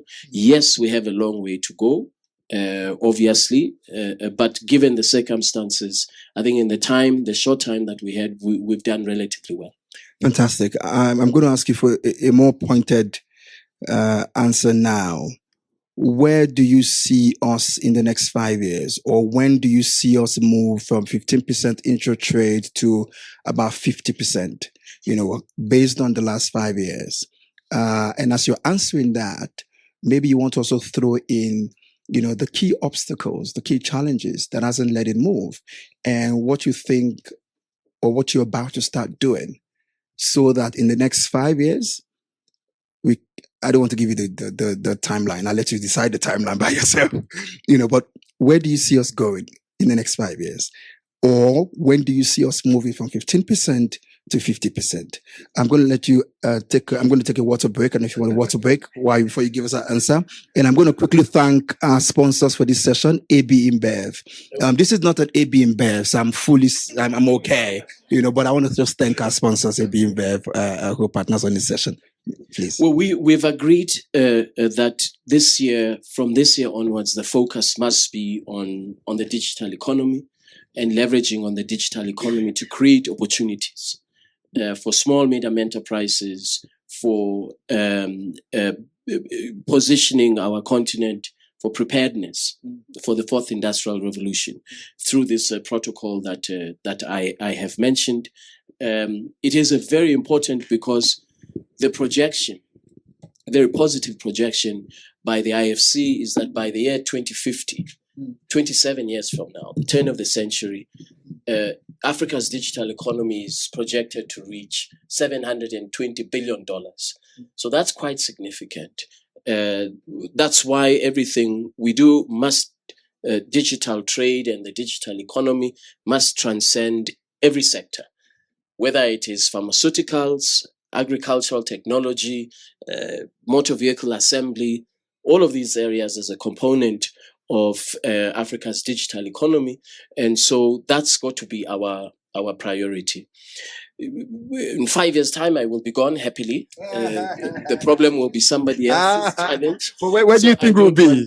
Where do you think we'll be? Well, I think if we apply the rules and if we implement the rules, we stand a very good chance to reach above 50% intra-Africa trade. And by the way, what's also very interesting is that we need to maybe reassess the tools for how we conclude that we're at 15, 16, 18% intra-Africa trade. Because if you go to the border communities, go to DRC and Zambia, Kasumbalesa, go to Togo, Ghana, Afloa, any other, even in East Central Africa, you will see large volumes of trade that are not properly captured. And this is another area of informal trade that can be facilitated by deploying digital technologies to enable the trade to happen much faster and efficiently. And so I've learned over the years not to make projections, but what I will say is if we look at the trajectory of the European Union, 1947, where it started, to where the European Union is now, arguably the most competitive market integration model in the world, arguably, it's clear that this takes a long time. I would also note that if we go down the road to Geneva, we've been negotiating the Doha round since the year 2000, and we have not concluded. And we are very proud in Africa because we have been able to conclude on the most difficult macroeconomic policy questions of our time, industrial policy, trade policy, obviously, the differentials in levels of development in our continent make it an intrinsically more difficult endeavor to undertake, but we've been able to do it with the support of our heads of states. So the norm setting, the rule setting, in my opinion, is the starting point. And then we intensify the implementation of the rules, including mobilizing the resources and the tools that are required. So the last part of your question, I think the big challenge is infrastructure, trade supporting infrastructure, trade finance. These are the very, very big challenges, which are also opportunities that for investment, if you're talking about infrastructure. Trade finance also has opportunities for commercial banks to broaden their client base for inclusion. So the challenges are there, but there are also opportunities. Fantastic. Ladies and gentlemen, thank you very much. Echi, thank you so much. We'll now invite our minister and we'll invite our sponsor to join us to finish the conversation. So thank you very much. You're still with us. Oh, I don't swap with minister. To take the hot seat. Okay. Yes, no, you don't swap. But maybe if we, okay, let me see if you can come this way. Even though I need the, come this way.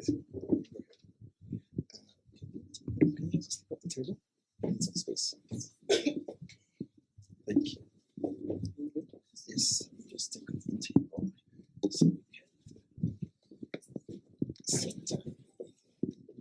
Thank you. Sorry, Jim, we just moved the well, okay, keep it if you need it. If you need it. Okay, right, that's fine.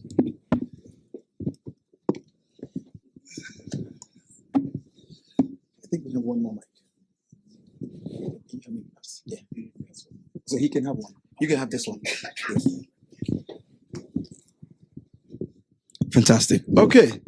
We'll go right into biggest economy. What do you guys think? Madam Minister, tell us. Given the size and influence of Nigeria, how do you envision the country's role in driving the success of this continental trade agreement, especially in terms of industrial and investment policies? What is Nigeria's role? Thank you. It's a pleasure to be here and to see everybody. SG, it was a pleasure to have you last week in Abuja to talk about this very, very important agreement. And beyond an agreement, people still keep asking us when trade will start happening. I was asked that question even here in Davos. Trade has been happening. Well, we've been on it for the last 5 years, even during COVID. And the guided trade initiative with pilot is actually done. So we've even gone past the pilot. Nigeria's role is to take leadership, which means take responsibility, which means lead from the front and make sure that not just Nigeria, the largest economies on the continent need to be committed to the AFCFTA and need to trade under AFCFTA terms and show that commitment that will lead the rest of Africa. It's just not going to work if we don't trade with our pockets. Great. Ebimbev. You know, I've been familiar with your brand for a while. Your brand managers in Nigeria are my friends, and I know you have Ebuka as your brand ambassador. So tell us, you operate in many African markets, but what opportunities do you see multinational corporations like yourself in the context of this AFCFTA? Yes, because I thought I made a mistake. Yes, AFCFTA. What role do you see organizations like yours play? Do you see yourself setting up a full-on brewery? You know, that's if you don't have that already. You know, in the continent, what role do you see multinationals play? Thank you for the question. That's a very good question. I think the biggest opportunity that we see is also probably where the people of Africa sees the biggest opportunity, which is in the agricultural sector. Beer is the daughter of agriculture. Without barley, it's impossible to make beer. And it's also a very local product. So it's a bit like bread. That, generally speaking, doesn't travel well long distances. Because I work with ABI, I'm often asked, what is the best beer? And I says, the most local one. Because it's the one that is freshest. It's actually the one that people locally enjoy and are connected to. And you don't drink beer alone, really. You drink beer to be with others. So the most local the beer, the better it is. But all of that is connected also to local raw materials. And the biggest raw material for us is barley or maize or rice. In some places also sorghum.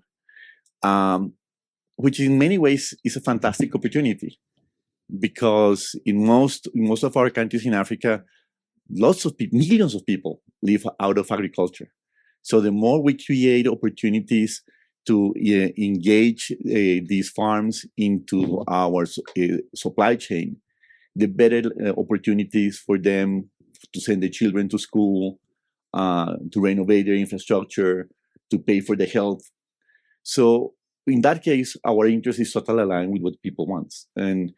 And today we're beginning to get there, but we have a long way to go. Generally speaking, buying many of the raw materials for beer is from local sources in Africa is 30% more expensive than bringing it from Europe. That needs to change. And to change, because, you know, we have the land and the possibilities are there, and we have the people and the vocation connected to that. For that, we need to invest ahead of the curve. Private sector, not only ABI, but other brewers, need to invest in technology to get the right type of barley for the local conditions. We need also to invest in creating the right conditions to supply this. Probably we need to innovate with products that are based on cassava, not necessarily with ingredients that come from Europe. We can use local materials like cassava or sorghum. So we need to innovate and invest in that. But we need to do that more in partnership with the government. So my answer is the first opportunity is in agriculture, and we need to be able to deliver on that sooner, so that people in Africa sees the benefit of the free trade agreement soon. Right. I mean, Andres is the vice president for regulatory and public policy at AB InBev. So I need to ask him, since you sit in policy, we need to. When? In our case, we have been doing this for the past 10 years. So we have been investing in developing new beers that don't require barley coming from Europe. So I'm often asked, what is your favorite beer in Africa? And I said, Impala from Mozambique, because it produced thousands of works in Mozambique using cassava, what we call yuca in Latin America. It's a fantastic product. And we're now beginning to produce it in Latin America as well. So on this, I think the private sector already began. Same thing with Heineken, for instance. Our competitor on this is not competing with us. But we have a way to go. We will need probably to see lowering the tariffs for agricultural product ahead of the curve, so that the African countries have the scale in order to be able to compete. It's just a matter of getting the scale. Once you have the scale, you compete very well. In Uganda, we have around 12,000 farmers already producing malting barley of top quality. So it's possible. What we now need is a scale. And for the scale, we need to lower tariffs so the prices can come down. Fantastic. That's a very good one. I'm curious to know, do you have any local beer in production in Nigeria? Anyone coming soon? Well, we have Eagle, which is, people like it a lot, but produced locally in Nigeria? I should know, but I don't know. It is? Oh, wow. Okay. Yeah, with sorghum. Oh, great. Yes, thank A round of applause you, for Andres Peñate. Talking Nigeria, I'll come back to my minister before I go to HE. HM, what steps, are we now going to take on the Nigerian side? What steps are we going to take to support the framework of AFCFTA?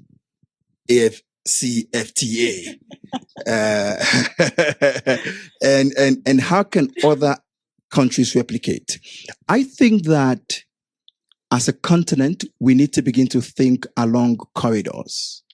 And I think even H.E. Wamkele referred to SODOC and so on. I always wonder when the minister in Sierra Leone and Ghana and Nigeria and countries that border 5, 6 and say, you know what? Let's do this for ourselves. You produce this, I produce this, let's sell. You solve this problem, or you know what? You did this. best practice, bring it, I implement. When are we going to find those type of initiatives with probably Nigeria, leading on that? Right now, actually, it started. Fantastic. Okay. So in December, Nigeria announced we're digital trade champions for the AFCFTA. And what that means is that we lead from the front. So services, and indeed digital services, Nigeria is extremely competitive. Out of 9 unicorns on the continent, 5 of them are Nigerian. Our most recent baby was a Money Point. Yes. So this is an area across all types of services, financial services, fintech, but also aviation, different, all sorts of services. But what does the digital trade protocol, what does it mean for the continent? You heard the statistics from the Secretary General of where the continent can be. It's an enabler. Now, what should governments be doing? Digital trade infrastructure is essential. So things like single window, things like digital markets, the kind of work that AfroExim has been doing, really innovative work across the continent with payments. These are the enablers that would give our MSMEs the opportunity to thrive. Now, another unique thing about AFCFTA is that it focuses on women, it focuses on youth, it focuses on MSMEs. These are things that are novel. We're here in Switzerland, but even the world, let's take the WTO since it was mentioned, even the world hasn't yet figured out digital trade protocols and infrastructure. So we're ahead of the curve in terms of agreeing a regulatory framework. Next month, the annexes, everything will be done and we start implementation. So this is an area that is live. It is where it's services, it's where Africans and Nigerians are competitive. It's where we're collaborating. We already have groups, we're already having discussions. We just even had another very vibrant meeting to think through the granular steps.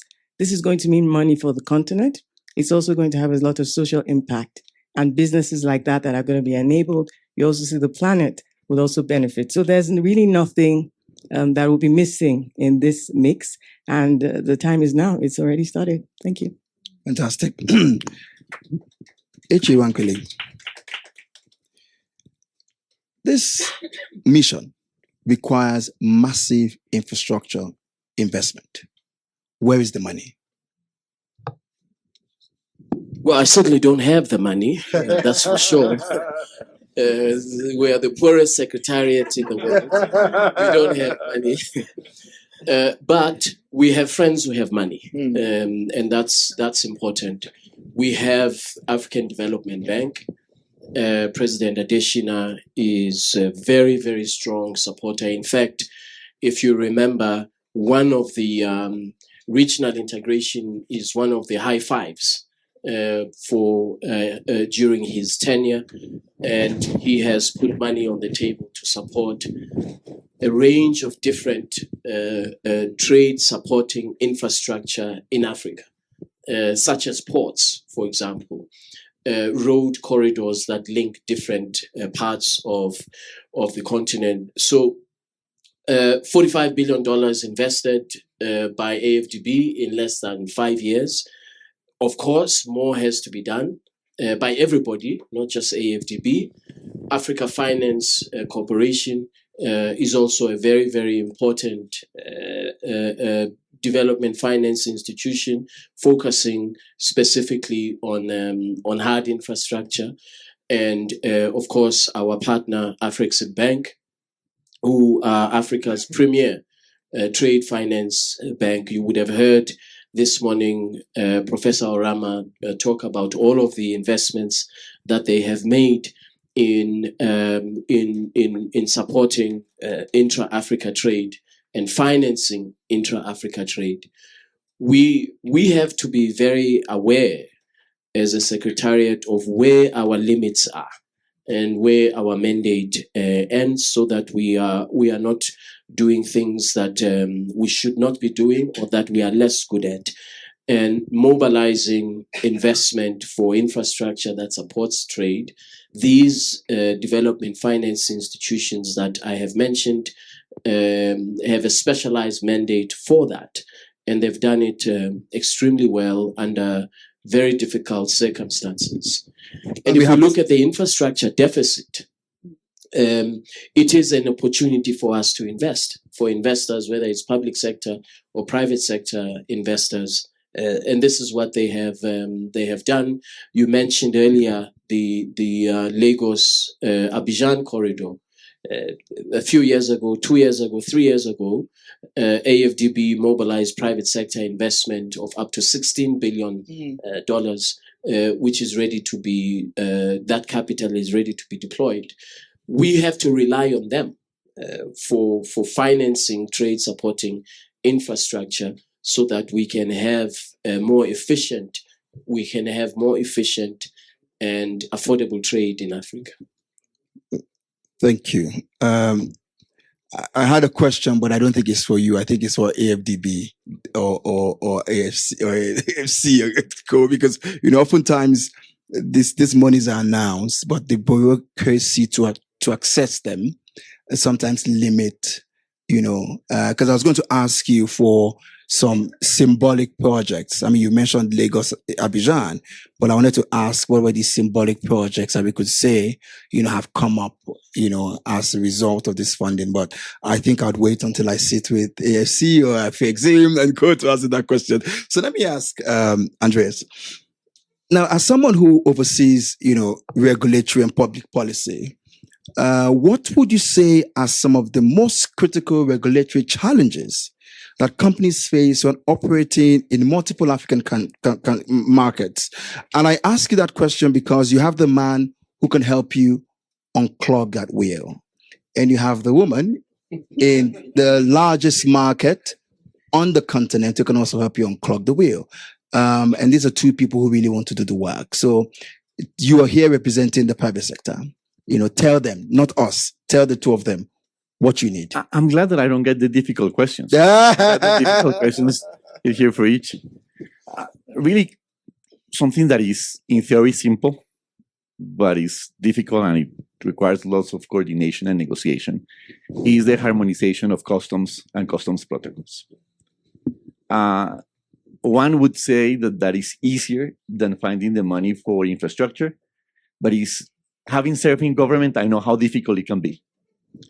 And this has practical implications that are enormous. So you're talking about the importance of building these corridors.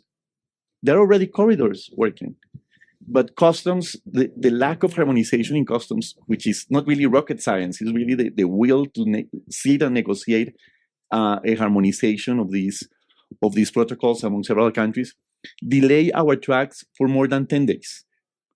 So I said that beer is like bread, the fresher the better. Man, when you have to stop 10 days in the heat of Zambia, the product makes customers not that happy. So, and that has huge costs. So I would say that is probably the number one. Is one that is not that difficult in theory, but we need to work together to solve it faster.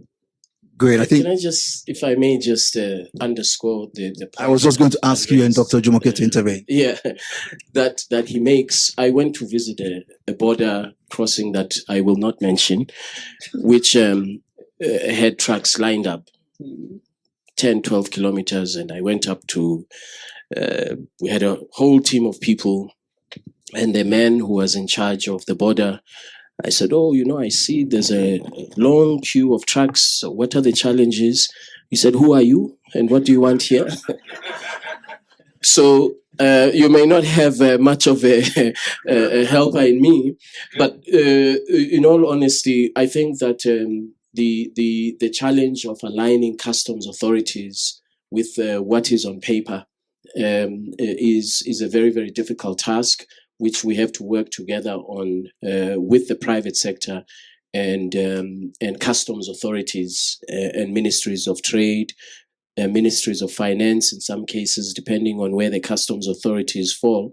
It is an ongoing challenge that we have to continue to overcome, aligning our objectives with what is happening on the ground at the border for the transit of the goods. Fantastic. Dr. J, you wanted to intervene? Yes, I do. Do you want the good news or the... Start with the bad news.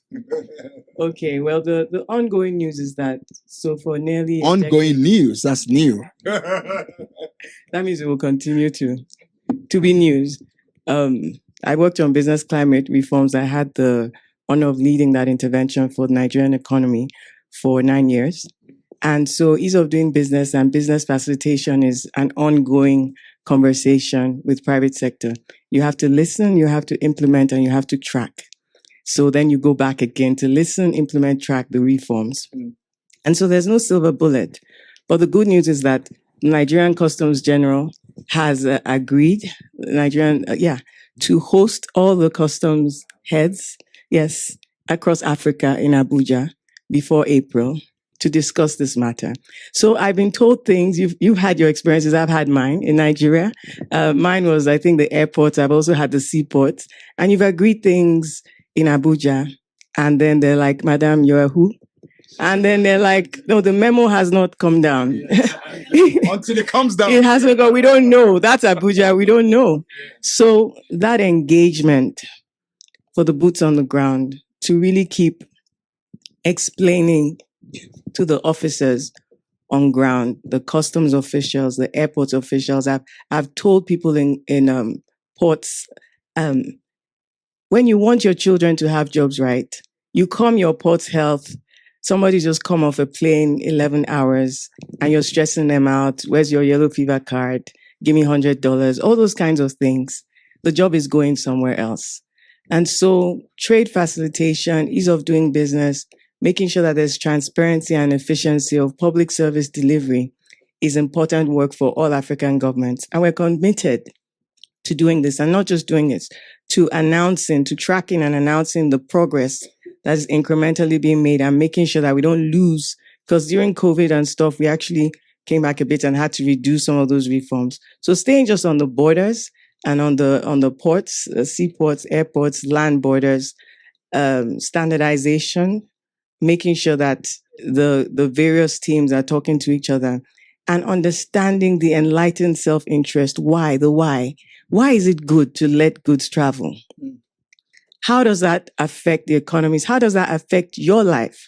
How does that affect your children going to school, the economy around you? I think that we need to not even just educate, to make everybody a stakeholder so that as Africans, we know why we shouldn't shut our borders and we should let ourselves, both people and goods, move freely. It's for all of us. It's for our 1.4 billion people. It's for prosperity. It's the reason we do what we do. And our people need to know that because it's for them. Listen. You can clap. He said, listen, implement, track. But in Gen Z language, we listen, we don't judge. We have to judge government. If you don't judge, nothing ain't gonna happen. Okay, so I'm gonna ask you, Echi Wamkele. In listening to Dr. Jumoke, there is a clear gap in communication and understanding on the side of both citizens, regulators, and even government. What role can African cultural and creative industries play in strengthening the Africa Free Continental Trade Zone Agreement? A very, very important question. Because the AFCFTA is not owned by the Secretariat, it's not owned by governments, it's owned by Africans and the private sector. And so all of us have to make a contribution from our own specific specialization. So awareness raising, for example, by those who have the communications expertise, advocacy. So we see the arts and creative industry having a very, very important role to play in communicating how far we've gone, the challenges, raising awareness about this.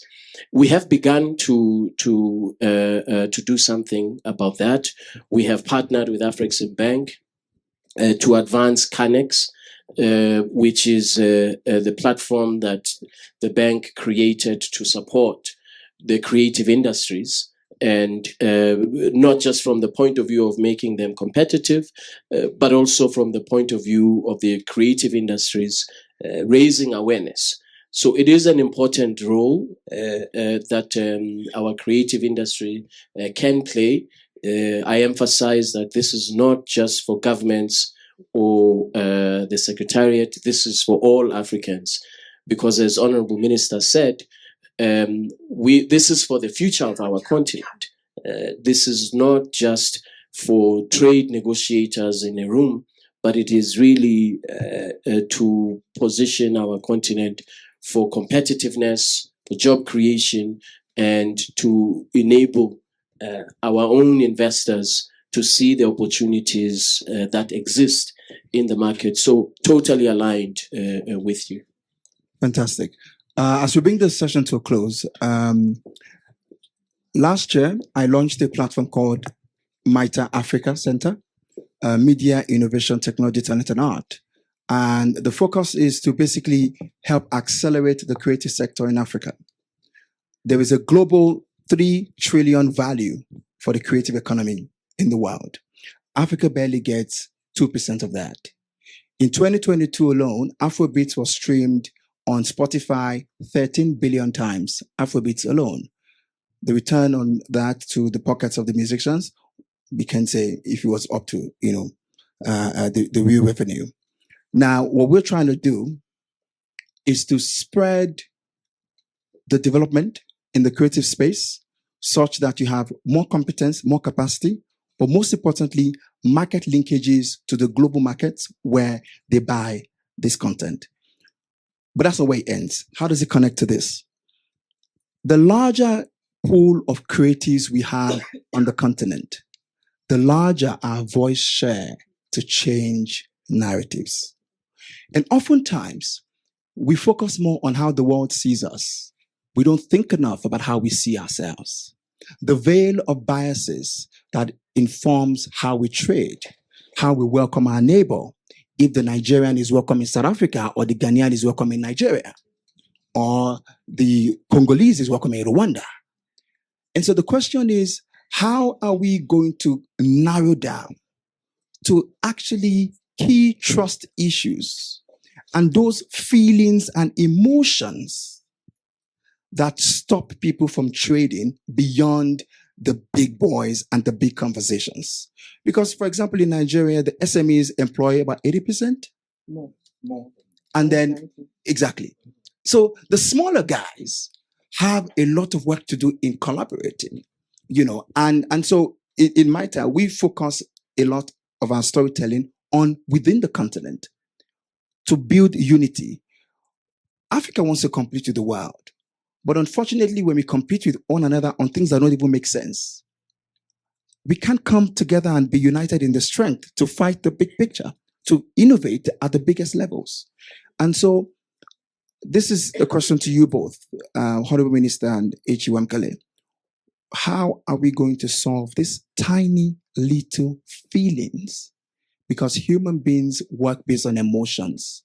It is emotions that provoke action. How? Or perhaps, maybe you want to make a call and look for partnership in the room, but how are you thinking about this? It's a big question. Actually, it's pretty simple. So social connectedness, people who know each other.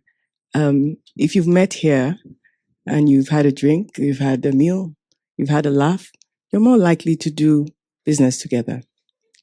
So social connectedness across the continent is exactly what the AFCFTA is about. The Afrexim Trade Fair, the AU Trade Fair, the AFCFTA Secretariats Trade Fairs, all the groupings together. But how many people can travel physically? How much does it cost? How easy is it traveling around Africa? Which is why I bring you back to digital trade. Market tools, access to information, payment systems, access to information about commodities, about services, trust, building of trust, where there's warehousing so that you're not cheated, meeting people. Our young people, our young Africans, they're tech natives. They have no problem with virtual services. They don't have that older mentality of paper, even for trust. They can actually buy things without knowing people. They're used to shopping online, e-commerce. So this is a very important step for the whole of the continent. And we all need to embrace, this is really the silver bullet. So digital trade is like the train track on which both physical goods, trade and services, commodities, agriculture, technology, we haven't even touched on AI. This is what is going to be the backbone for exponential, for an inflection point.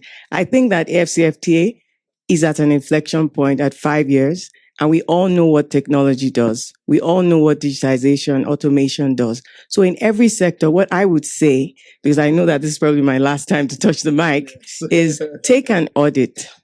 Whatever you're doing around the continent, take an audit and then look at what is on offer in the digital trade protocol and make sure that your businesses in your ecosystem, the MSMEs in particular, where they cannot go physically, where they do not have the capital for, where they cannot advertise, digitization will do this for them. There are already so many digital tools, virtual markets that they can access, but they need this information, this engagement. And you here in Davos are definitely the most influential on the continent or friends of the continent that can take this message to where it needs to go.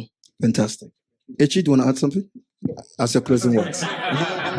Andre. Okay, Andres wants to say something. I think the answer to your question was given before by the Honorable Minister and by each as well. Mm-hmm. When they say two things that I think is important for us to take away. And number one is we need to stop saying the free trade agreement one day will happen. It's already happening. Mm. It's already happening. So the more we speak about this is something that is happening today, and the less we speak about something that's happening 5 years from now, 10 years from now, the easier it is to build momentum. The easier it is for people to see, well, this is happening and it's good. And the second thing, we need to make it relatable to the normal people. So it's because of this that I can have an affordable car. It's because of this that I can get, a cheaper insurance. It's because of this that food is cheaper. The more we connect this to the needs of real people and less to the conversation that happened in Davos, so the more people say, okay, it's fantastic that this is coming from Congo, fantastic that it's coming from Rwanda, because it has a direct benefit for me as an ordinary African. And if we manage to do this with communications, then this will be much easier and easier. Thank you. I was going to say that, and that's why storytelling becomes, very important. And so maybe on that note, we will close reminding us that for us to change the perceptions and unite the continent, we need to tell stories. But here's the beautiful thing. The beautiful thing is that the continent has over 500 million people connected to the internet. And so all of you are no longer bystanders. The citizen is no longer a bystander. You now have the tool in your hand to change the narrative, one tweet, one post at a time. And so maybe as you leave here today, something that the Honorable Minister said is to pay attention into the agreements and look for opportunities. Oftentimes we do a lot of talk and we don't look at the fine lines. We don't know where the opportunities lie. It's important to do that. Sometimes people also complain about mediocrity on the continent, but mediocrity is opportunity. Gaps are opportunity. So the question is, we spoke about social connectedness. Who's going to start a new business with someone you've met in this room from an opportunity, a gap you found on the continent? And as you move around, remember that we are all moving billboards for our countries, for our race, for our kind. And so do what you would have them do unto you and do unto your country with your behavior. Everything we do everywhere we go is the data that the world is collecting that informs how they treat us. I'll take that again. Everything we do everywhere we go is the data that the world is collecting on if they will trade with you, the Ghanaian will trade with you, the South African will trade with you or not. So let's contribute to the positive data that truly helps the continent collaborate and compete together, to win. Thank you. So welcome to this experience. Could we have some moment of quiet? Would be super helpful. Thank you so much. Thank you so much. So this is a unique moment for us all. It's our moment to remember the future. To remember the future you wish to see. That place more beautiful that your heart knows is possible. And this is our opportunity as we meet each other tonight, to meet each other in that place. Because when we meet each other in the place where our collective mission has been accomplished, we can share codes, we can share insights, we can share pathways that accelerate us towards that future. In fact, I even believe that we accelerate the quantum entanglement with that place. And so welcome to Wakanda 2.0. This is what we call the United Planet game, the up game. We've played it all over the world. People from over 100 nations have played this game. Over 1,000 storytellers of the future. And we come together to flip the script, to tell a new story. Because do you agree with me that the story out there in the big wide world right now is kind of not really what we want to happen to the future? Do you agree? We're being kind of conquered by dystopia right now. And, everything begins with a story. The narrative is the front line of transformation. And so we call this collective story United Planet. And I'm just so honored and delighted that this story in Davos begins here at Africa House. Because I think that's actually where this story begins. It's where we all come from. And our collective mother, Africa, I believe is also where we all going to.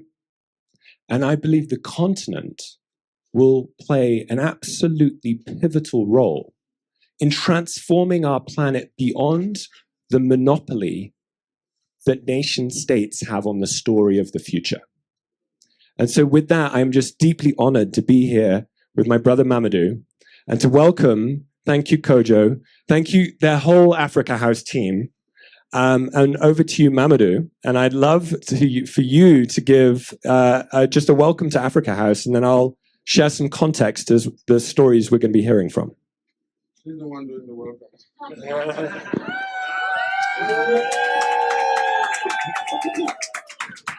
So now you'll have to tell me. Is divine, is feminine. Yes, that is. Okay then, so welcome to the future. Woo.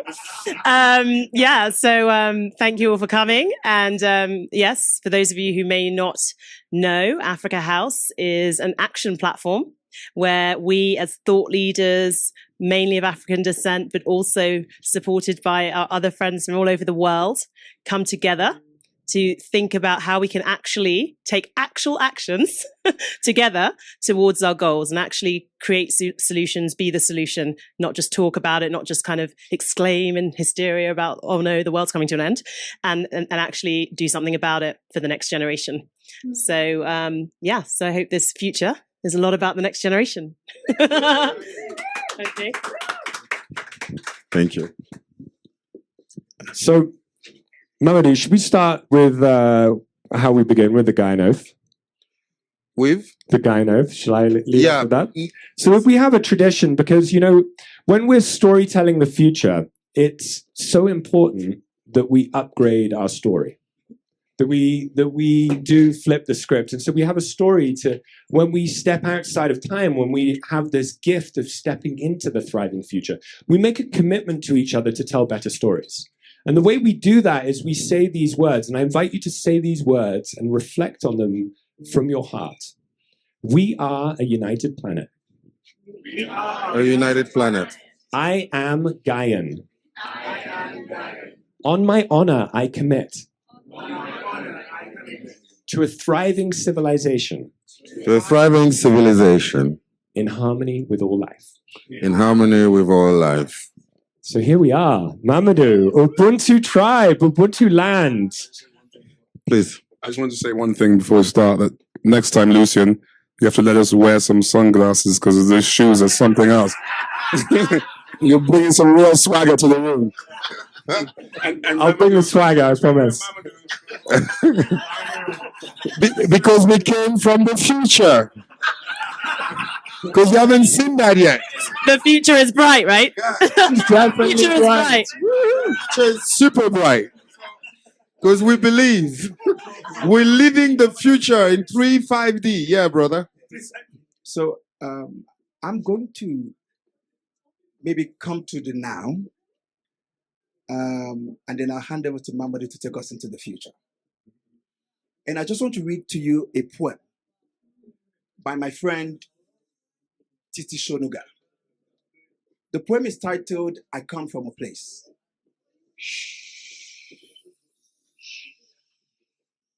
I read you this poem of now and how Africa juxtaposes itself in different formats.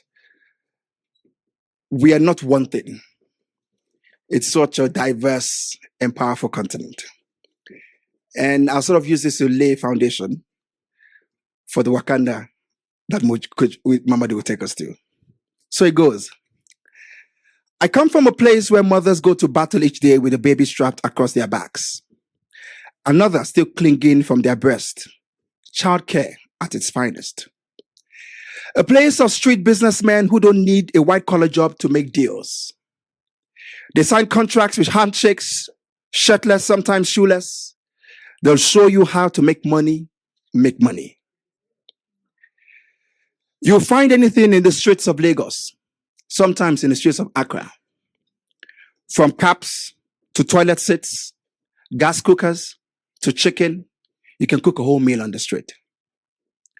If you leave home naked and find yourself caught in the gridlock traffic of Lagos roads, they will have you dressed, boardroom sharp, briefcase in hand, between the mainland and the island. I come from a place of jaw-dropping mansions and face me, I face you rooms, where a child hawks goods in the blazing sun next to an air-conditioned Mercedes. These are dichotomies. Abject poverty, chewing at the seams that bind us, but we're the same people who built water, who built a city on water, who bent fire and metal to give you art and the jewelry you all wear, who built empires before the world's first breath. Check your textbooks. Better yet, check your encyclopedias. Read between the lines. You'll find us there. You'll find us everywhere. Every continent, every country, every climate, speaking Portuguese, French, Italian, yet they call us uncivilized. We'll show you how to perfectly pair your caviar with wine and still get down with fingers in a plate of egusi soup and pounded yam. I come from a place where the world's best storytellers first spoke. You must set forth at dawn. Be no longer at ease with that thing around your neck before things fall apart. So when you ask me where I'm from, there are things I want to tell you that are louder than my bright green passport. Things heavier than the failed explosives cradled in Mutalab's underpants. Things more colorful than a well-crafted 419 email. Oh yes, and by the way, I'm a prince of Nigeria. Just a different one. You will never understand who I am until you know exactly where I come from. Thank you. And so,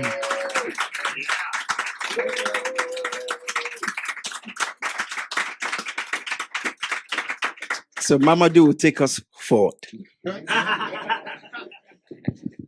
Thank you, brother. No. As far as he wants to go. Thank you. Another round of applause for our brother Abdebola. It was a beautiful, beautiful poem, right? So yes, we are the children of the motherland. The one who stayed when you ventured across the Mediterranean through the Arabic Gulf and other ways to populate the planet. But what comes around goes around. And here, the mother, the Queen Mother, Queen Africa, Mama Africa, is hosting you, is welcoming you, and her home is your home, because this is where everything started. Lucien and I have a very common word that we tend to use, which is called ancient future.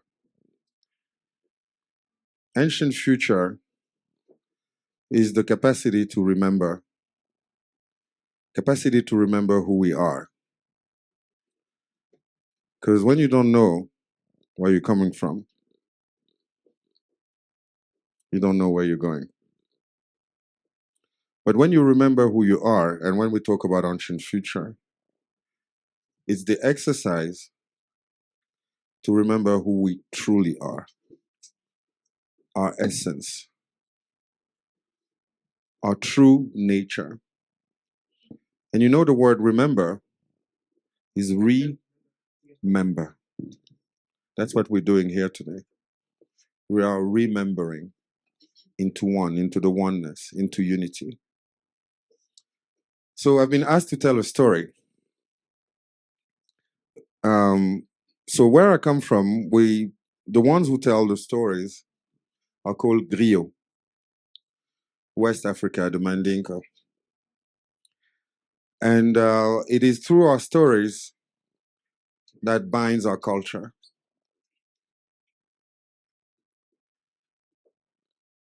From kings to slaves, but all humans. So, future. Let's fast forward. If somebody can open some windows or the doors before I melt of heat. Climate change is still a reality. It's getting hot in here. Yeah, let's get real, guys. Future is cool, but you don't know AC there. I thought there were AC in the future, bro. Right? So yeah, I remember the future. So this is how it started. I remember the future. Just a small tribute to Lucien. I remember the future started here in Davos 6 years ago, 2019. And I was there, funny enough. Another crazy outfit, I guess, you know. And it was really about where do we want to go as a species? And the best way to predict the future is to invent it. Because when you speak, it manifests. Never forget the principle of spelling words. It's like you cast a spell from spirit to matter. And at the beginning was the verb. So let's create. Let's invent. Are you ready for the journey? Yes. Let's go. I remember the future. I remember when it all started. I remember 2025. This year, I remember Davos. On 21st of January, 22nd of January, 23rd, 24th. It was a very unique moment in time. It was a moment rare where all the 7 planets aligned. And when 7 planets align, you can recreate your reality. So that's what we did that night in Davos at Seehof. Many people were there from all parts of the world, all 5 continents. And we made a vow of creating that future. Little did we know that that future would materialize. We had this kind of faith, some doubts, but hope. And remember that hope is hearing the sound of the sirens.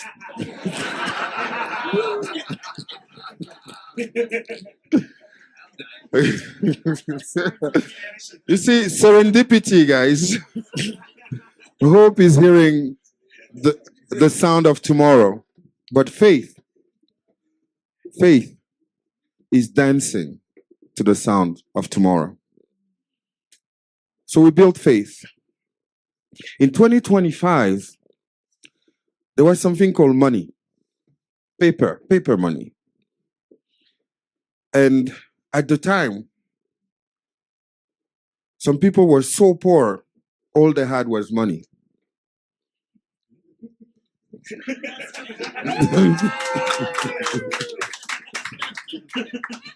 And everything was revolving into this piece of paper. And we realized that year that we lost the sense of value and values. And it's a year where we opened our eyes, we opened our heart, and went back to what truly mattered. Love, friendship, and the Mother Nature and the abundance that she gave us. And as we had this aha moment, we took, indeed, we took into technology, blockchain, AI, to help us put value back where it mattered. We started valuing our data, our identity, our culture. We started valuing the elements that Mother Nature gave, whether it was gold, the forest, the air we breathe, the biodiversity that we had. And as we started putting a value on it, tokenize it, like some would say, back then, they had this thing called blockchain, a very archaic stuff, but that was working back then. And as it progressed, as we evolved, we started exchanging values instead of value. And those values were shared with love and with understanding that we were shifting as a collective and as a society from a system based on scarcity and fear to a system acknowledging abundance and love. Because it's through the love of the Mother Earth that we have everything in abundance, and we forgot it. We were made to believe that we don't have enough. But by restoring value and values outside of the piece of paper, we recovered what makes us human. We understood the meaning of Ubuntu. Ubuntu. Ubuntu is that very most ancient word for humanity. Ubuntu means I am because we are. Ubuntu was the acknowledgement that I do not exist in isolation, that the collective supersedes the individual, that if you want to go fast, go alone. If you want to go far, go together. Because crisis started hitting. Cataclysms. They used to call that climate change. Indeed, the climate was changing. But as the climate started changing, we started to realize how fragile we were. And we came down off our pedestal of super intelligent species to realize that we're nothing, absolutely nothing, next to the power of Mother Nature. And we understood.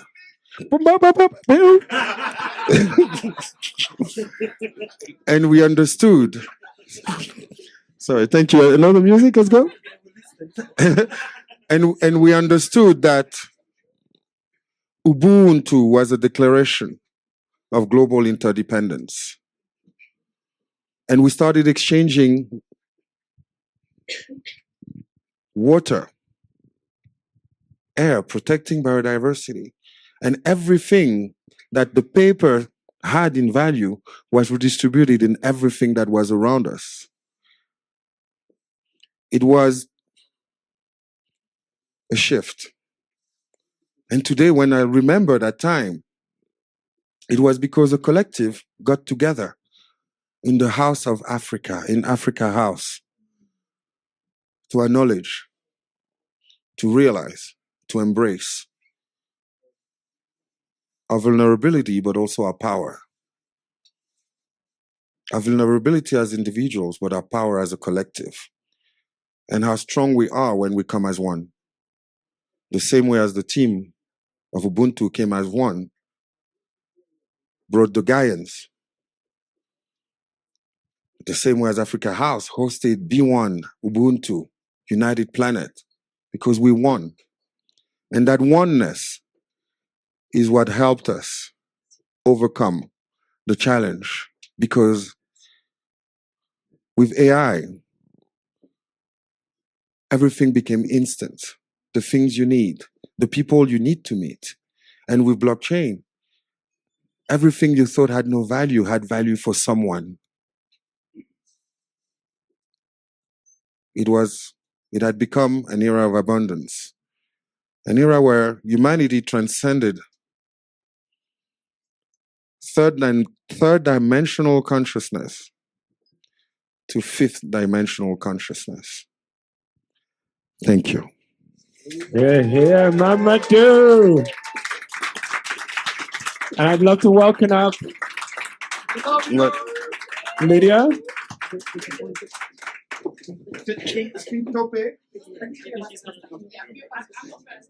Come together. No, we'll do it together. Okay. We need, I think we need.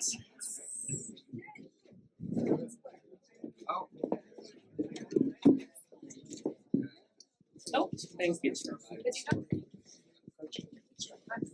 I don't know how you follow Mamadou. I definitely do not come from a family of griots, so. So Lydia, I remember, I won't say how old we were, but I remember having such an audacious goal. I remember talking to a group of people by email that I'd never met that had perfectly convinced me to join this movement called Africa House. I remember I had such great faith in them that I agreed to go on a journey. I remember the first time meeting them being in Davos 2025. And I remember feeling as if I had just met my tribe, the Ubuntu tribe. I remember we were having a dinner that consisted of very Western food.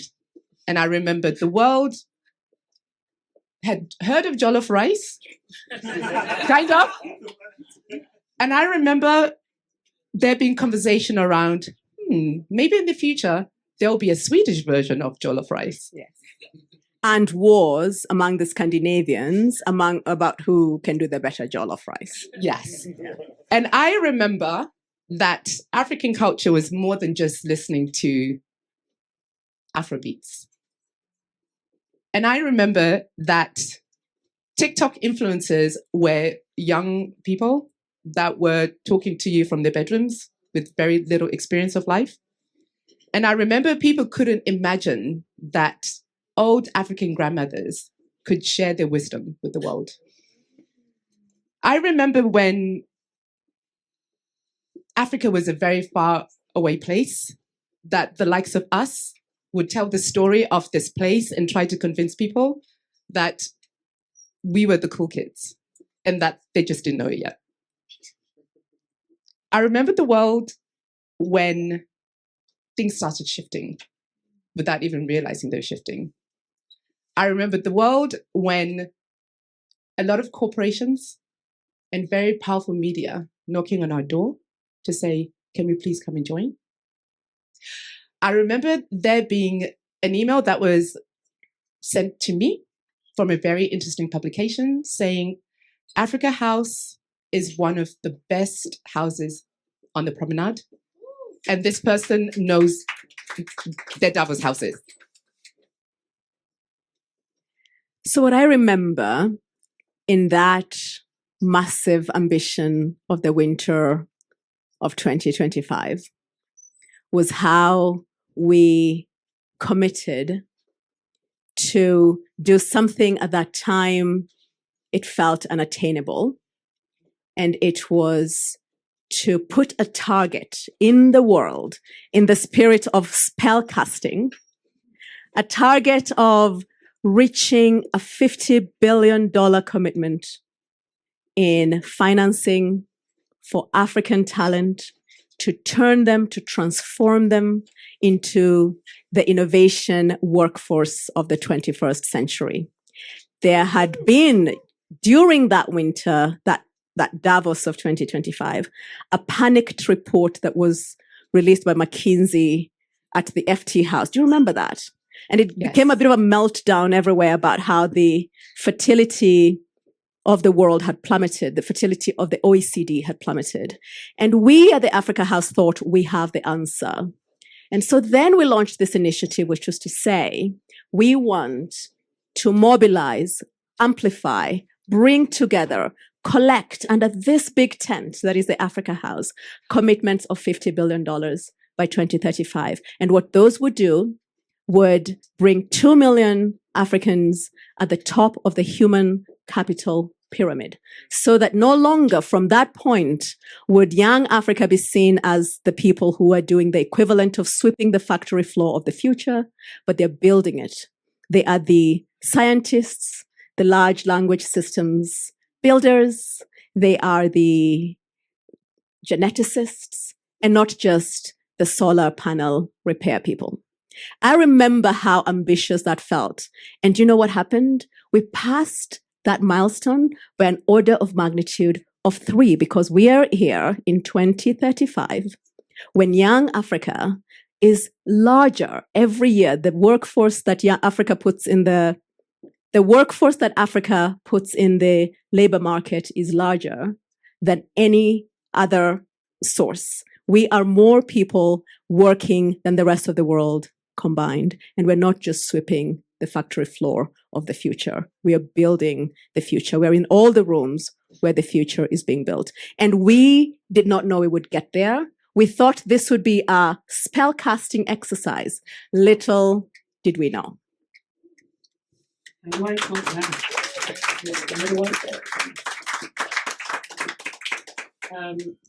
I remember, my direction is a little bit different, but I remember health equity. Yes. I remember the fact that Africa wasn't the testing ground, but the leading ground. I remember a time when we made commitments to make sure that we did preventative measures when it came to healthcare versus waiting until it was too late. I remember the youth leading this effort because we now have an educated workforce who understand crypto, health, finance, and they have been invested in. I remember everyone saying, what are the Africans doing? We want to be part of that. I remember an environment and an economy that thrives and that people want to collaborate with and that people see shining. And I see them wondering, what are they doing? What did they do right that we did wrong? And I remember seeing Africans in the diaspora join the fight, because at the end of the day, we can't do it by ourselves. Yes. And finally, I remember when in 2025, Africa had only had maybe 1 or 2 female leaders. And in 2035, half of the continent is won by women. Woo!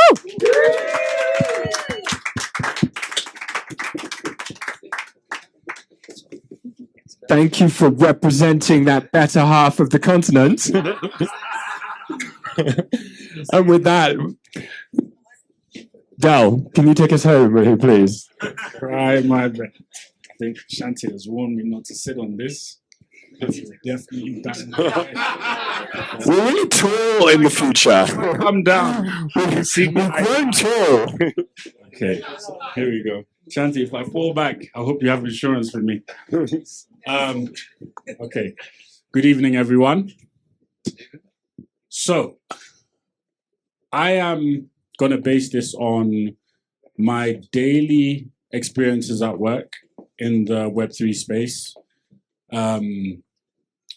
Debates and conversations I have with my friends, the likes of Kojo, Shanti, my brother, and other individuals that I spend a lot of time with around the state of the world. And then I am going to mix it up with a utopia that we hope to see. So I'm going to go as far as 2050. And what I start with, so the theme of this is order and chaos. And what I start with is chaos. And so what I see leading up to this point, before we get into a place of order, is some disasters. And the trajectory that we're on, I see that happening starting from the West and having an indirect impact on a place like Africa. And essentially, I do see another war, as harsh as that sounds. And I see that being the kind of devastating war that causes there to be a lot of stress on Africa's resources. And then what I also see is a natural disaster and something potentially worse than COVID.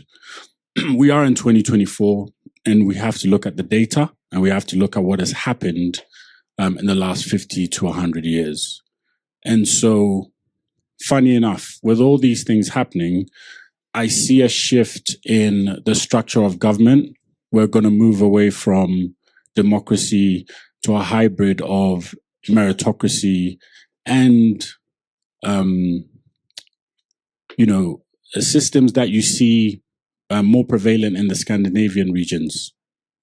And that will not happen because that's what the current system wants, but we'll be forced to go in that direction. As our human consciousness develops, where we become a lot more aligned and understanding of the problems that are at hand, we are going to challenge the government systems that we currently have. And so I see those natural trends essentially causing some chaos in Africa, but eventually what that would do is, the borders that Africa has anyway, those are lines that weren't meant to be there. They were never meant to be there in the first place, right? And they're there now due to colonization and various things that we all know has happened. And so leading up to that, the kind of things I see is, Africa is broken into the Anglophone and the Francophone. We have seen examples of what is defined as civil wars and coups that have overthrown governments. I actually see more of that happening in the Francophone countries where the French lose grip on their power, particularly when it pertains to central banking. And ultimately, that will put Africa in an advantageous position where decentralized digitalization becomes something that we need. And so, one of the things that I do in my job is I speak to central banks on a day-to-day basis on how to basically put together policy so that we can have, should I say, alignment with the Web3 community to actually build the Web3 infrastructure on the continent. And so one of the things that is very important is we need a stable coin on the continent. So in 2015, Africa has a stable coin that is backed against its own resources. We have less governments. Thank you. Yeah, so we have less governments. So we don't have the states as you see them now. And we are not broken up in the way that we're broken up now, where you have half of the continent divided as Francophone. Not that there's anything wrong with that, but what I see is that that would be more decentralized, where we're all kind of together. So you come to Ghana, there will be French speaking and Anglophone speaking and other languages being spoken in the continent. We won't be depending on aid because we would have found other minerals that we're not even aware is going to be revolutionary for the world's survival. What I also see is that cures will come out of our pharmaceutical industry in Africa that we've, should I say, ignored or haven't done enough research on pertaining into the herbal industry. What I also see is that genetic modifications that are happening in other parts of the world, it will become very clear that there are some unique genetics on the continent that will be very useful in building humanity's future. And I think the thing that sticks out to me most is that the world brings, each region of the world brings a different power, a different resource, a different dimension. It's a collective effort. And so where you see, for example, the US pursuing space travel, etc., and other countries not necessarily having the same resources, actually that mission in the US becomes impossible without certain resources on the continent. And so I also see a world where very, very unique minerals are needed to pursue visions like Mars when they actually get onto the planet. And that will change the dynamics of how space travel is done, where you see space stations on the continent. Not necessarily because that was a plan, but because they've got there and they've realized that there are things on the continent that is needed. And then finally, I would say that Africa would have regained its sovereignty in a way that puts us at the table to actually negotiate and have meaningful discussions and not going to international entities looking for aid. It will be a completely independent government or region, and we will have a very, very formidable military force by 2050. But overall, I see Africa being on the verge of becoming a superpower by 2075. That's my future. Thank you, Dale. Thank you so much. Now, we don't want to get in the way of some more epic conversations that you can have with each other as you share visions. But are there any closing words? Kojo, have you got something burning inside you that we want to share? A burning appetite for... I think that's fair enough. So I think you've spoken for the collective there. So thank you for playing the up game. It's all about that. So I would just love, can we give it up for these visions we've heard? Mamadou at your finest. Thank you. Thank you, the better half of the continent. Thank you for representing so beautifully. And I'm just so delighted. Leela, thank you for being my beloved partner in crime here and my beloved wife here. Thank you so much for all your support of this and all the Guyans, Ben, just team, everyone. It's so good to be here. And I invite us as we share tonight to start from that place. Start from that place where your vision has been achieved. Because I assure you, it's a very powerful practice. So may our dreams be what prevent us from sleeping. Yeah. Thank you, Leela. Leela, so important. So this weekend, tomorrow, we are doing a session here on consciousness and technology for climate at 10 a.m.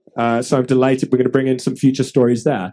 But this weekend, in great Up Game tradition, For the third year, we're going up to the Igloo Village. We rent every year the Igloo Village at the very top of Davos, Davos. And it is my mission for Mamadou to lead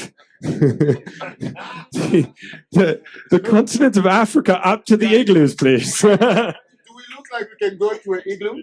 There are expedition sleeping bags provided. There's a sauna. There's hot tubs. We got time. There's a room with a fire in it. But it is nothing better to step outside of time. In a tradition that the Greeks actually were doing for more than 2,000 years, the Eleusinian mysteries went for nearly 2,000 years of stepping outside of time to dream better dreams, to dream a more beautiful future, to dream a future based on fractal truths, that which is true today always has been true and always will be true. And so we will be dreaming those dreams in the igloos, and there's following that for anyone that is sticking around, or maybe you can change your flight to stick around. We're going to be going on a ski adventure, staying at Schatzalp till Monday.